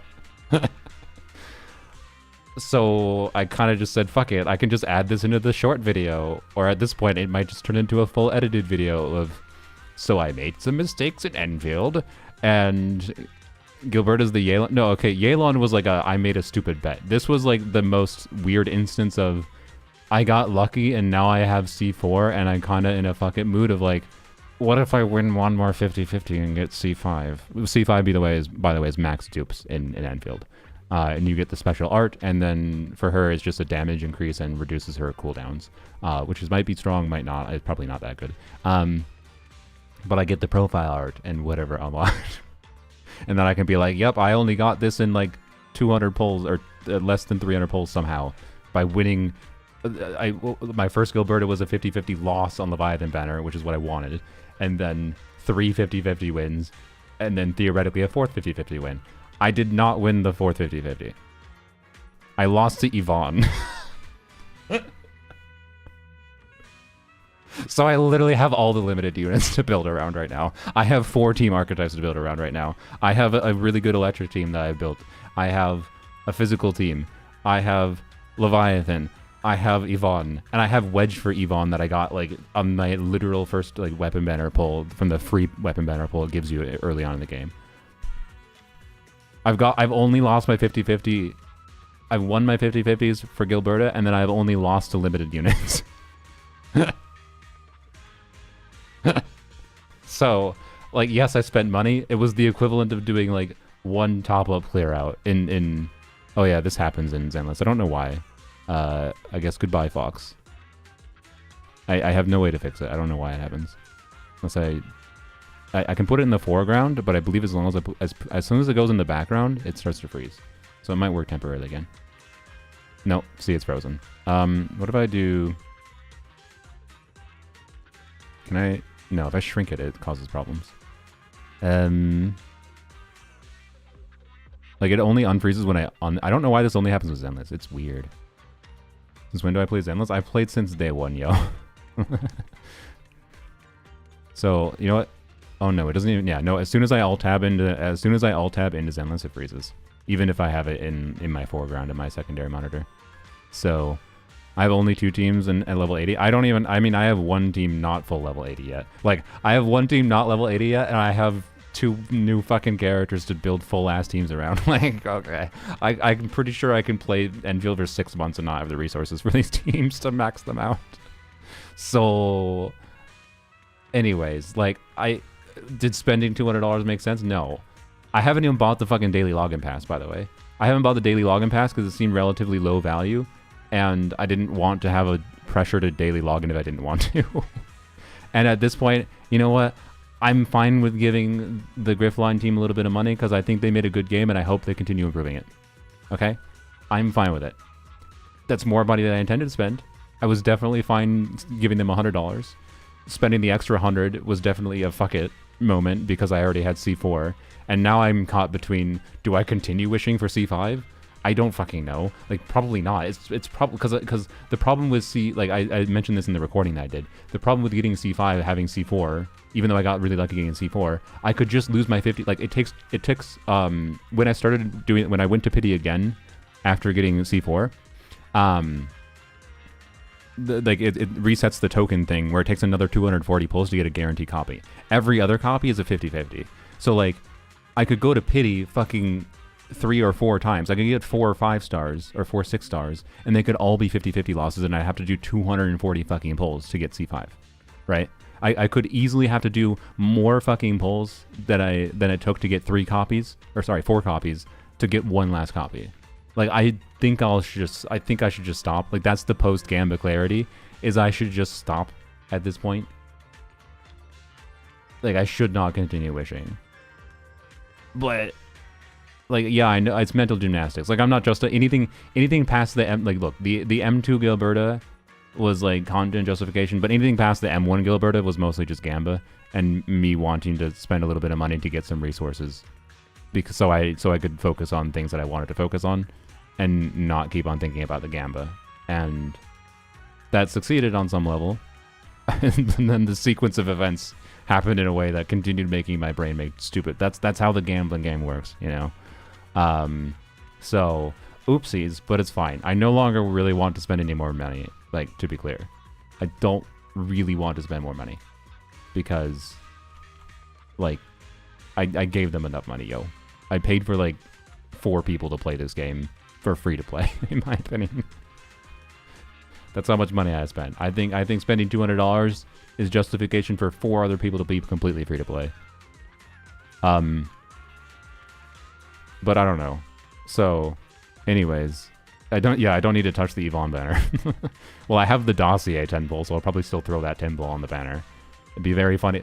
Actually, that'd be you know what the funny circumstance? The funny circumstance would be throwing the dossier 10 pull on the Gilberta weapon banner, or sorry, the Yvonne weapon banner, and losing to Gilberta. That'd be very funny. God. Anyways, so like, I should just stop at C4 Gilberta. But let's be real, I think I can resist spending money because I already feel like I spent too much, so it feels like a dumb waste. Well, I don't know. It does and it doesn't, because again, I now have as much of the characters as I possibly fucking want in the game to build around, right? So like, a ton of weapon banner currency. Well, so okay, so in hindsight, one of the things I did after I got Leviathan, before I decided to do this stupid like Yvonne thing, was I wished on Pogranic Nick weapon banner because I wanted his weapon, because one, it was a drip weapon, and also it had good weapons to lose to, and I had a chance to get Exemplar for Panda, for example, and it would mean I could just leave him on a weapon and not have to swap around shit if they ever have endgame that needs 2 teams, which I don't know. They probably will eventually. I don't know if the endgame they announced needs 2 teams. So I spent it took me 50 pulls to get that one, which is good. It was much better. And I got another, what did I get? Well, I got a Grand Vision, which is fine for Enfielder, Enmin. It wasn't great, but it only took 50 pulls to get his weapon. So I didn't regret that per se, but now I don't really have the weapon currency to get Yvonne's weapon, but I have Wedge. So I'll probably just use Wedge. I think it'll be fun to use Wedge. Unless I really, really end up liking Yvonne's combat. So, but it's going to take 10 years to even build shit. So, yep. Anyways, mental gymnastics, yes. But it's mostly just rationalizations for gambling things. And now at this point, I will hopefully make a video out of it, because I need to justify the cost in some way.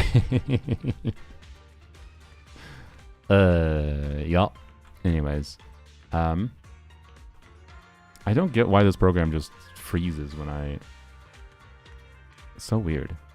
Anyway, let's just delete the Fox. Goodbye, Fox. Sorry. Wait, I didn't need to do that. I could have just minimized it, but... Or, I closed the program entirely. I didn't need to do that. Whatever. Anyways, Oh, I just noticed... Sorry, Tars. I just noticed your messages in OBS. Might want to look at your medals. Oh boy, okay.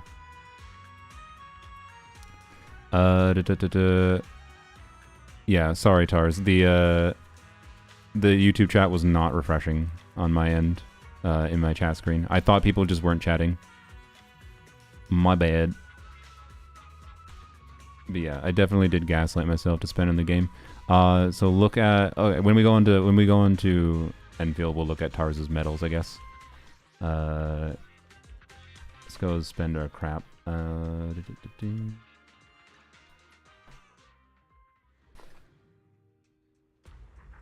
I think Tars might have left, but I'll go DM him. Yeah. Sorry. YouTube chat wasn't updating on my end. LOL. Things are broken. It's fine. Okay. So you quick.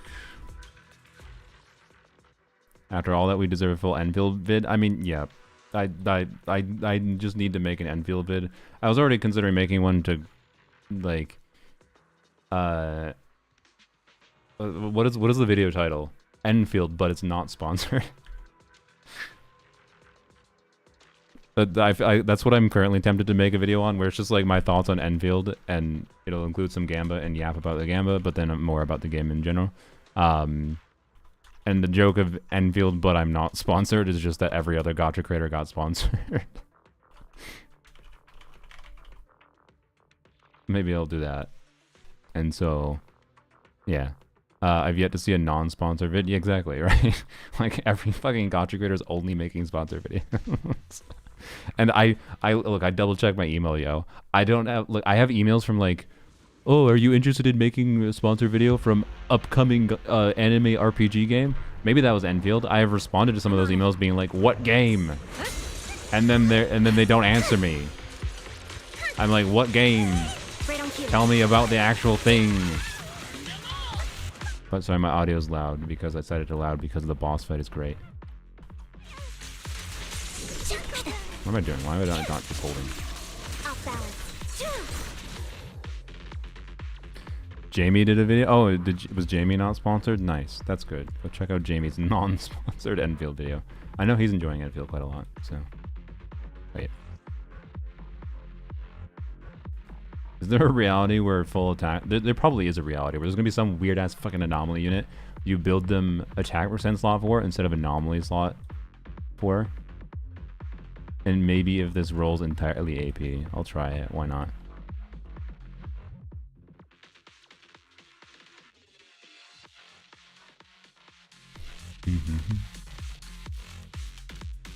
One of them is probably NTE, considering that you just got another beta. I already did NTE. I would decline that one. I don't know. Well, okay. I don't know. Would I?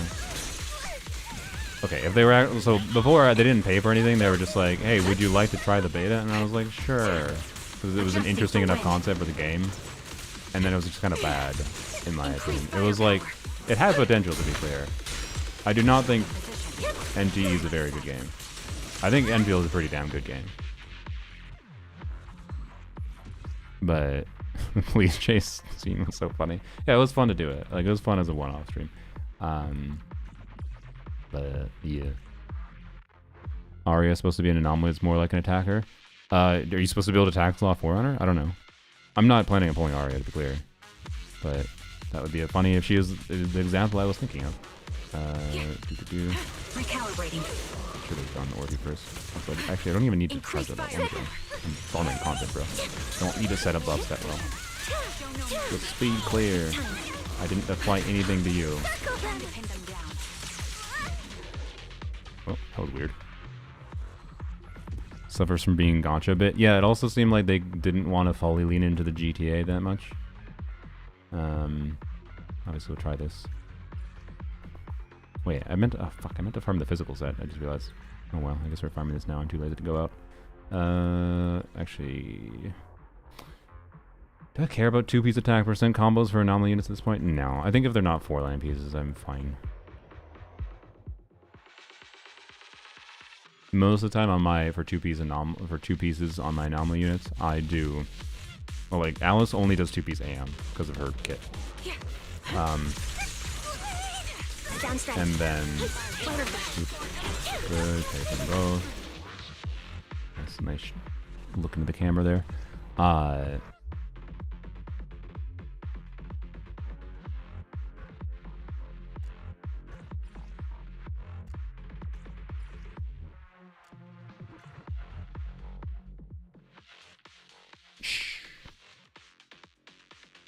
That's a 2-piece crit damage with a 4-line double crit attack percent fire bonus. Holy. Ether vision activate. Oh, why am I doing this? Sound strategy. But yeah, I don't know. Like, when people are, oh, what am I doing? When people are watching the stream, there was like different theories that like maybe there's China regulation that like they weren't allowed to have like let you attack the police and whatever, which was believable. But that kind of again prevented them from like leaning into that anime GTA aspect, right? So, you know. And also the driving wasn't very good. It just really wasn't up to par. And I'm sure a lot of things have improved, but I didn't see enough of a fundamental framework to convince me that it's relevant, basically. Also, someone invites me to your outpost. I'm down to join, but only if it's someone that like, is a viewer, then maybe I'll join. But I don't want to join that many outposts because like the constant red messages are kind of annoying. So anyways.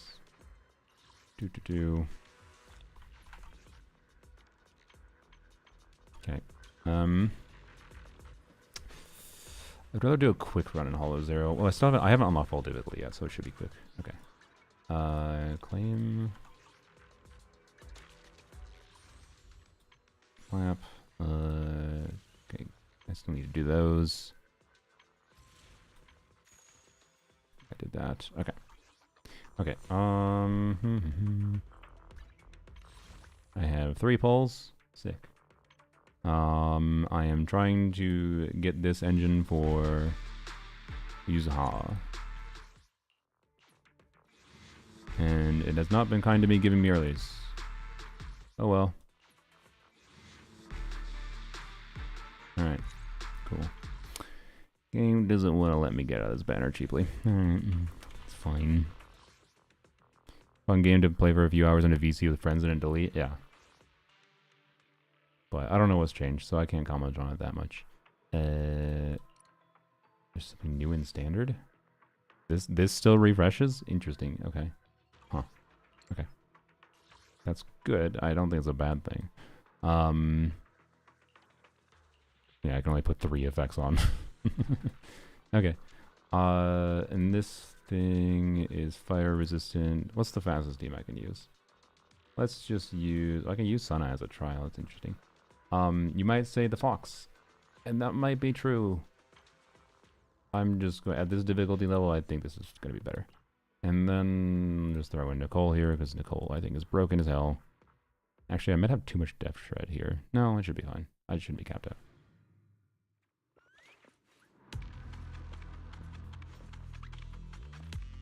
Okay, next is Anima this year. They'll release something new soon enough. I have no idea. Which one is that one? I don't really care about that one, I'm pretty sure. I don't even know I'm gonna bother trying it at all. I might... But I definitely will try their fucking Animal Crossing one. That is something I actually think could be pretty cool. Why is it so short?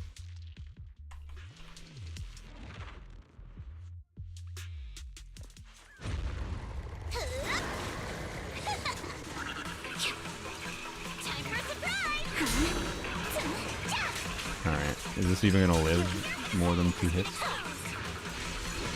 It did, that's good. I wasn't sure how difficult this difficulty would be. Oh, damn it. Wait.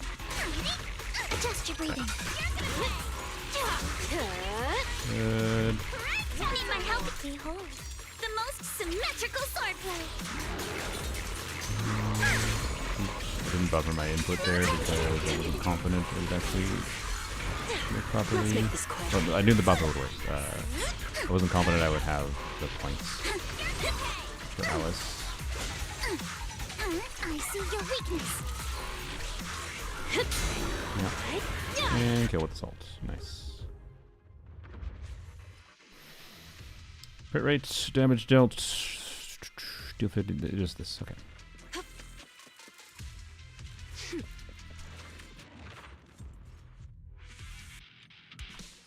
Okay, the YouTube chat is still not refreshing. God damn it. Sorry, Lucifer. You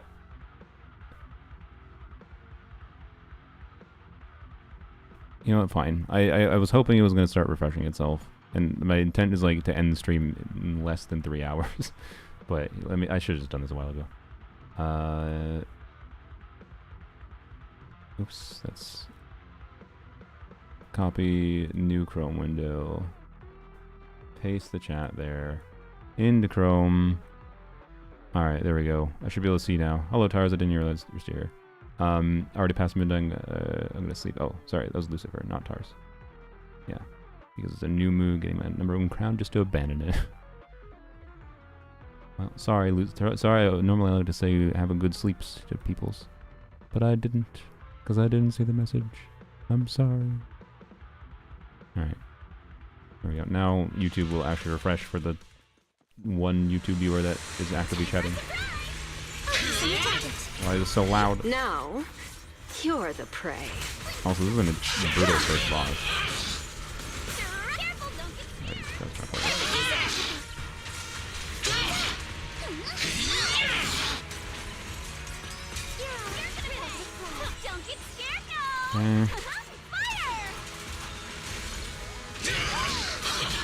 For the time field name, I will never lose. Yeah, this will be this one.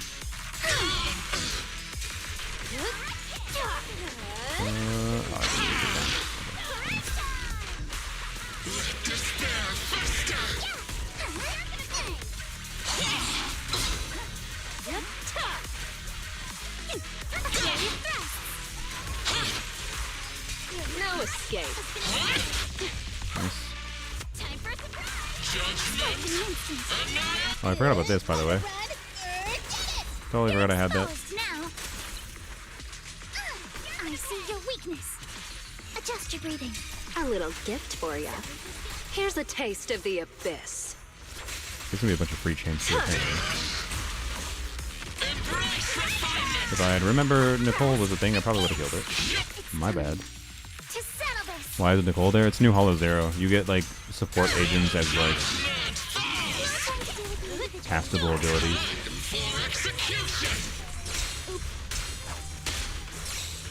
You're exposed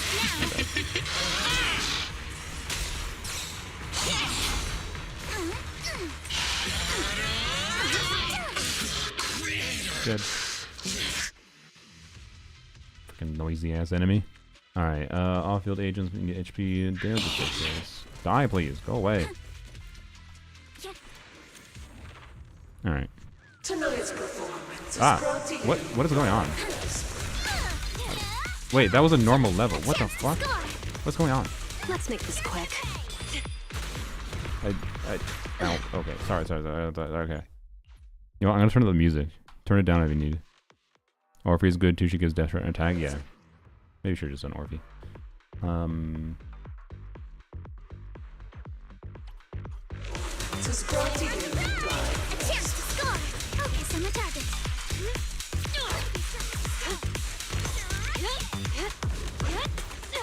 Careful, don't get Oh, fuck me. Why? Oh, no. I need to actually get this. Paimon Hindi Hello.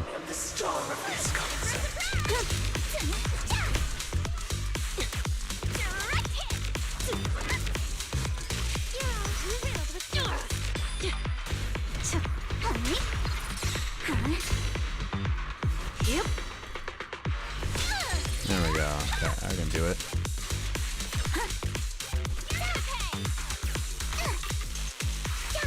Focus on the target. The final This- act begins now. Break time! Stay on offense. Behold, the most Give me symmetrical that. sword play. Yes, it will. Let's make this quick. I'm not gonna do an assault, so I can switch. Oh, hello. Good work. I see your weakness.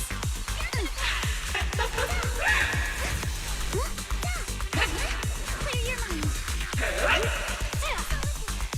Time for a complete my help you. By the way, I forgot about the fucking Nicole again. Missed the balance.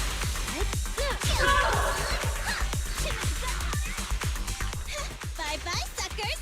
Boom! A trust and pierce. A little gift for you. You're exposed now. It's time to settle this. Hold basic. Basic. I'll make it painless. And trigger the chain. Well, it's dead. Never mind. Alright. So that was one floor? What the fuck? Or is this the whole thing? What? I was confused.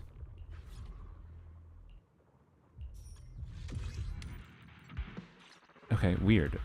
Did one of the modifiers I select like shorten the Hollow Zero? Is that something they changed? I didn't remember. I didn't notice that they did that. So when I did my initial run with the base things last week, it was just like normal. So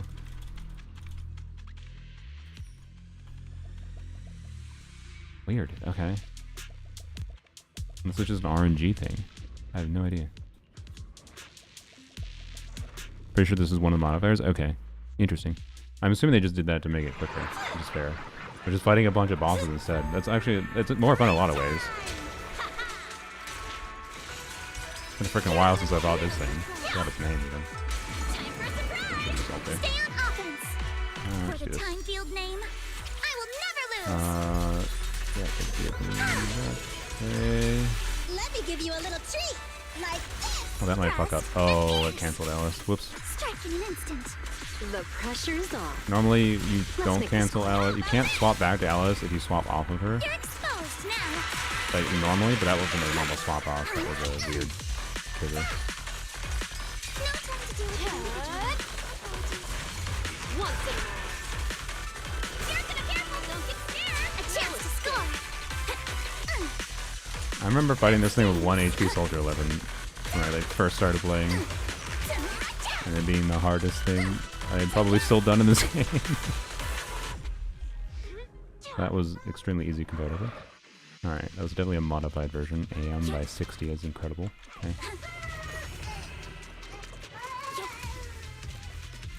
But yeah, making it so you're fighting a bunch of bosses and it takes shorter time is a cool change as an optional modifier. For sure. Oh boy, hello. Clear your mind. I'll make it painless. Here's a taste of the abyss. It probably didn't make sense to use, but I figured why not. Careful, don't get scared. Behold, the most symmetrical swordplay. Your weakness has been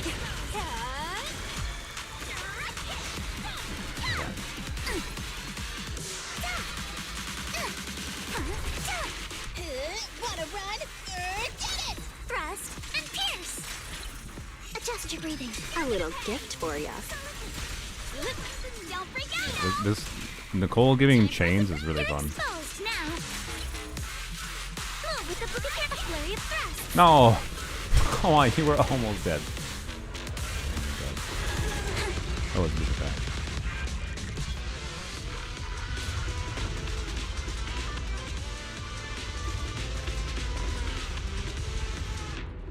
Fuck. God damn it.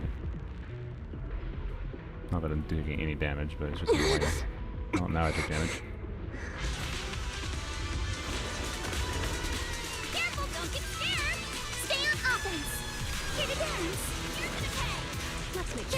I'm surprised you're alive. Easy.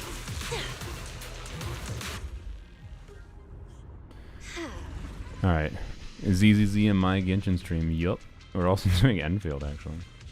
Not right now, but we'll do it in a second. Yeah, that's cool. Past difficulty 6 you can do. Is it, well, okay. Sorry, is it past difficulty 6? Or is it like an actual modifier I can select? Because I would prefer to do a full Hollow Zero run if I want to. Because this is less total buffs that I can get. Like, way less total buffs that I can get.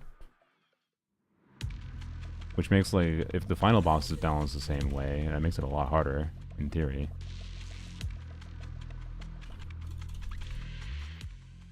Uh, 1,300 coins.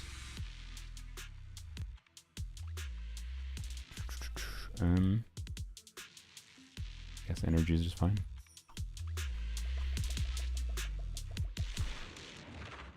What happened to the fox?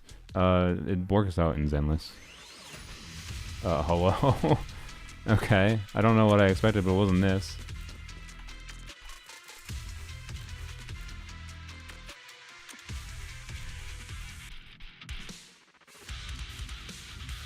Okay. Got this, Alex. Time for a surprise.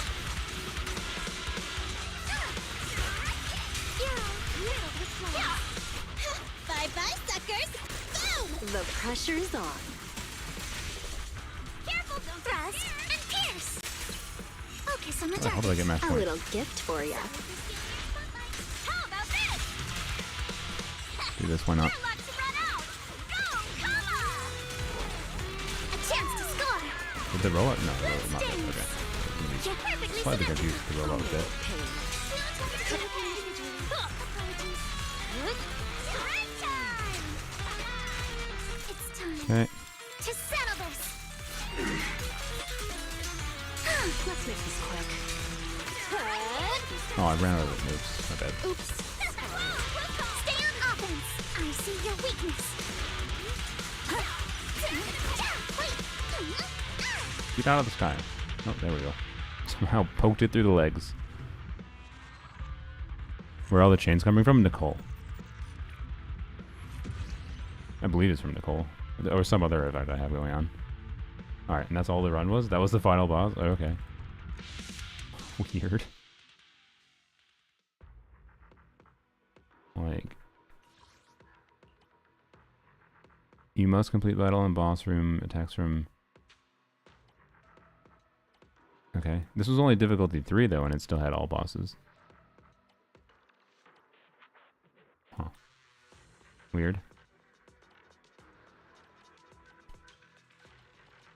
I don't know. This run only has one floor with progressively harder challenges in each area. Maybe this is just a specialty of the... Is this just the specialty of the week thing? I don't know. I didn't know. I really don't. Okay. Bounty, claim. What's that? Oh, interesting. Okay, so they allow you to quickly clear stages in Hollow Zero. So this allows you to clear if you just want to claim the weekly rewards quickly or something. So you can do it one week and clear easily the next week kind of thing. I'm guessing you don't get this point for it though, which would make sense. Alright. Archipelago TV mode.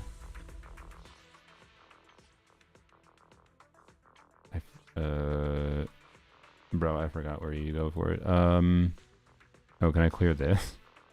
Quick complete. Let's go.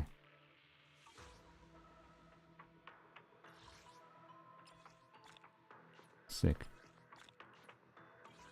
I probably was never gonna do that, so alright. Achievement complete even. Wow. Oops. Claim. Claim. And claim. Alright. And how many did we get? What did we get? This 800, holy. Alright. Give me an early, please. Nope. And we're gonna get right up to the butt of pity here. Okay, surely I don't lose the 70. I will be kind of pissed if I lose the 75 on this one. Steam oven, yeah. Okay. Please. Yeah. One whole refund wish. Wow, big. Please. Alright, cool. Well, maybe tomorrow, maybe next day. Who knows when. Sure, Santa wish. Wow, how exciting. Alright, cool.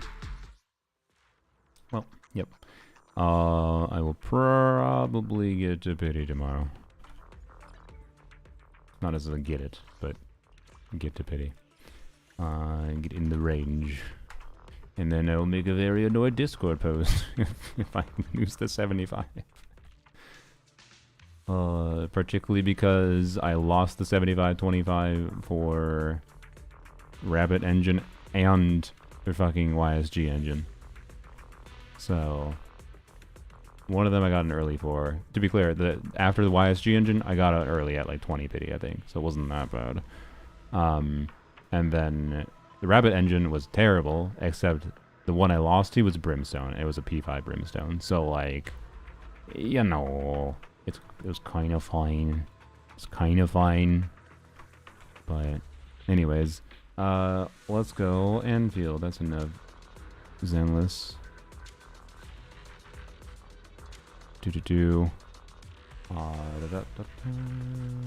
Let's just part the turtle, sorry. Right. And I should... We'll see if Enfield lags when I log in. I think I logged out at a story quest, by the way, that I think I'm locked into, so we're going to have to continue with that. But oh well. Edit, go to Enfield. By the way, like seeing now that like the first week is done with Enfield, like Arknight's Enfield, 4.2k viewers. How much does Genshin have? 3.2k, which Genshin's been around for a while, but like Enfield should have an advantage because it's a new game. Zenless, for example, has 1.6k viewers, but obviously much lower player base I would expect. And what about like Honkai Star Rail? Star only has 800 viewers. Holy, all right. So I don't know. Arknights is doing well, it feels like, but that's also like 5 times less viewers than I think they had in the like first week.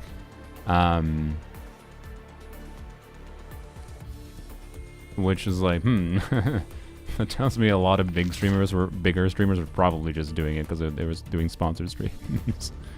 That's my guess, but I could be wrong.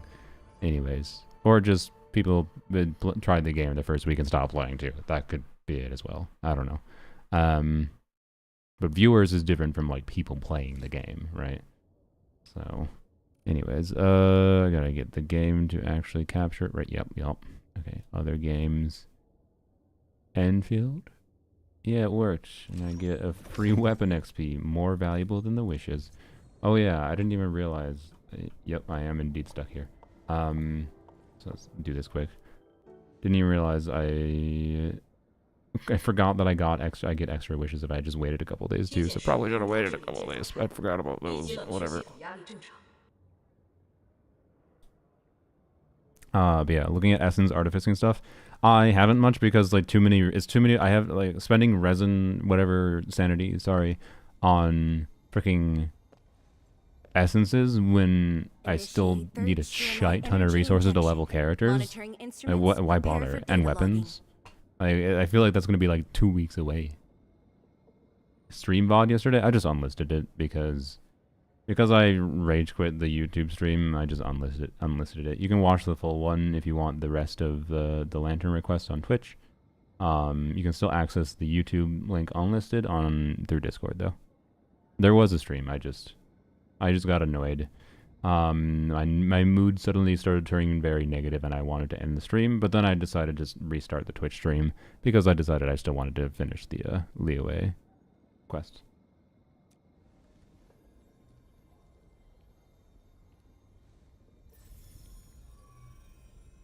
Probably pull Fang Yi, since I'm assuming she's the fabled nature DPS. Ratings from Yeah, that would Channel make sense. 34 She's a very are green. exceeding the expected range from the I will pre-test say, like, I releases. do not really want her if in combat she does her green naked form. I didn't wait too. I spent 30 for Leviathan, the free which gave me C1, really? On Gilberta banner? That's funny. Or are you talking about the previous banner? That makes sense then. I really like this character's design at a baseline, by the way. Like, it's like, it feels like a... I really like the Enfield designers, like, Attempt for the visual recalibration. design of the characters. Some of their not choices. working. You can't see her right I'm now doing in the case you same haven't seen this thing. character with her green None of my pants. numbers match But, those like, from Yinglong. honestly, I fucking kind of love it. Interference eliminated.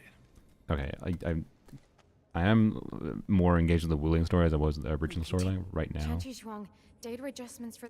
I feel like this is just leading into we unlock Zero Night production or something. Stop whining. Water. That's like baseline cooling efficiency. Your Uh-huh. senior knows ice making origin in Mars, right? Maybe we should get him instead. She's just a leak. Yeah, it's such a weird design, but it's also like very like the character's own design, and Let me do it. like they didn't even choose to like give her a green dress. No, they're like these weird like Take a like, short like and we'll continue after that. like honestly, it's great. It's so weird looking, but also kind of great looking at the same time. I don't know. Endman? It's hard to nail what I like about it so much, but then how she was introduced with her weird naked green form and with her like shooting the enemies, like no, strong no. Since the Endman volunteered, I'll let you handle this little task. Although if Tong Tong's a 5-star and so AKA 4-star, for anyone's not aware, if Tong Tong's a 4-star, I'm gonna wish on her banner anyways probably, and at which point maybe I regret if she's on like the first banner next patch or something. Maybe I regret doing what I have done, the crimes I have committed. But yeah, I want Tong Tong. I fear Tong Tong will be a 5-star. I want her to be a 5-star. I just want her to be on a 6-star that I also would be fine with getting.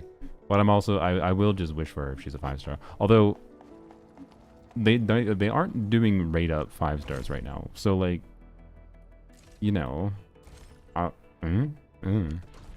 but anyways, yeah. I'm not gonna explain it again because I already explained it. But Messenger got a special letter for you.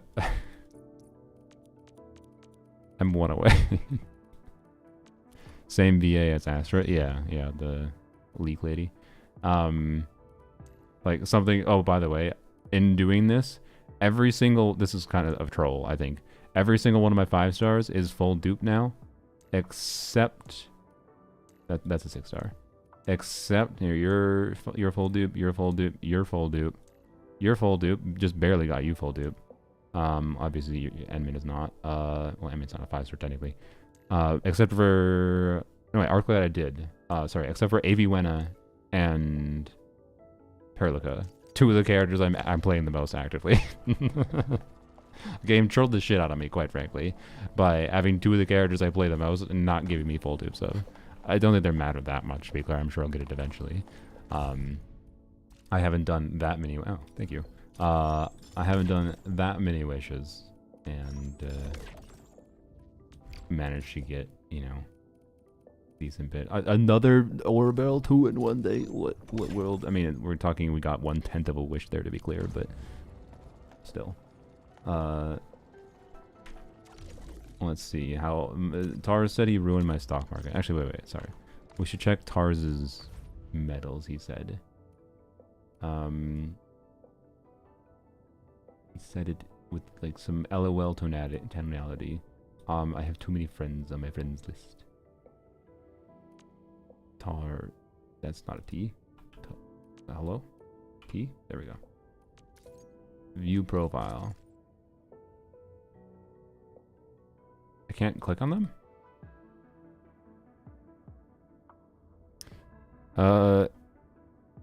Read that maybe Tong Tong and Rossi are 6-star next patch? Yeah, I don't know. We'll find out. Oop, I can... Oh, it lagging. This is what was happening before. Why can't I view I can't click on the badges? Okay. I'm just gonna... I don't know if Tars is here.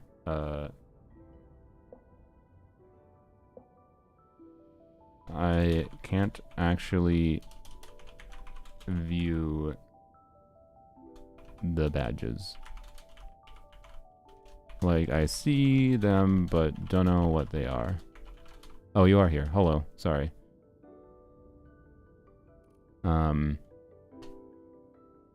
So yeah, what are the badges then? Or is there wait, can I go to your ship maybe? Maybe that's how you view what they are. How do I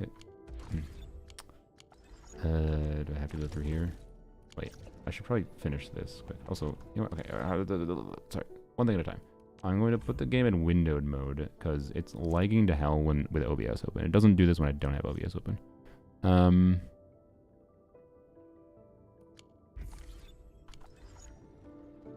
That's much better. Yeah, okay. Just seems running at 4K with OBS open, not happy. Okay, we'll chill at 2560 by 1440. So, also this makes the UI skill look a little better to me, actually, funnily enough. I don't know, I've been considering switching off of a 4K monitor because of annoyances with 4K performance problems lately. But we'll see if I want to do that. There's some like really nice newer OLED monitors that aren't that expensive for 27-inch monitors. Green naked form? Yeah, the where is she? Leak lady. So she is introduced like with like she has like an ethereal like this glowy green color here. She's basically that all over.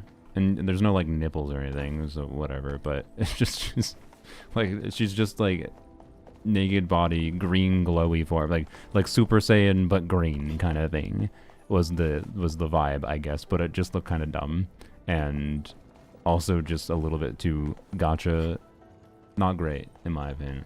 So I wouldn't really want to play as her unless she plays in this form. But like I don't know, it's pretty strong design. I'm sure some people hate it, but anyways, I'll have to do some research. I mean, as soon as you're introduced in the story, you'll see her. If you Google her name, Zhuang Fangyi, probably green form, I'm sure it'll pop up. Oh, is there a thing over here? Is that inside the building up here? Maybe. No. Okay. You were at the right menu? Oh yeah. I forgot that's what it's doing.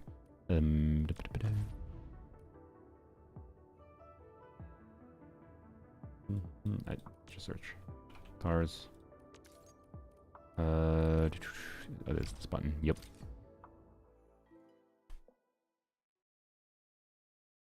Oh, you're right. She doesn't have clothes. Yeah. I don't like. Admin. Where's badges? Badges is I don't remember. Here? No. Oh, it's through the projector, right? Yeah. Mifang, yeah. Physical characters makes sense. I still can't view what they are. 10,000 meters. I'm assuming. Did you zip line for 10,000 meters? Okay, wait, okay, so I don't know, that just looks like a stock bill amount one. No clue what the top one of the ball is there. Don't know what this diamond one is. This 10,000 meters for ziplining. This 500 for something like defense mission thing. And then 100 times what? I have no idea. Well, Mao, great stuff. I have no idea what these are for, since I can't view them myself. The question is, I guess, do I have them? So the medals with the green marks on top. Yeah. 100% exploration. Oh, really? In Valley 4. Okay. You have an 100% of Wuling, right? For your own time, I hope you have 100% of Wuling. The city is a freaking like.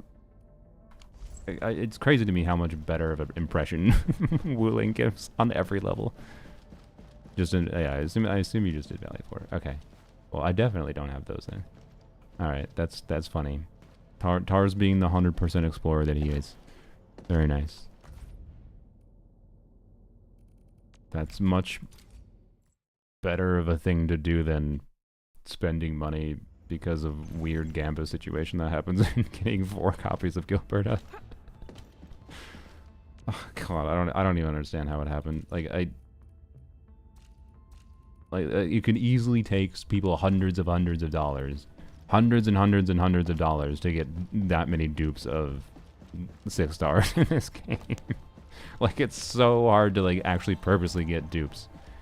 Because the worst case scenario is just you could just get trolled and lose a ton of 50/50s forever and have to go to 240 and 240 and 240, right? Like, it could literally take someone $3,000 to get C4 Gilberta. What the fuck? Anyways, so I guess I should fucking put guilt. Why not? Whatever. Wear it proud. Wear it proud. Put on the Gilberta display. So, and obviously Wolfman, because that's one of the best images so far. Anyways, oh yeah, we need to. What's the elastic goods market look like today? This is up 139%. I had leftover.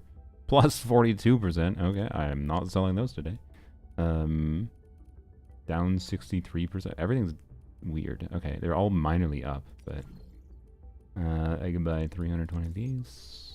Plus 474%. It's okay.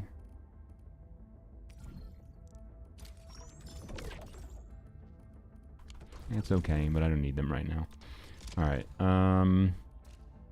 that's a lot of stock bills.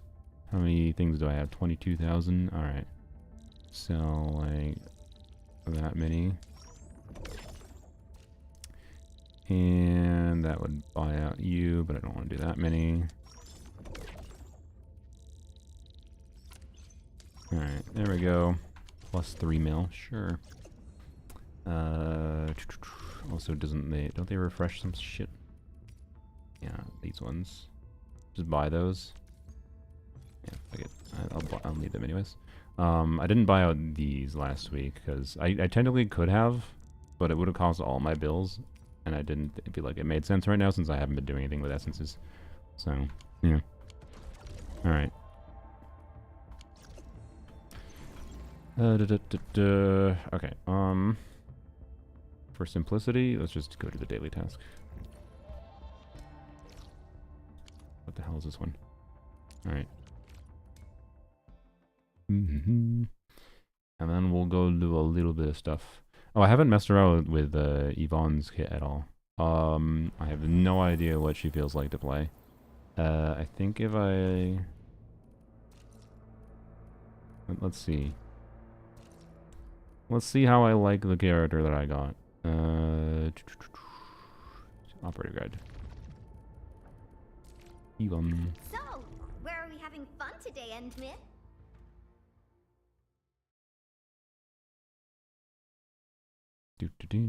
Initiate training. Yeah. Keep performing basic tasks and unleash final strike. Yeah. One more. Yeah. Okay, good. Pretty fast 4-hit strike, I think. How does combat work exactly? The basic loop is you have, so you see the yellow flashing bar things. You have those bars that fill up based on doing attacks on your characters. Those are used for your skills, called battle skills, and then you also have ultimates that charge up over time based on doing things. And then you also have combo skills, and then you have passive abilities too and whatever. And as you can see, characters in your team also passively will attack the enemy, just whacking on them. So the yellow bar is a shared resource between all 4 of your characters, so you have to decide between using different battle skills on different characters. And then... Sorry, I was distracted. And then triggering certain effects at certain times to like do different combo skill triggers, because they're just based on different effects triggering. And then the basic loop between doing that is just mostly holding the base attack button with some animation cancels, right? But anyways, skill. Okay. Wait, I failed? Use Estella's battle. Oh, I just use Estella's battle skill. Okay. Yvonne's battle skill consumes. So actually, this was a good example. Like what I was supposed to do there is apply cryo infliction because Yvonne's skill consumes that state on the enemy, and then triggers a different effect. Right. So that means I want a different character in the team, which is Estella, the lady attacking with her polearm here, to do that. That applies the cryo affliction, and then I use this, which will then seems like do more damage and consume them and freeze the enemy.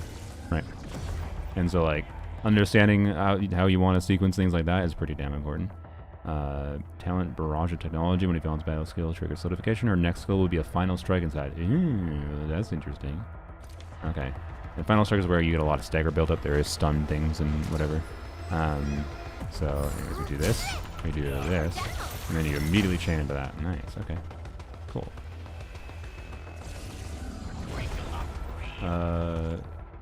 Combo skill deals continuous damage, applies solidification on enemies when it's end. Okay. How does it trigger?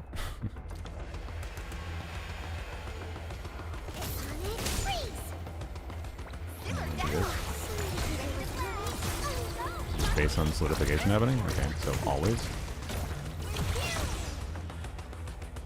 Alright. I quite like range damages in this game, so I kind of like that I got Yvonne, I will say. Ultimate enhances their basic attacks. Okay. Last basic attack before ultimate ends will be a final strike that deals massive cryo damage. Okay. That's cool. And if the enemy is solidified, final hit also deals additional cryo damage and consumes said enemy's solidification. Alright. She's a simple enough character. Nice. Like that ult. Okay, yep, I see. Alright, yeah, that's satisfying. The baseline gameplay loop is pretty simple and more just about knowing when you use certain abilities when. There is nuance to like animation cancels and whatever that I don't think right now at least matter that much, but I think it depends. So it's a good combat system, I'd say, that has a good amount of nuance to it, while feeling like its own thing, but also it isn't like incredibly innovative, obviously. So yeah, and it has dodging and whatever that you gotta weave in. Healing isn't a very big focus, and the end game they announced does not allow you to use the healing items that you can use elsewhere. You have automatic healing items that you equip to your characters. This right here, it's like this will auto trigger when my character drops below 60% HP, and it does 3 times per battle at max. And you can use that to kind of face tank some stuff, right? But end game will probably matter more for dodging and whatnot. So, anyways, I liked how Yvonne felt there. So, crop cultivation. More things to unlock, I assume. Yup. All right.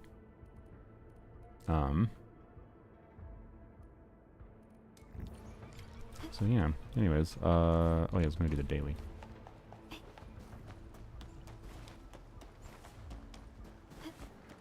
But yeah, I don't know. I'm still having fun with Enfield. Once I finish the currently available Wuling story, and then make my gold gear set up and whatever, for factory production shifts. I don't know how long the game's gonna hold me. Again, that's part of why I just kind of said fuck it in the first place. The continued fuck it's were definitely Gambit brain rot. But wait. Get there quicker. At this point, maybe it wouldn't have been quicker because I had to go back. But go here. Go here. But I'm still enjoying Enfield, so I will probably make at least a video about it. So I think it's an interesting game. What was the actual thing I was supposed to do here? It's probably gathering shit.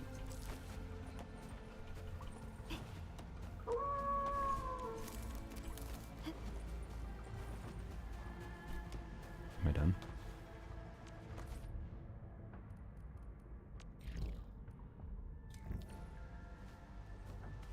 Oh, I had to get it up. Oh, okay. I went to the wrong spot. I see. Whoops. I'm dumb. I thought I remember where it was. Just wasted all my time. How do I get there? God damn it. I see. Just teleport, I guess.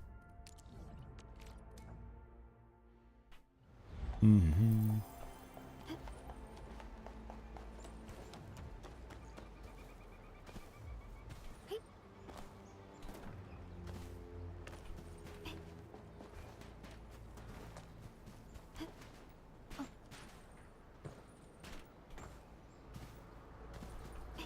Oink.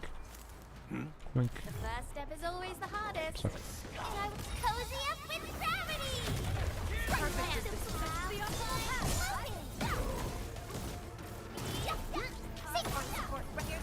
Perfect as this win. Wing. Verify and report personal status, team. Yeah, we can now continue our journey. Oh my god, my bag's full. God damn it.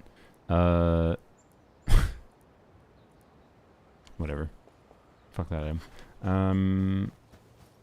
3 out of 5. Am I dumb? I only see 3 plants here.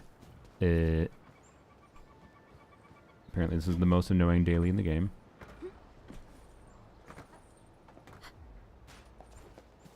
Oh, there's one there. Where's the other plant? There's supposed to be one more here. There it is. Okay. Weirdly annoying daily. Mostly my own problem caused that. Okay. Daily's done. How exciting. So, yup. As far as I'm aware, I think Wedge... So, it's amusing, by the way, that I got Yvonne after I got Leviathan. As far as I'm aware, Wedge, I think, is better for her Over here, Endman! than the Battle Pass weapon. Which I hope that's the case, considering I can't get the Battle Pass weapon anymore. Did you deposit her 30k? What does that mean? Sorry. What is deposit 30k? Oh yeah, how much weapon currency do I have? After the stupidity I've done. Yeah, in hindsight, yeah, okay. I could probably, if I wanted to. I could probably get Yvonne's weapon if I really wanted to. But in hindsight, it was a little too aggressive with pulling on this banner, but that was before I realized I was going to do even more pulls. So, whoops. Did you... What? What do you mean what? I'm confused. What are you asking, Wasorio? I'm confused. Do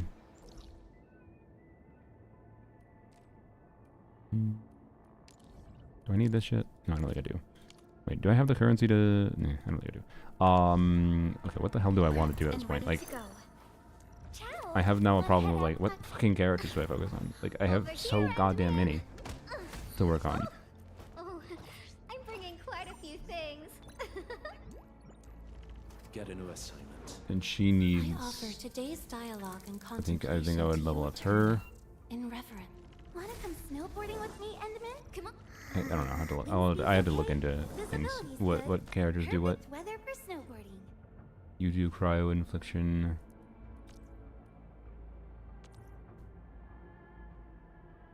Generates slip location. Okay. Yours does cryo infliction. Breathing. For now, Other abilities do I just wanna do lifting. Okay. Weird. absolutely nothing. What about you? It's okay. Visibility's good. Perfect weather for snowboarding. I dislike her design quite a lot, by the way. Because why is a snowboarder like why? Whatever. And all for heat electric. Yeah, I'm aware of that. You have something. Quite frankly, Leviathan's gonna You fall to the finally remember sidelines. something? I think I'm more interested in leveling Yvonne. Hey, Frosty Vibey. But Oh, Dev sent 30k in the going mail. for a Oh, walk with I see. Endman. I didn't realize. I must have claimed it. Didn't know it's for anything. Operator Prolica, standing by. Battle Pass weapon system is strange. I think 1 BP, 1 Originium BP, 1 Weapon Plus, 1 Refined Pass. Yeah. I think with the paid pass, like I still have. Where is it? I don't know where it is. Also, all the fucking shit that like expires, like whatever. I don't know where it is. It's somewhere here. I know, yeah. I know I can like technically do and ready another to go. Leviathan refine, for example. I hate fools who like to micromanage. Thank goodness you're not one of them. Yeah, I have 2 of this. So I can get actually like 4 out of 5. And then next patch I could get 5 out of 5 if wanted. But that would only be if I actually plan to play it, because this can be saved for future Battle Pass weapons too, right? And it seems like they're going to make Battle Pass weapons be like 2nd or 3rd best in slot weapons for limited units, which I think is a pretty good structure in my opinion. In hindsight, it's good that I have Wedge, because it would have been ideal, probably, most likely, for me to choose 1 copy of Leviathan weapon and 1 copy of the Yvonne Battle Pass weapon. But I didn't realize I was going to get her, so, yep. But I don't know, maybe I'll throw weapon pulls on her banner. I don't know. We'll see. We'll see. Depends if I get to the point of, if I spend a bunch of resources leveling Wedge, then why bother? Well, I guess... Operator Perlica. Hey, wind speed's okay. Visibility's good. Perfect When weather attacked for while said shield, okay. Form a retaliation bash. So this is a parry ability. So you're a weird one. Hey, Frosty Bitey. I offer today's dialogue and contemplation to your terminal. Rent arts in and reverence. okay. Restore HP, sure. Combo trigger when auxiliary crystal uses up its HP, creates treatments, and then you do cryo infliction. Okay. So Wanna come snowboarding with me, Enderman? you need to have an attack happen to do cryo infliction, which is not ideal. So Overworked myself again. I better appreciate the break while it is the lasts. ideal cryo team right now like Contemplation. for Yvonne Over here, Enderman. hitting an enemy with or nature infliction, which is weird. I'm bringing quite a few things. Or nature infliction. Who's You due do. for some bad luck this time? Can I use fluorite with Yvonne? She also does cryo infliction.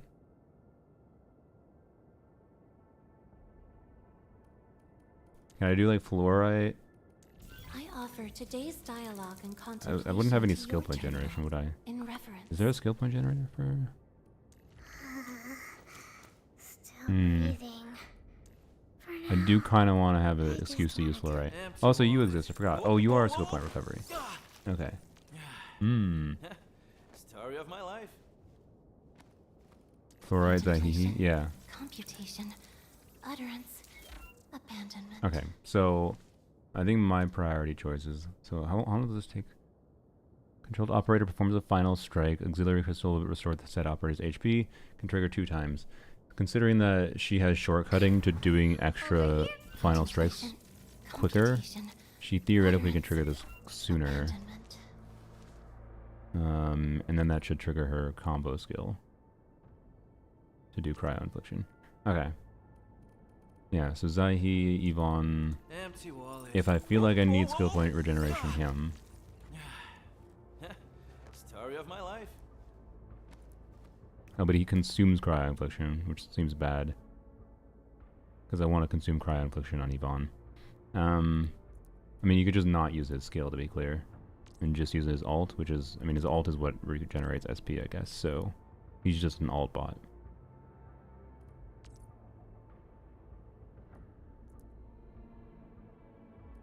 Alt and combo skill bot. Their models are really pretty. Yeah, I quite like them. Who's due for some bad luck this time? I would definitely like... I think what I would like to do is like Gilberta, Fluorite, Yvonne, Zaihi, if I can make it work. I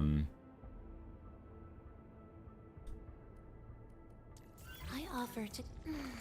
Who's due Like, for some bad use- luck this time?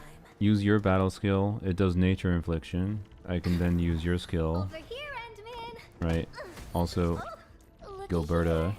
The flying Miss Messenger got a special letter Why for can't I you. click on your shit? Oh, there we go. I'm dumb. Yeah, it does. It does do nature infliction. That's what I thought. All of your shit does nature infliction. Well, not your combo. So. Okay. I didn't realize Yvonne could do nature synergy Over still. here, Enderman. kid. This is weird. I like it though. I wanted a reason to do dual element things. So nature, so fluorite, Zaihi. That's what I'm gonna try. Fluorite, Zaihi. Do. Don't blink or I might just disappear on you. And Gilberta. Is it my turn And already? you. Peace and smiles, ladies and gents. Unpredictable. 20% chance, arts immunity, grant fluorite. Okay. What's your ult do? 4 sequences of nature damage. It hits target, apply the same arts infliction again. Nice, okay. She also has a 10-second cooldown. So you are probably an ult bot. 2 or more stacks of... That should be... Okay. Flirt really needs her potentials. I mean, she's a 4-star. I definitely have her full We rank. ready to play? I'm not concerned about that. I have also have Zaihi full rank. Awake, as the law So I think this is what I marches want to try. upon me. So yeah, sure. I'll try to work on loving Yvonne. End, Min. That'll be my short-term priority. Prepped and ready to go. Over here, Endmin. I really wish you got standard wishes from characters, by the way. I learned fast, so makes no difference. Ascensions. It always feels more worth if you get them. Promoted? Woo! You've got an eye for talent, Sure. Endmin. Growth rate. I'll take that. It's cheap. Final strike plus 50% damage. Yeah. Okay. Oh wait, that's the next one. Sorry. All right. Critical damage bonus. Nice. Okay. Yeah. You are made to crit. Intellect. Sure. All right. Cool. Dude. Too easy. Give me a proper challenge. Yeah, this thing. How much weapon XP do I have is a real question. Probably not that much. How much crit does this give? I have no idea. I still don't know properly how essences work. I know essences can boost the stat, right? So I have no idea. I kind of feel like her kit gave me the vibe of putting also what the sorry. Okay, sure. Okay, alright. So for what it's worth, I think most characters, when you go to this screen, look that direction. She's just made to have more assets. Okay, I'm sorry. I didn't expect it. Yvonne wants to be a ZZZ character. No, but like ZZZ usually does like, I don't know. I actually think she's more tastefully done than a Zenless character, quite frankly. Anyways. And I feel like a character with a big bust and an ass is rare. Anyways, I actually like her design. And it's not like that attractive to me, to be clear, but I like pink. I don't know. And she's a unique looking character. I quite like it, but OMG, you got Yvonne. Yeah. I don't feel like explaining what happened, but Ciao. Wanna head out for a walk? don't look at the number. Colors of the Don't look at it. Hey, Look, I didn't do it on purpose, okay? Oh. I mean,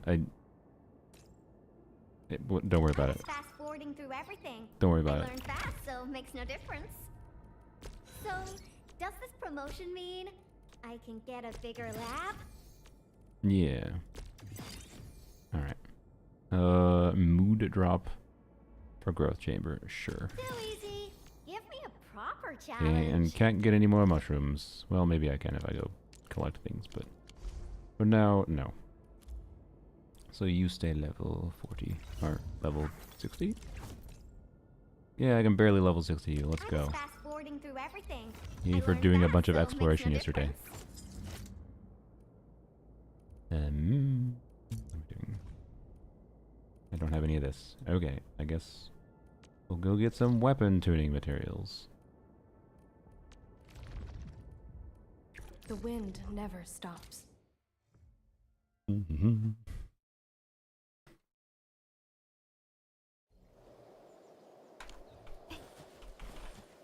Please.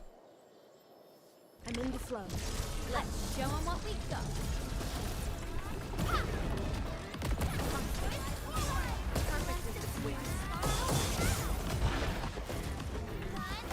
Why is the one dude over there? Do From the this. storms, it came. And now we watch. Oop, bap. And bap. And bap. Oh, I love DPS per Luca. I'm sorry. Ow. Now I am. Wow, I'm doing a good job of dodging.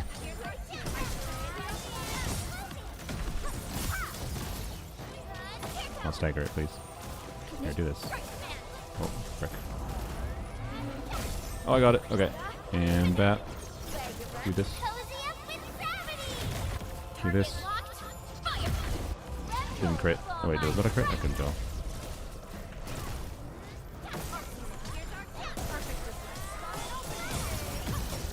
Yeah, not bad. Dodge. Oh, I didn't have any skill points. Whoops. I think it's gonna do that attack.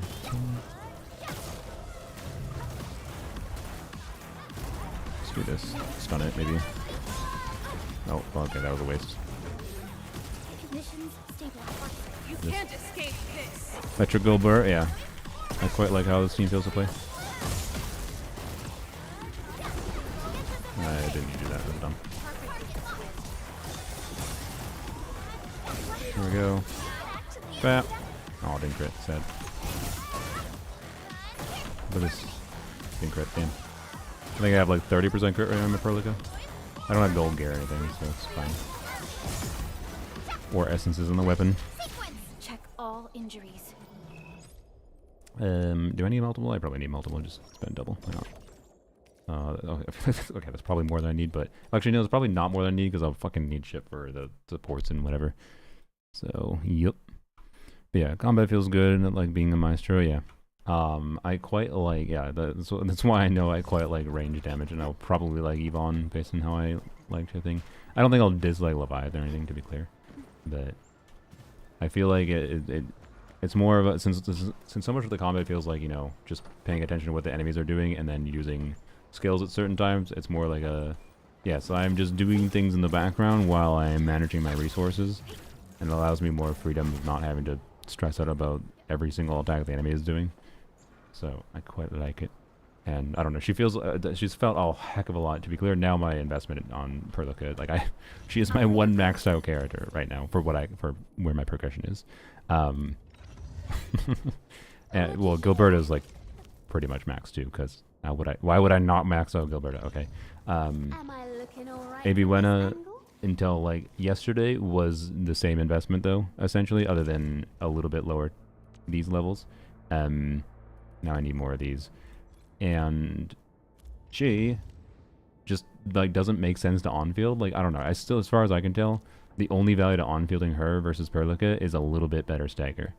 But her sequence is barely shorter than Perlica's sequence and does worse damage than Aviwena, and all of Aviwena's things just work from off-field fine.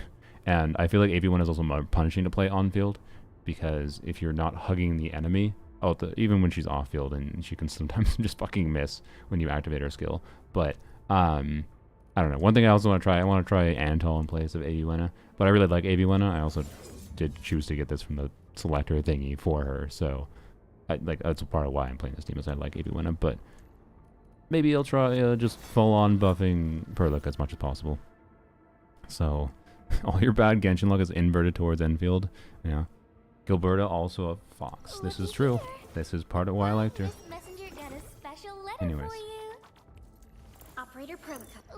Also, if you want to see, by the way, what her... What's the vibe? So, like, okay. I could probably get to another pity without spending money, is my guess, but that would mean I have to dump pulls that could be saved for future characters into getting the last copy of Gilberta, and it's probably going to be 50-50. Like, I don't think I can get 170 pulls to guarantee the last copy, and I don't have any other characters at this point that I'd want to lose to, because I already got Yvonne. And I have Leviathan, so like, what, I should not fucking wish more, okay? Well, like, yeah, you missed the explanation for it. I swear, Eastfriend, I did not get away. I spent money. I'm not saying it was a smart decision. It wasn't meant to be a smart decision. But it was a sequence of definitely getting lucky. Like, this was 3 50-50 wins and the token. That was and like it was the equivalent. I spent the equivalent of what you would spend in Genshin buying at the full top-up shop, right? So I bought out the top-up shop in this and then a little bit more, right?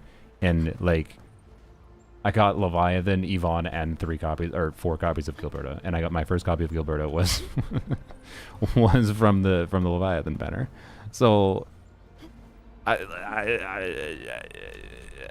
like I don't know. Ready to go. Like, should I just do I continue? I don't fucking know. Like how relevant is her last copy? Probably not relevant, but like no, so it's minus 2 seconds on her cooldown on her combo skill, which I believe is 20-second cooldown, so it goes to 18 seconds. And her combo skill deals nature damage and lifts, and that's like pretty good, and it does good damage too, to be clear. I don't think it's that good though. Like this is mostly, I think, just a personal damage dupe, right? That's what it is. It increases her personal damage. And I do think that's like where some of her damage, like a good chunk of her damage comes from, but like 1.3 times the original damage, I don't think is a 30% damage upgrade. I think it's like at best a 10% damage upgrade for her. And other than that, like maybe the cooldown change lines up things better, but also it probably doesn't. Like I don't think it does enough in combat to justify at all. At all. Like I really shouldn't wish it all more. But also, what better proof of my mistake would there be than being able to go into my profile and display this on my profile?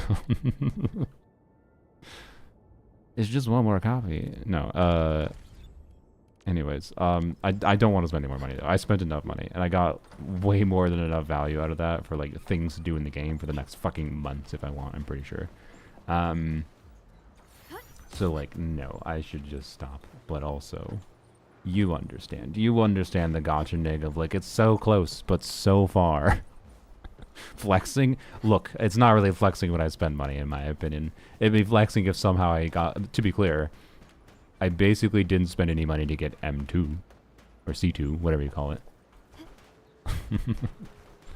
So, anyways, do I have more? No, I have 77, I'll just let that, yeah, it doesn't, I really like that, like, the cap is like 360 or something at max level or whatever, and it takes like a day, over a day to full refresh. It means I can do what I just did there, where I just spent 160 and I can be like, I can, or it takes like 2 days to full refresh, I think. I can just be like, I'll just leave it the rest till tomorrow. That red character looks amazing. Ooh, Gilberta. And ready to chow. Yeah. Want to head out for a walk? The colors of the She's sky great. look absolutely fabulous She's also Lanya. today. Ooh, that's whatever. Like, there's a reason I was fine with getting dupes of her. I like her too much. Also, if I can... Oh, get out here. Get out here. I trigger the... there we go. That's fun. Anyways, yeah, she's like she's a Kazuha-esque unit in this game, basically. But yeah, it's a pretty good game. I have 7 6-star characters. Wow. If you're free to play, that's quite a lot. Average pretty is 20 on Enfield. Average pretty on Genshin is 25. Wow, that is some incredible luck for you. Yeah, that's not the expected average, to be clear. Your expected average in Enfield should be more like 50 pulls per 6-star, I think, with the 0.8% rate.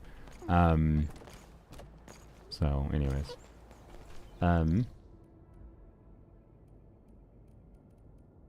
let's go to Wuling. Let's go finish this quick. You do Gilberta's story quest yet? No, not yet. Probably tonight or tomorrow, maybe. Not right now, though. I gotta take a break soon here, shortly. See, sometimes it's so easy to trigger this. I don't understand.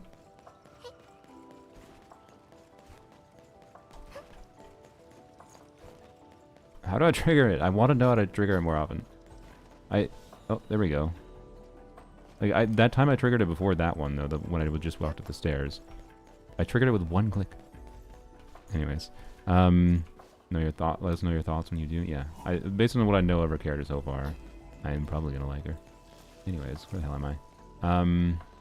Oh wait, speaking of red characters, Mr. Poggers Like my other main team that I've actually invested resources The into weather is so lovely today.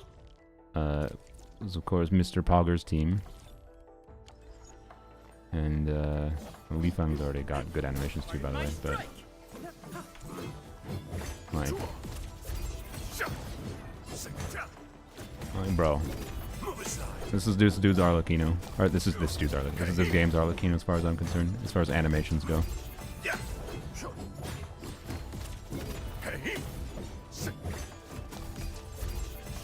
Yeah, anyways, the game gave me an extra so I haven't lost any 50/50s on limited banner to a non-limited character.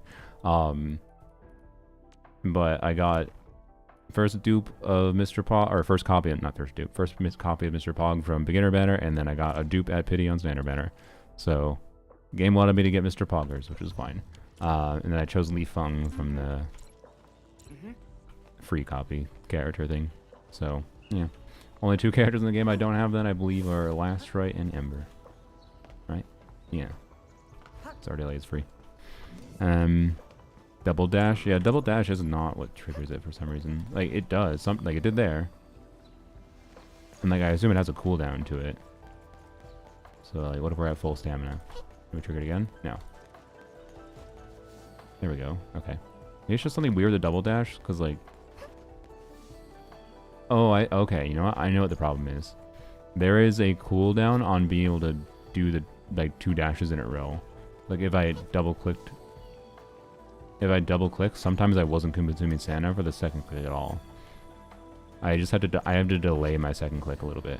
There we go. There we go. Good. Now I'll fly around like this a lot more. Alright. Yeah, it wasn't that I wasn't out of stamina. It's that I needed to delay my input a little bit. I was doing the double click too fast. Okay. Cool. Yay. Figured it out. Li Feng is great too. Yeah. I quite like him. Watch this. Anyways. Chopping down trees. You know, I need to deposit shit. We're near the teleport point. Wait, you do a little flip? I never knew that. Oh, that's cool. Also, by the way, this freaking city is massive, and it's incredible. It's actually one of the best video game cities I've seen. I love her grouping. Yeah, it's pretty great. I feel a warm surge coursing through. Oops, didn't mean to bump her. Ah. Time to get up and stretch. Oh yeah, minor detail.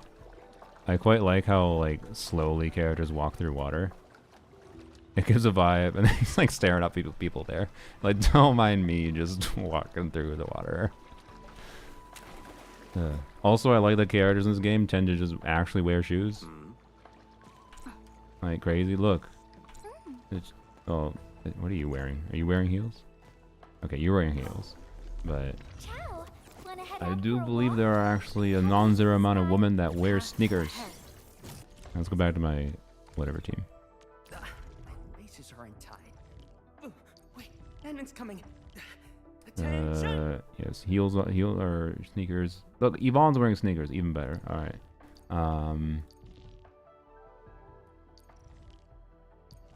Where's my? There it is. Okay. Yeah, they don't have the Hoyle effect of all characters wear heels. Just the characters that make sense to wear heels wear heels. Perlick is a supervisor of Enfield. Of course she wears heels. She's professional. Anyways, Wuling's so pretty. Yeah. Like. Goddamn, this is a pretty high quality fucking game. This game is absolutely a game in my opinion. Like, games to justify being a gacha have to be really good games in my opinion. And Enfield certainly has a slew of problems that are like, why would you do this? Why would you tutorial in this way? I didn't deposit my shit. Why would you tutorial in this way? Why would you do this? You should do more with this, is what I feel. Some people don't agree on the things I think they should do more. Like, I think they should integrate more factory stuff right now, but, Energy bows, quick stash. You took my water bottles! No, I need those. Anyways, addicted to this game and I didn't expect it. Yeah, I've managed to like not waste too much time on it. I've been balancing my time well. The only problem with this game is like I was intending to finish. I need to finish Expedition 33. I need to stop playing Enfield and go finish Expedition 33. I had a crash happen in Expedition 33 after a major boss that took me like 30 minutes to beat. since I'm purposely playing in a way that makes things more difficult for myself because I refuse to dodge in Expedition 33. And I had a crash, like a black screen crash that made me lose progress, and I was like, man, I don't really want to continue playing tonight. And yeah. Anyways, go back in here, unlock something hopefully.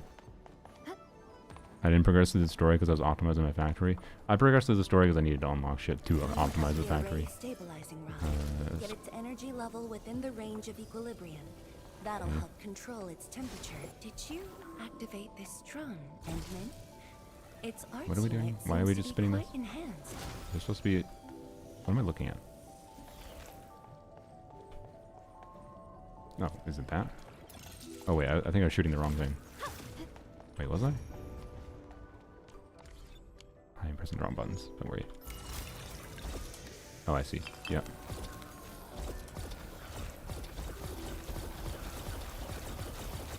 Okay.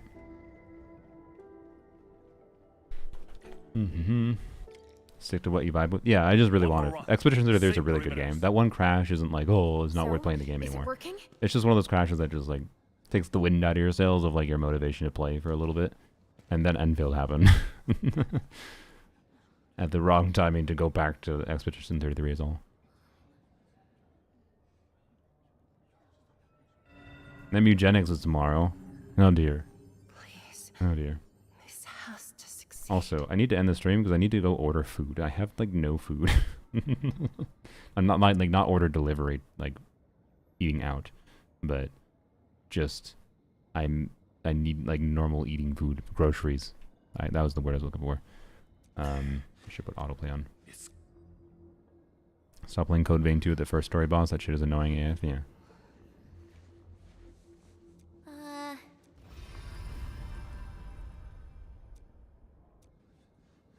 Okay. Don't know what's happening. No, this is the Zeronite facility. Wait, let me check the date. We squirted water on something and everything's fixed now. Alright. When in doubt, scorch. Why did he look to the side like that? Okay.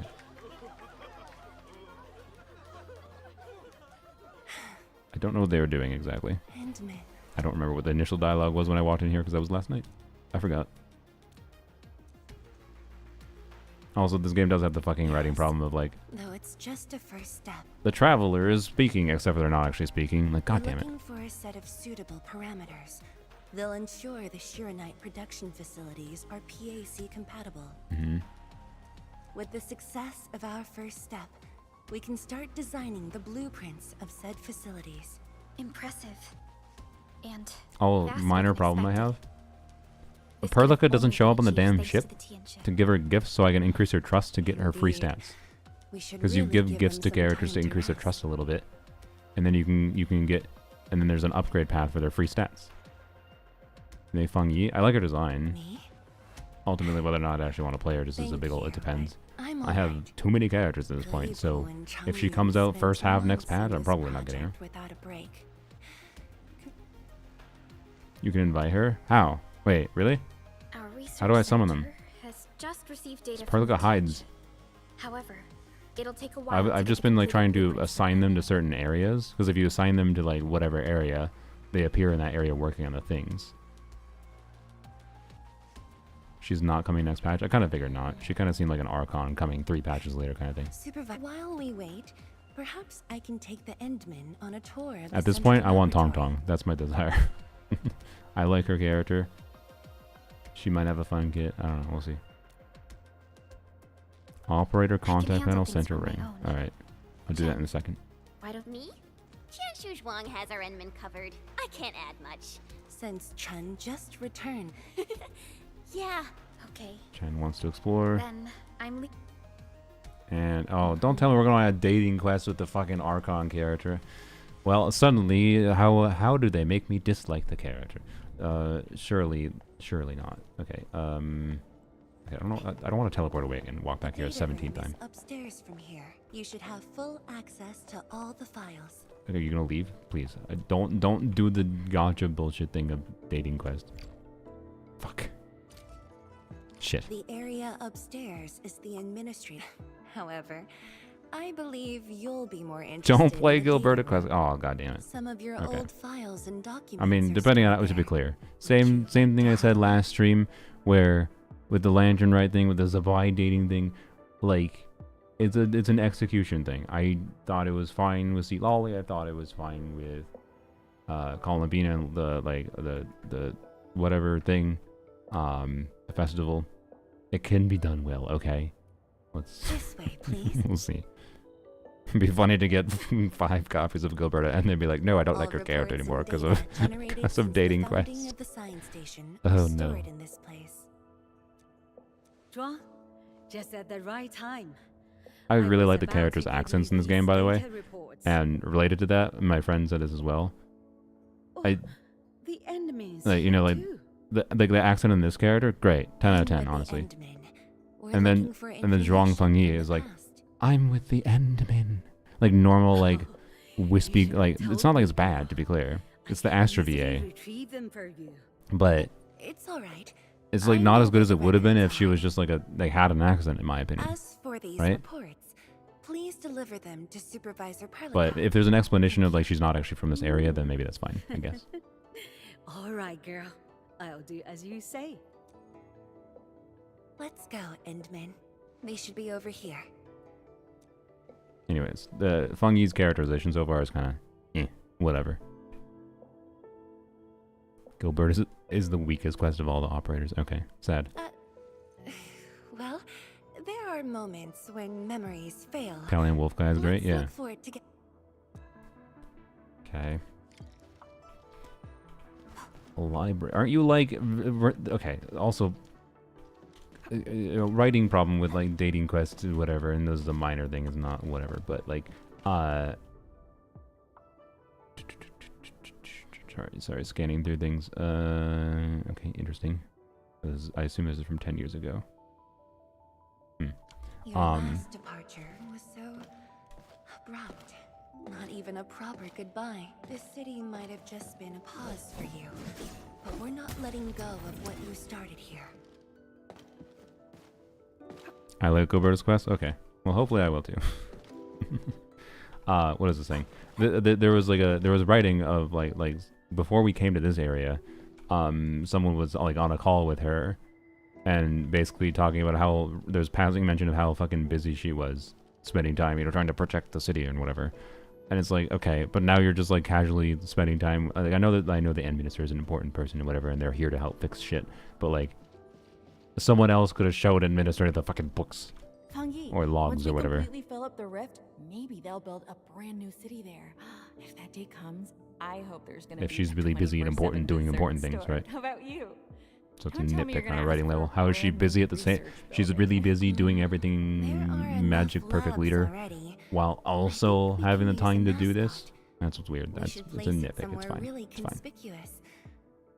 That empty plot next So, to the training grounds I'm looks liking her perfect. less and less because she's a The people character they're working for trying the to sway like. regulator would never agree.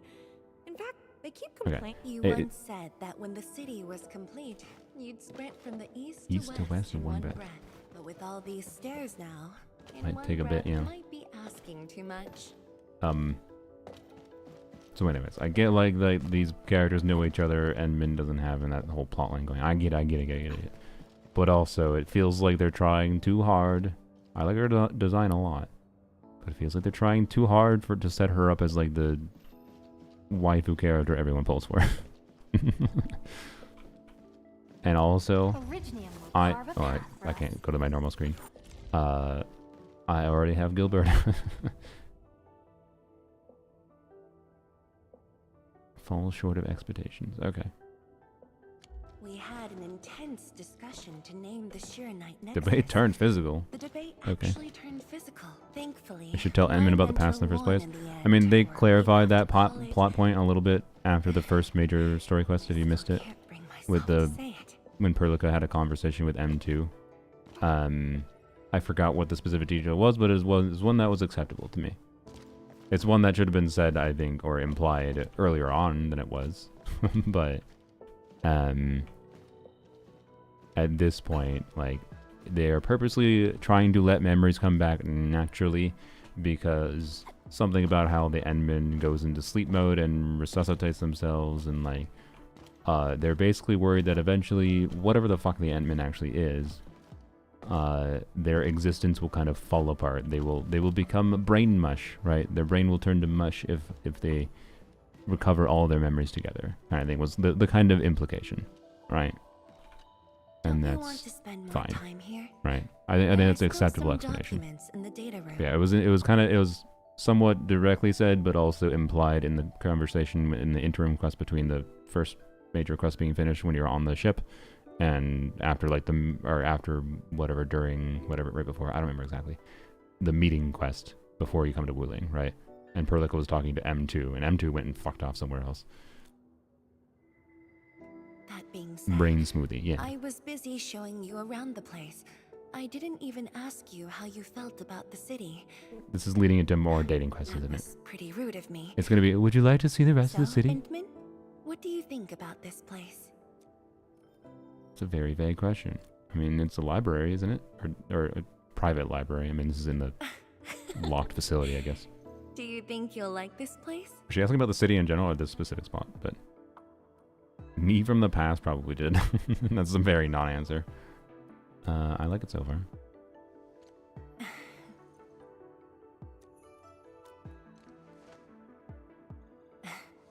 Never doubted it. I brought you here because I wanted to share a few moments. Supervisor Perlica might need a while to get things done. Let's just wait outside. Aren't you busy, supposedly? Over here, Endman. This happens to be the students' recess. The place might get a little busy. This is just a dating question. She's just giving us a tour of the city. Oh my god. If you never came to help us out.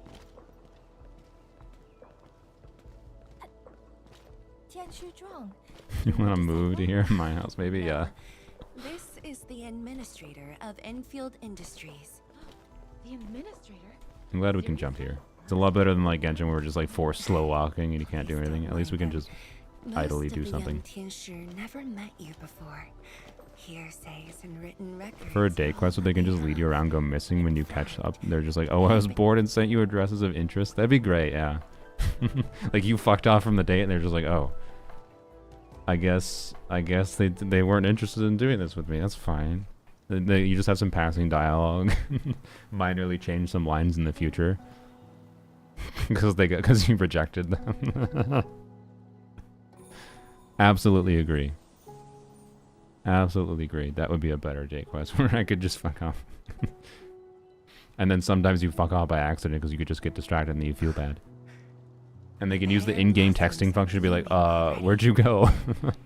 So you could, if you didn't mean to leave, you could actually correct, right? That would make it so much better. Yeah, make the bond level matter for interactions. Yeah. Here goes spring again. Also, Endman's mask is still weird. I assume there'll be a mask reveal 3 years down the line or something. Or face reveal. You like it? And they're gonna have like, my assumption is they got like weird fucking Originium eyes or whatever, based on what I currently understand of the Arknight's lore and shit. Did you just remember something? Also, yeah, they do speak sometimes. You can see her face in the title screen. Isn't it like just a silhouette? You actually brought a pear blossom sapling during your last visit to the science station.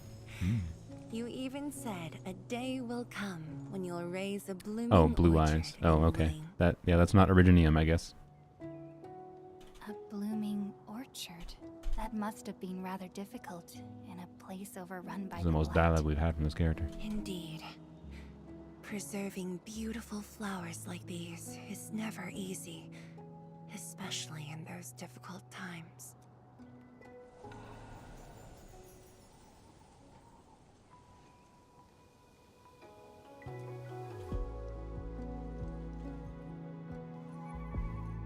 But look,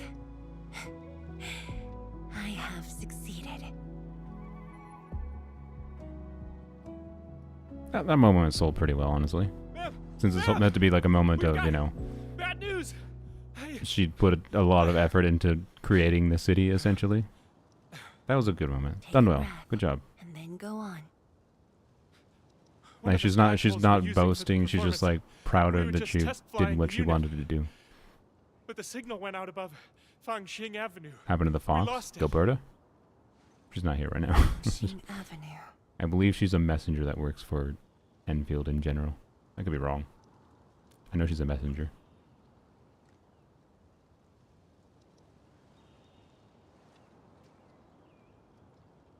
Your Fox. Oh, my Fox. Sorry. God damn it. Okay, and now it's going more generic gotcha dating quest. Okay, my Fox is... Actually, is it broken in... I don't know if it's broken when I do Enfield. It's broken when I do Zenless, which is why I closed it. Also, lewd content in this game. It's truly the horniest gotcha game. Dragging you all along. I got a little carried away. Does that work? Don't mind. Let's see.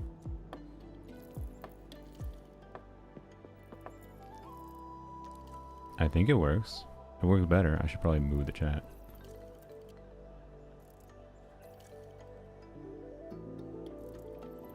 Alright. Okay. Even better, death quests are set up like ones. I had errands to run at UFO. yeah, something like that. Okay, yeah. Fox seems to work now. For whatever reason. Also, what's with the robot freaking out? It matters a lot, actually. I don't want this to spoil the event later on. Okay, what? Maybe fireworks or something to celebrate the Enman's return? Glad to hear Oh boy. that. So, in order to live up to your expectations, we... Okay. This is gonna be a puzzle? This sky pole seems to be flying normally. Maybe there's something wrong with its...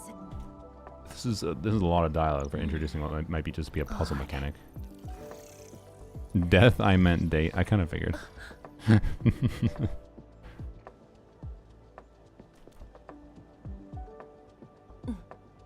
Okay. I definitely thought this quest, by the way, was just going to like unlock. Just think over here. Speaking of, hold please. What is it going to do to me? It's fine. Sorry, I saw a thing over here. Ah, shit, where is it? It's upstairs. Oh, no, it's up there. No! Dang it, this city. I like exploring this city, but also, no, it's all the way up there. Okay. Had Ken and the MC as a stalker.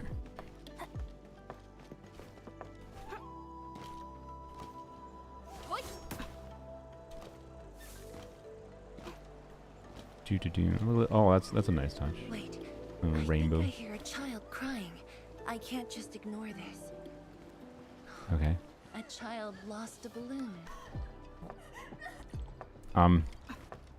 Yeah, they are trying to make me dislike this character. My chubby lung. There. It's like, I thought we came to the science building really urgently, not to go on a date, but because we're like, we need to set up Zero Night production as soon as possible because the city is running out of this Zero Night material that is needed to protect the city.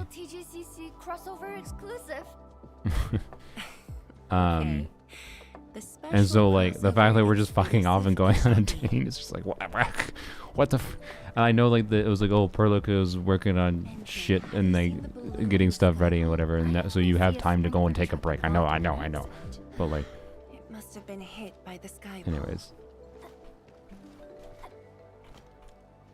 just back to back doing two gotcha games with their own dating quest, and they both have the same problems, I feel like.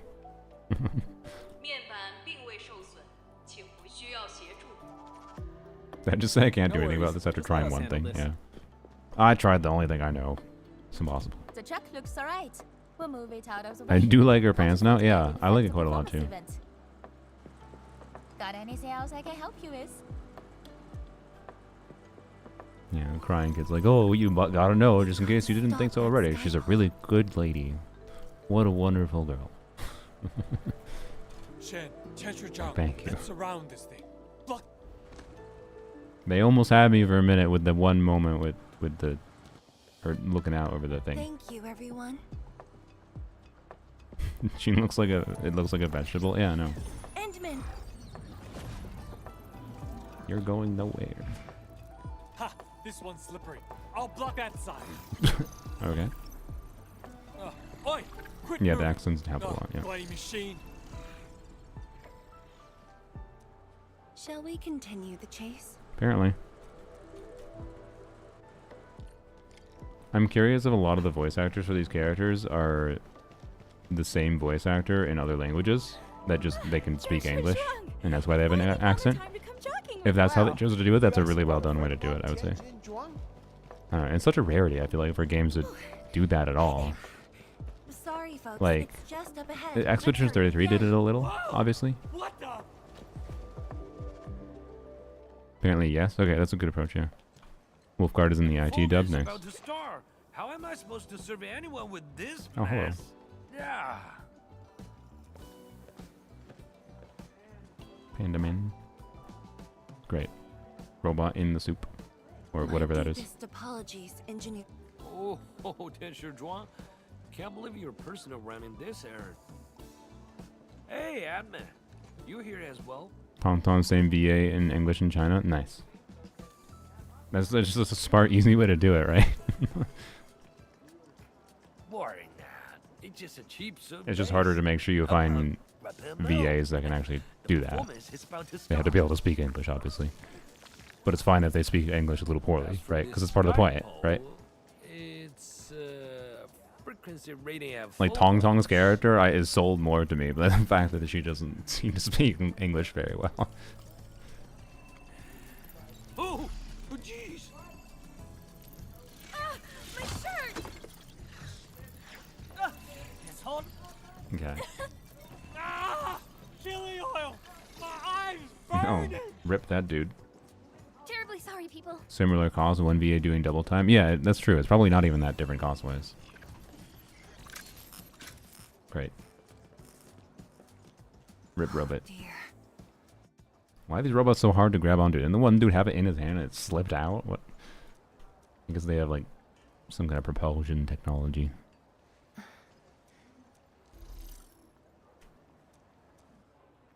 The drone caused a serious mess. Fubo needs to review this. What? Alright. Really? An occasional walk does help with remembering things we barely think about when busy. I'll find a way to make it up to everyone. Yeah, if I wasn't told this was the Astra VA, I probably wouldn't notice.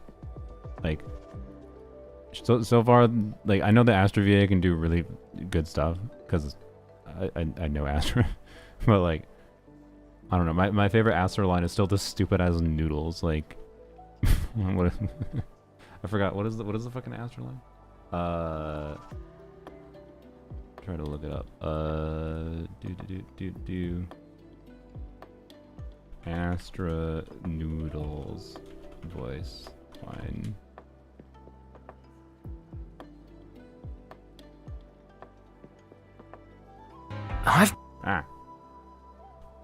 Loud, sorry.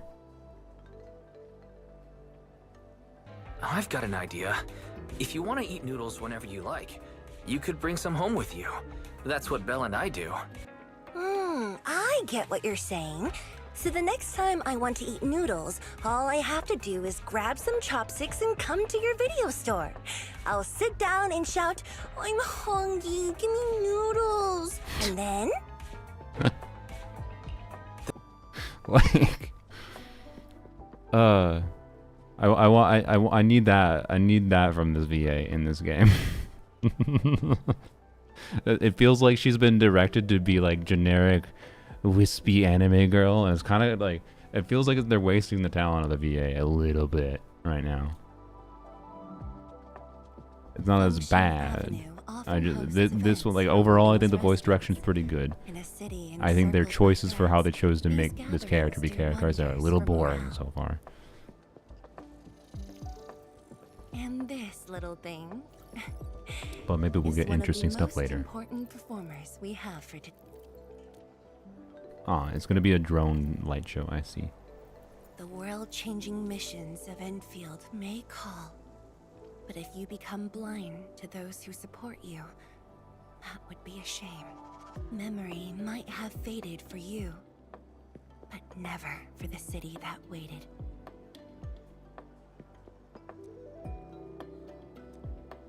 So, you did plan this from the start, Yeah, and we're gave yourself speaking an excuse crazy. to leave the lab.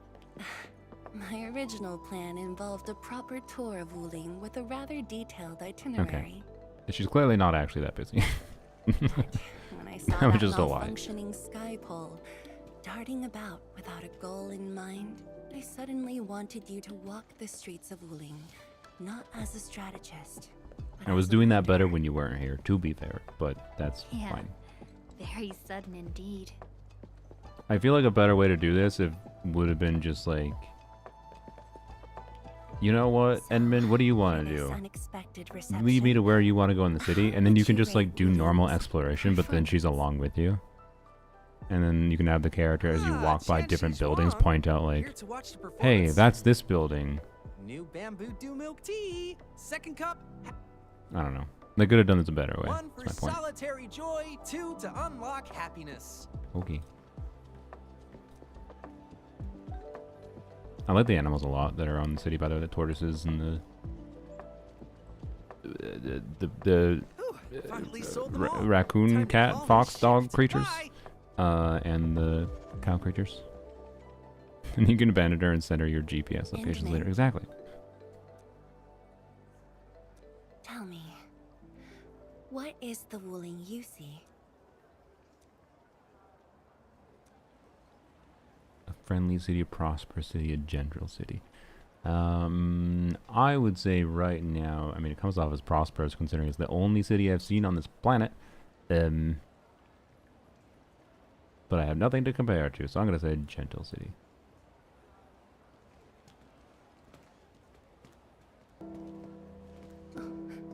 It's Bing almost bong. time. I guess after this quest sequence ends, I'll probably end the stream. I was hoping to like Take your unlock proper Zero Night spot. and take a little bit more of an actual look at what I needed to do for factory stuff in this area, but I guess I won't.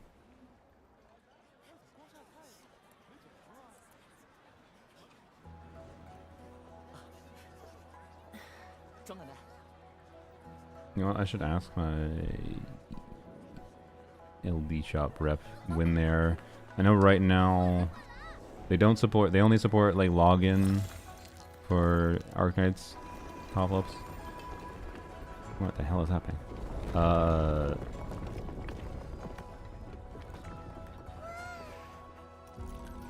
Which I don't recommend, personally. You can use them. I don't think there's a problem with them. I don't think anyone has had a problem with them. I just don't like them. I would only recommend UID pop-ups when they're available. And they said on their page they're coming soon, but I don't know when. I should ask them though, because I'd be willing to do a video that's sponsored not by Enfield, but sponsored by LB Shop.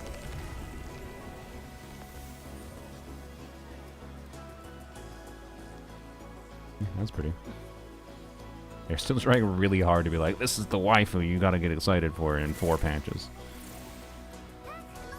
But this is pretty. Nice drone light show, yeah.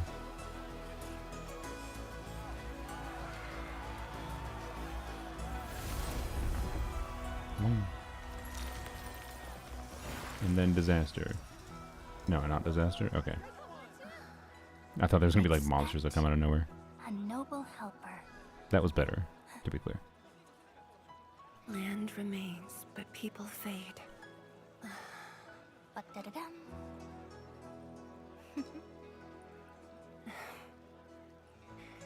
Let's head back.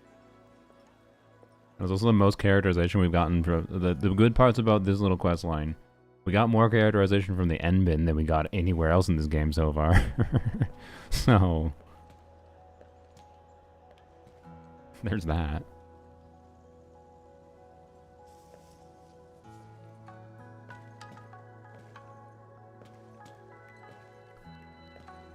It does really feel like they're just trying to like be like, hey, this character's banner is coming out soon. So this makes me think this character might be coming sooner rather than later, but I don't know. The problem is if she comes in like 4 months, people will have forgotten a lot of things by now. Their attention will have moved on to other content. But if she's omnipresent in the story, then maybe not. Also, I so badly want to walk up this wall all the way up there. Anyways,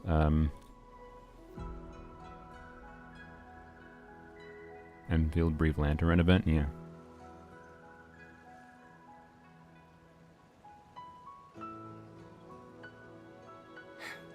Tired? Very. No, not really. I'm afraid I didn't really catch. But I already have the answer I need. Okay. The moment the Academy told me about your return, I began rehearsing a decade's worth of stories.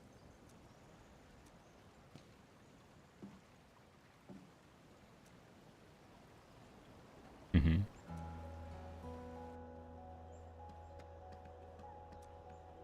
How long is this lasting? Too much to We're at the be point done, I'm like, okay. and the stories I thought it was we're going to end with the sharing light show. are few. Okay. Anything you feel like.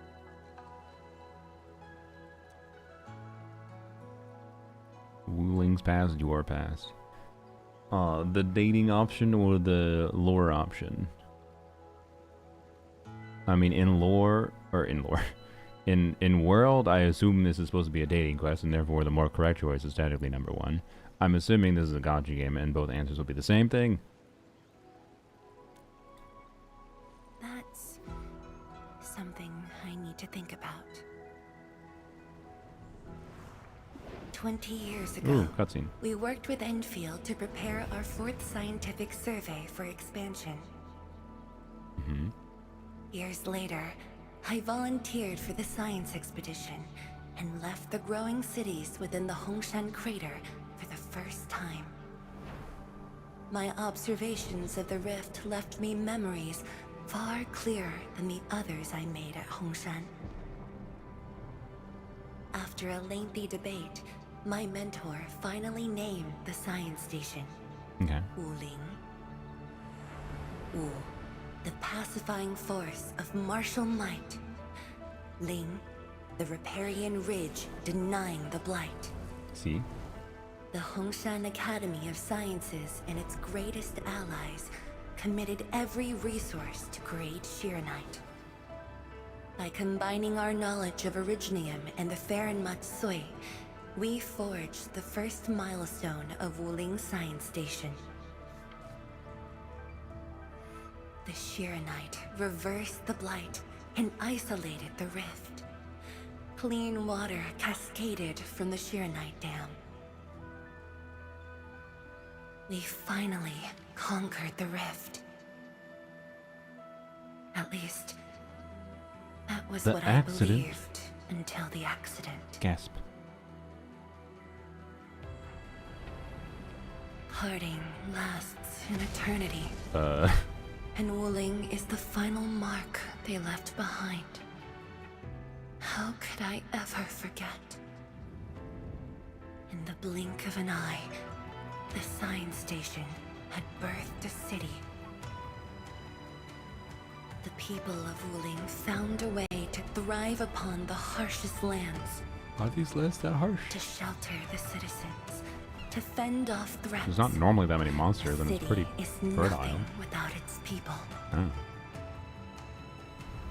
And Min, I'm truly happy to see you back. What was our involvement in that? I don't know exactly. Were we the one that blew up the I mean, we're the one that blew up the thing. Clearly. That'd be a little weird, but at least if she felt that fondly of us, I feel like she'd be a little bit more conflicted about us if we were the one that blew it up. Before I joined the Wuling Science Expedition, I had many options and problems as well. I was completely overwhelmed. Until one day, I read a question on the title page of an old book. It was a self-reflection written by a Tumu Tianshi. I asked myself the same question, and only submitted my applications after some deliberation. Will the young still see the verdant hills and rivers? Okay. It's just a very simple question, but in this untamed land, that question claws at my chest.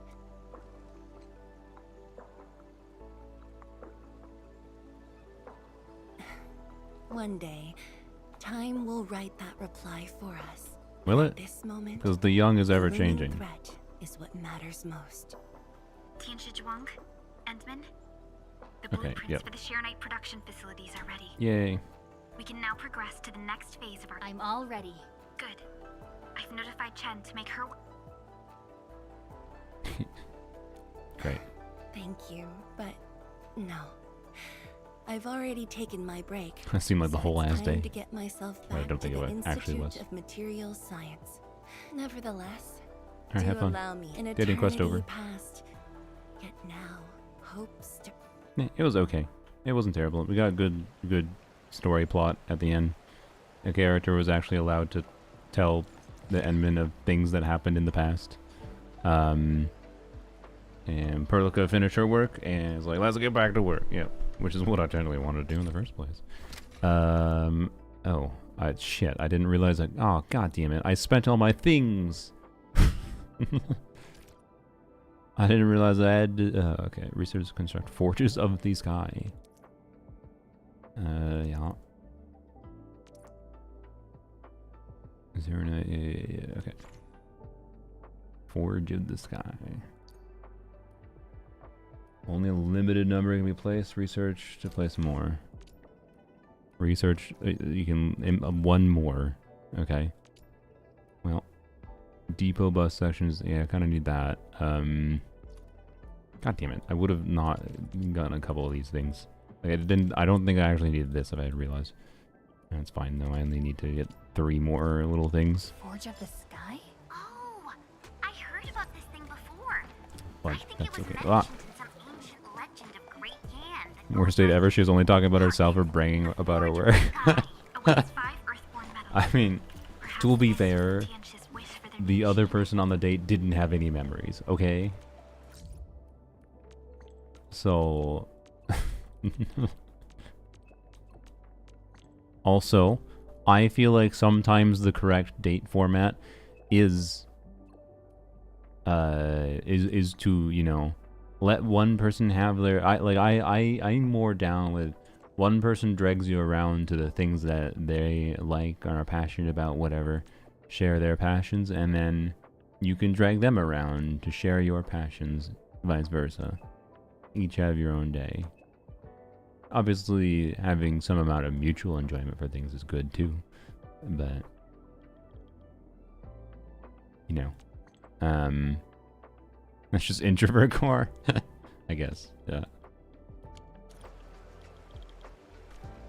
can't disagree. 600 thingies, holy, that's a whole single pull and a 5th. Crazy.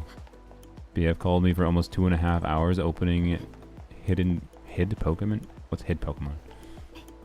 But yeah, hid Pokemon card packs. Yeah, nice. Yeah, and even if you don't play Pokemon, you probably enjoyed the experience of opening a bunch of packs. Oh, his. Oh, that makes sense.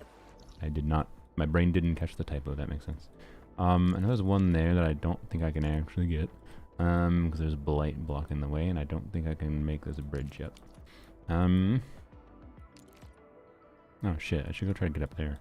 Can I get up there yet? I don't know. I don't want to actually trigger more quests right now. There's a thing there I can try to get, and then there's probably, oh, there's one there. Okay, maybe I can just immediately get the thing. Alright, we'll see.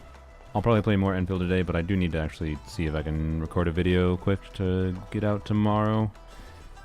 Because I would prefer to what do I want to... Zibai or 8 Lua? All you who have stuck with the... It says I have 60 viewers. I don't know how many people are actively watching or just looking here, but for my people engaged in the chat. Zibai or 8 Lua video. The Zibai video is just going to be doing Zibai shenanigans. 8 Lua is going to be a rant about what could have been. and then showcasing probably a nuke Eat Lua for funsies, that there's truly min-max Eat Lua on Sylveon's account, or... And also I'll probably talk about Lunar Crystallize in general. Like it'll probably be my video. It's probably gonna be titled like Eat Lua and the potential of Lunar Crystallize or something, I don't know. And then Zebai is just gonna be like Zebai but no hydro. Just for funsies. So Eat Lua all the way? Okay. Sylveon's not here to preach for Eat Lua. The Eat Lua video is probably easier for to make. Well, is it? I don't know, actually. The Zebai video. If the Zebai video comes out tomorrow, it might be because I'm just like, you know what? The Zebai video is easy to record and make. So, the only problem is I need to go and log into an account. I don't know if... I really want Husk artifacts. If we don't have Husk artifacts, it's kind of a problem. So, I don't know. I might have to still find the account. But I need to log on to one account that I haven't logged into yet. They might have Husk artifacts if I'm lucky. If you do have... Oh, if someone has Zebai on your... If you have Zebai on your account and you have Durin... I would say... And you have Husk artifacts. Like for an Ito or whatever they had in the past. DM me. Straightforward to understand. Lua can have funny shenanigans and no one really tried that? Yeah. I think I'll try the Eat Lua video first. I think. But also I might just end up taking a nap and falling asleep for 7 hours, so I will hopefully have a video about both soon, DM, and Lanyan soon, TM. But anyways, thanks for joining the stream. It was fun. Nice chill stream playing different games. And yeah. Hopefully I will be able to avoid spending any more money in Enfield. But yeah. Oh, now I can't do it again. Oh, there we go. I lost the rhythm. Why? There we go. Okay, I'll get better at it. Don't worry. Have food? Yeah. Anyways. Yeah, I'm gonna guess C6, Gilberta, C5, whatever. It will not happen. Because, like, it feels like too much can go wrong at this point doing that. And technically, if I end up if Tong Tong's a 5-star, hopefully a rate up 5-star, next patch, and I don't care about the 6-star, I don't mind the 6-star, Gilberta will still be on banner for the first 6-star release next patch. I can lose my 50-50 to the last copy of her. Which would be very funny. Anyways, also I will do the 10 pull from the dossier 10 pull on Yvonne banner, which could also lose a 50-50 to Gilberta. Anyways, enjoy your foods, thank you. But yeah, have a wonderful day. We're not gonna bother raiding. Well, actually, let's go raid someone random. In the YouTube stream.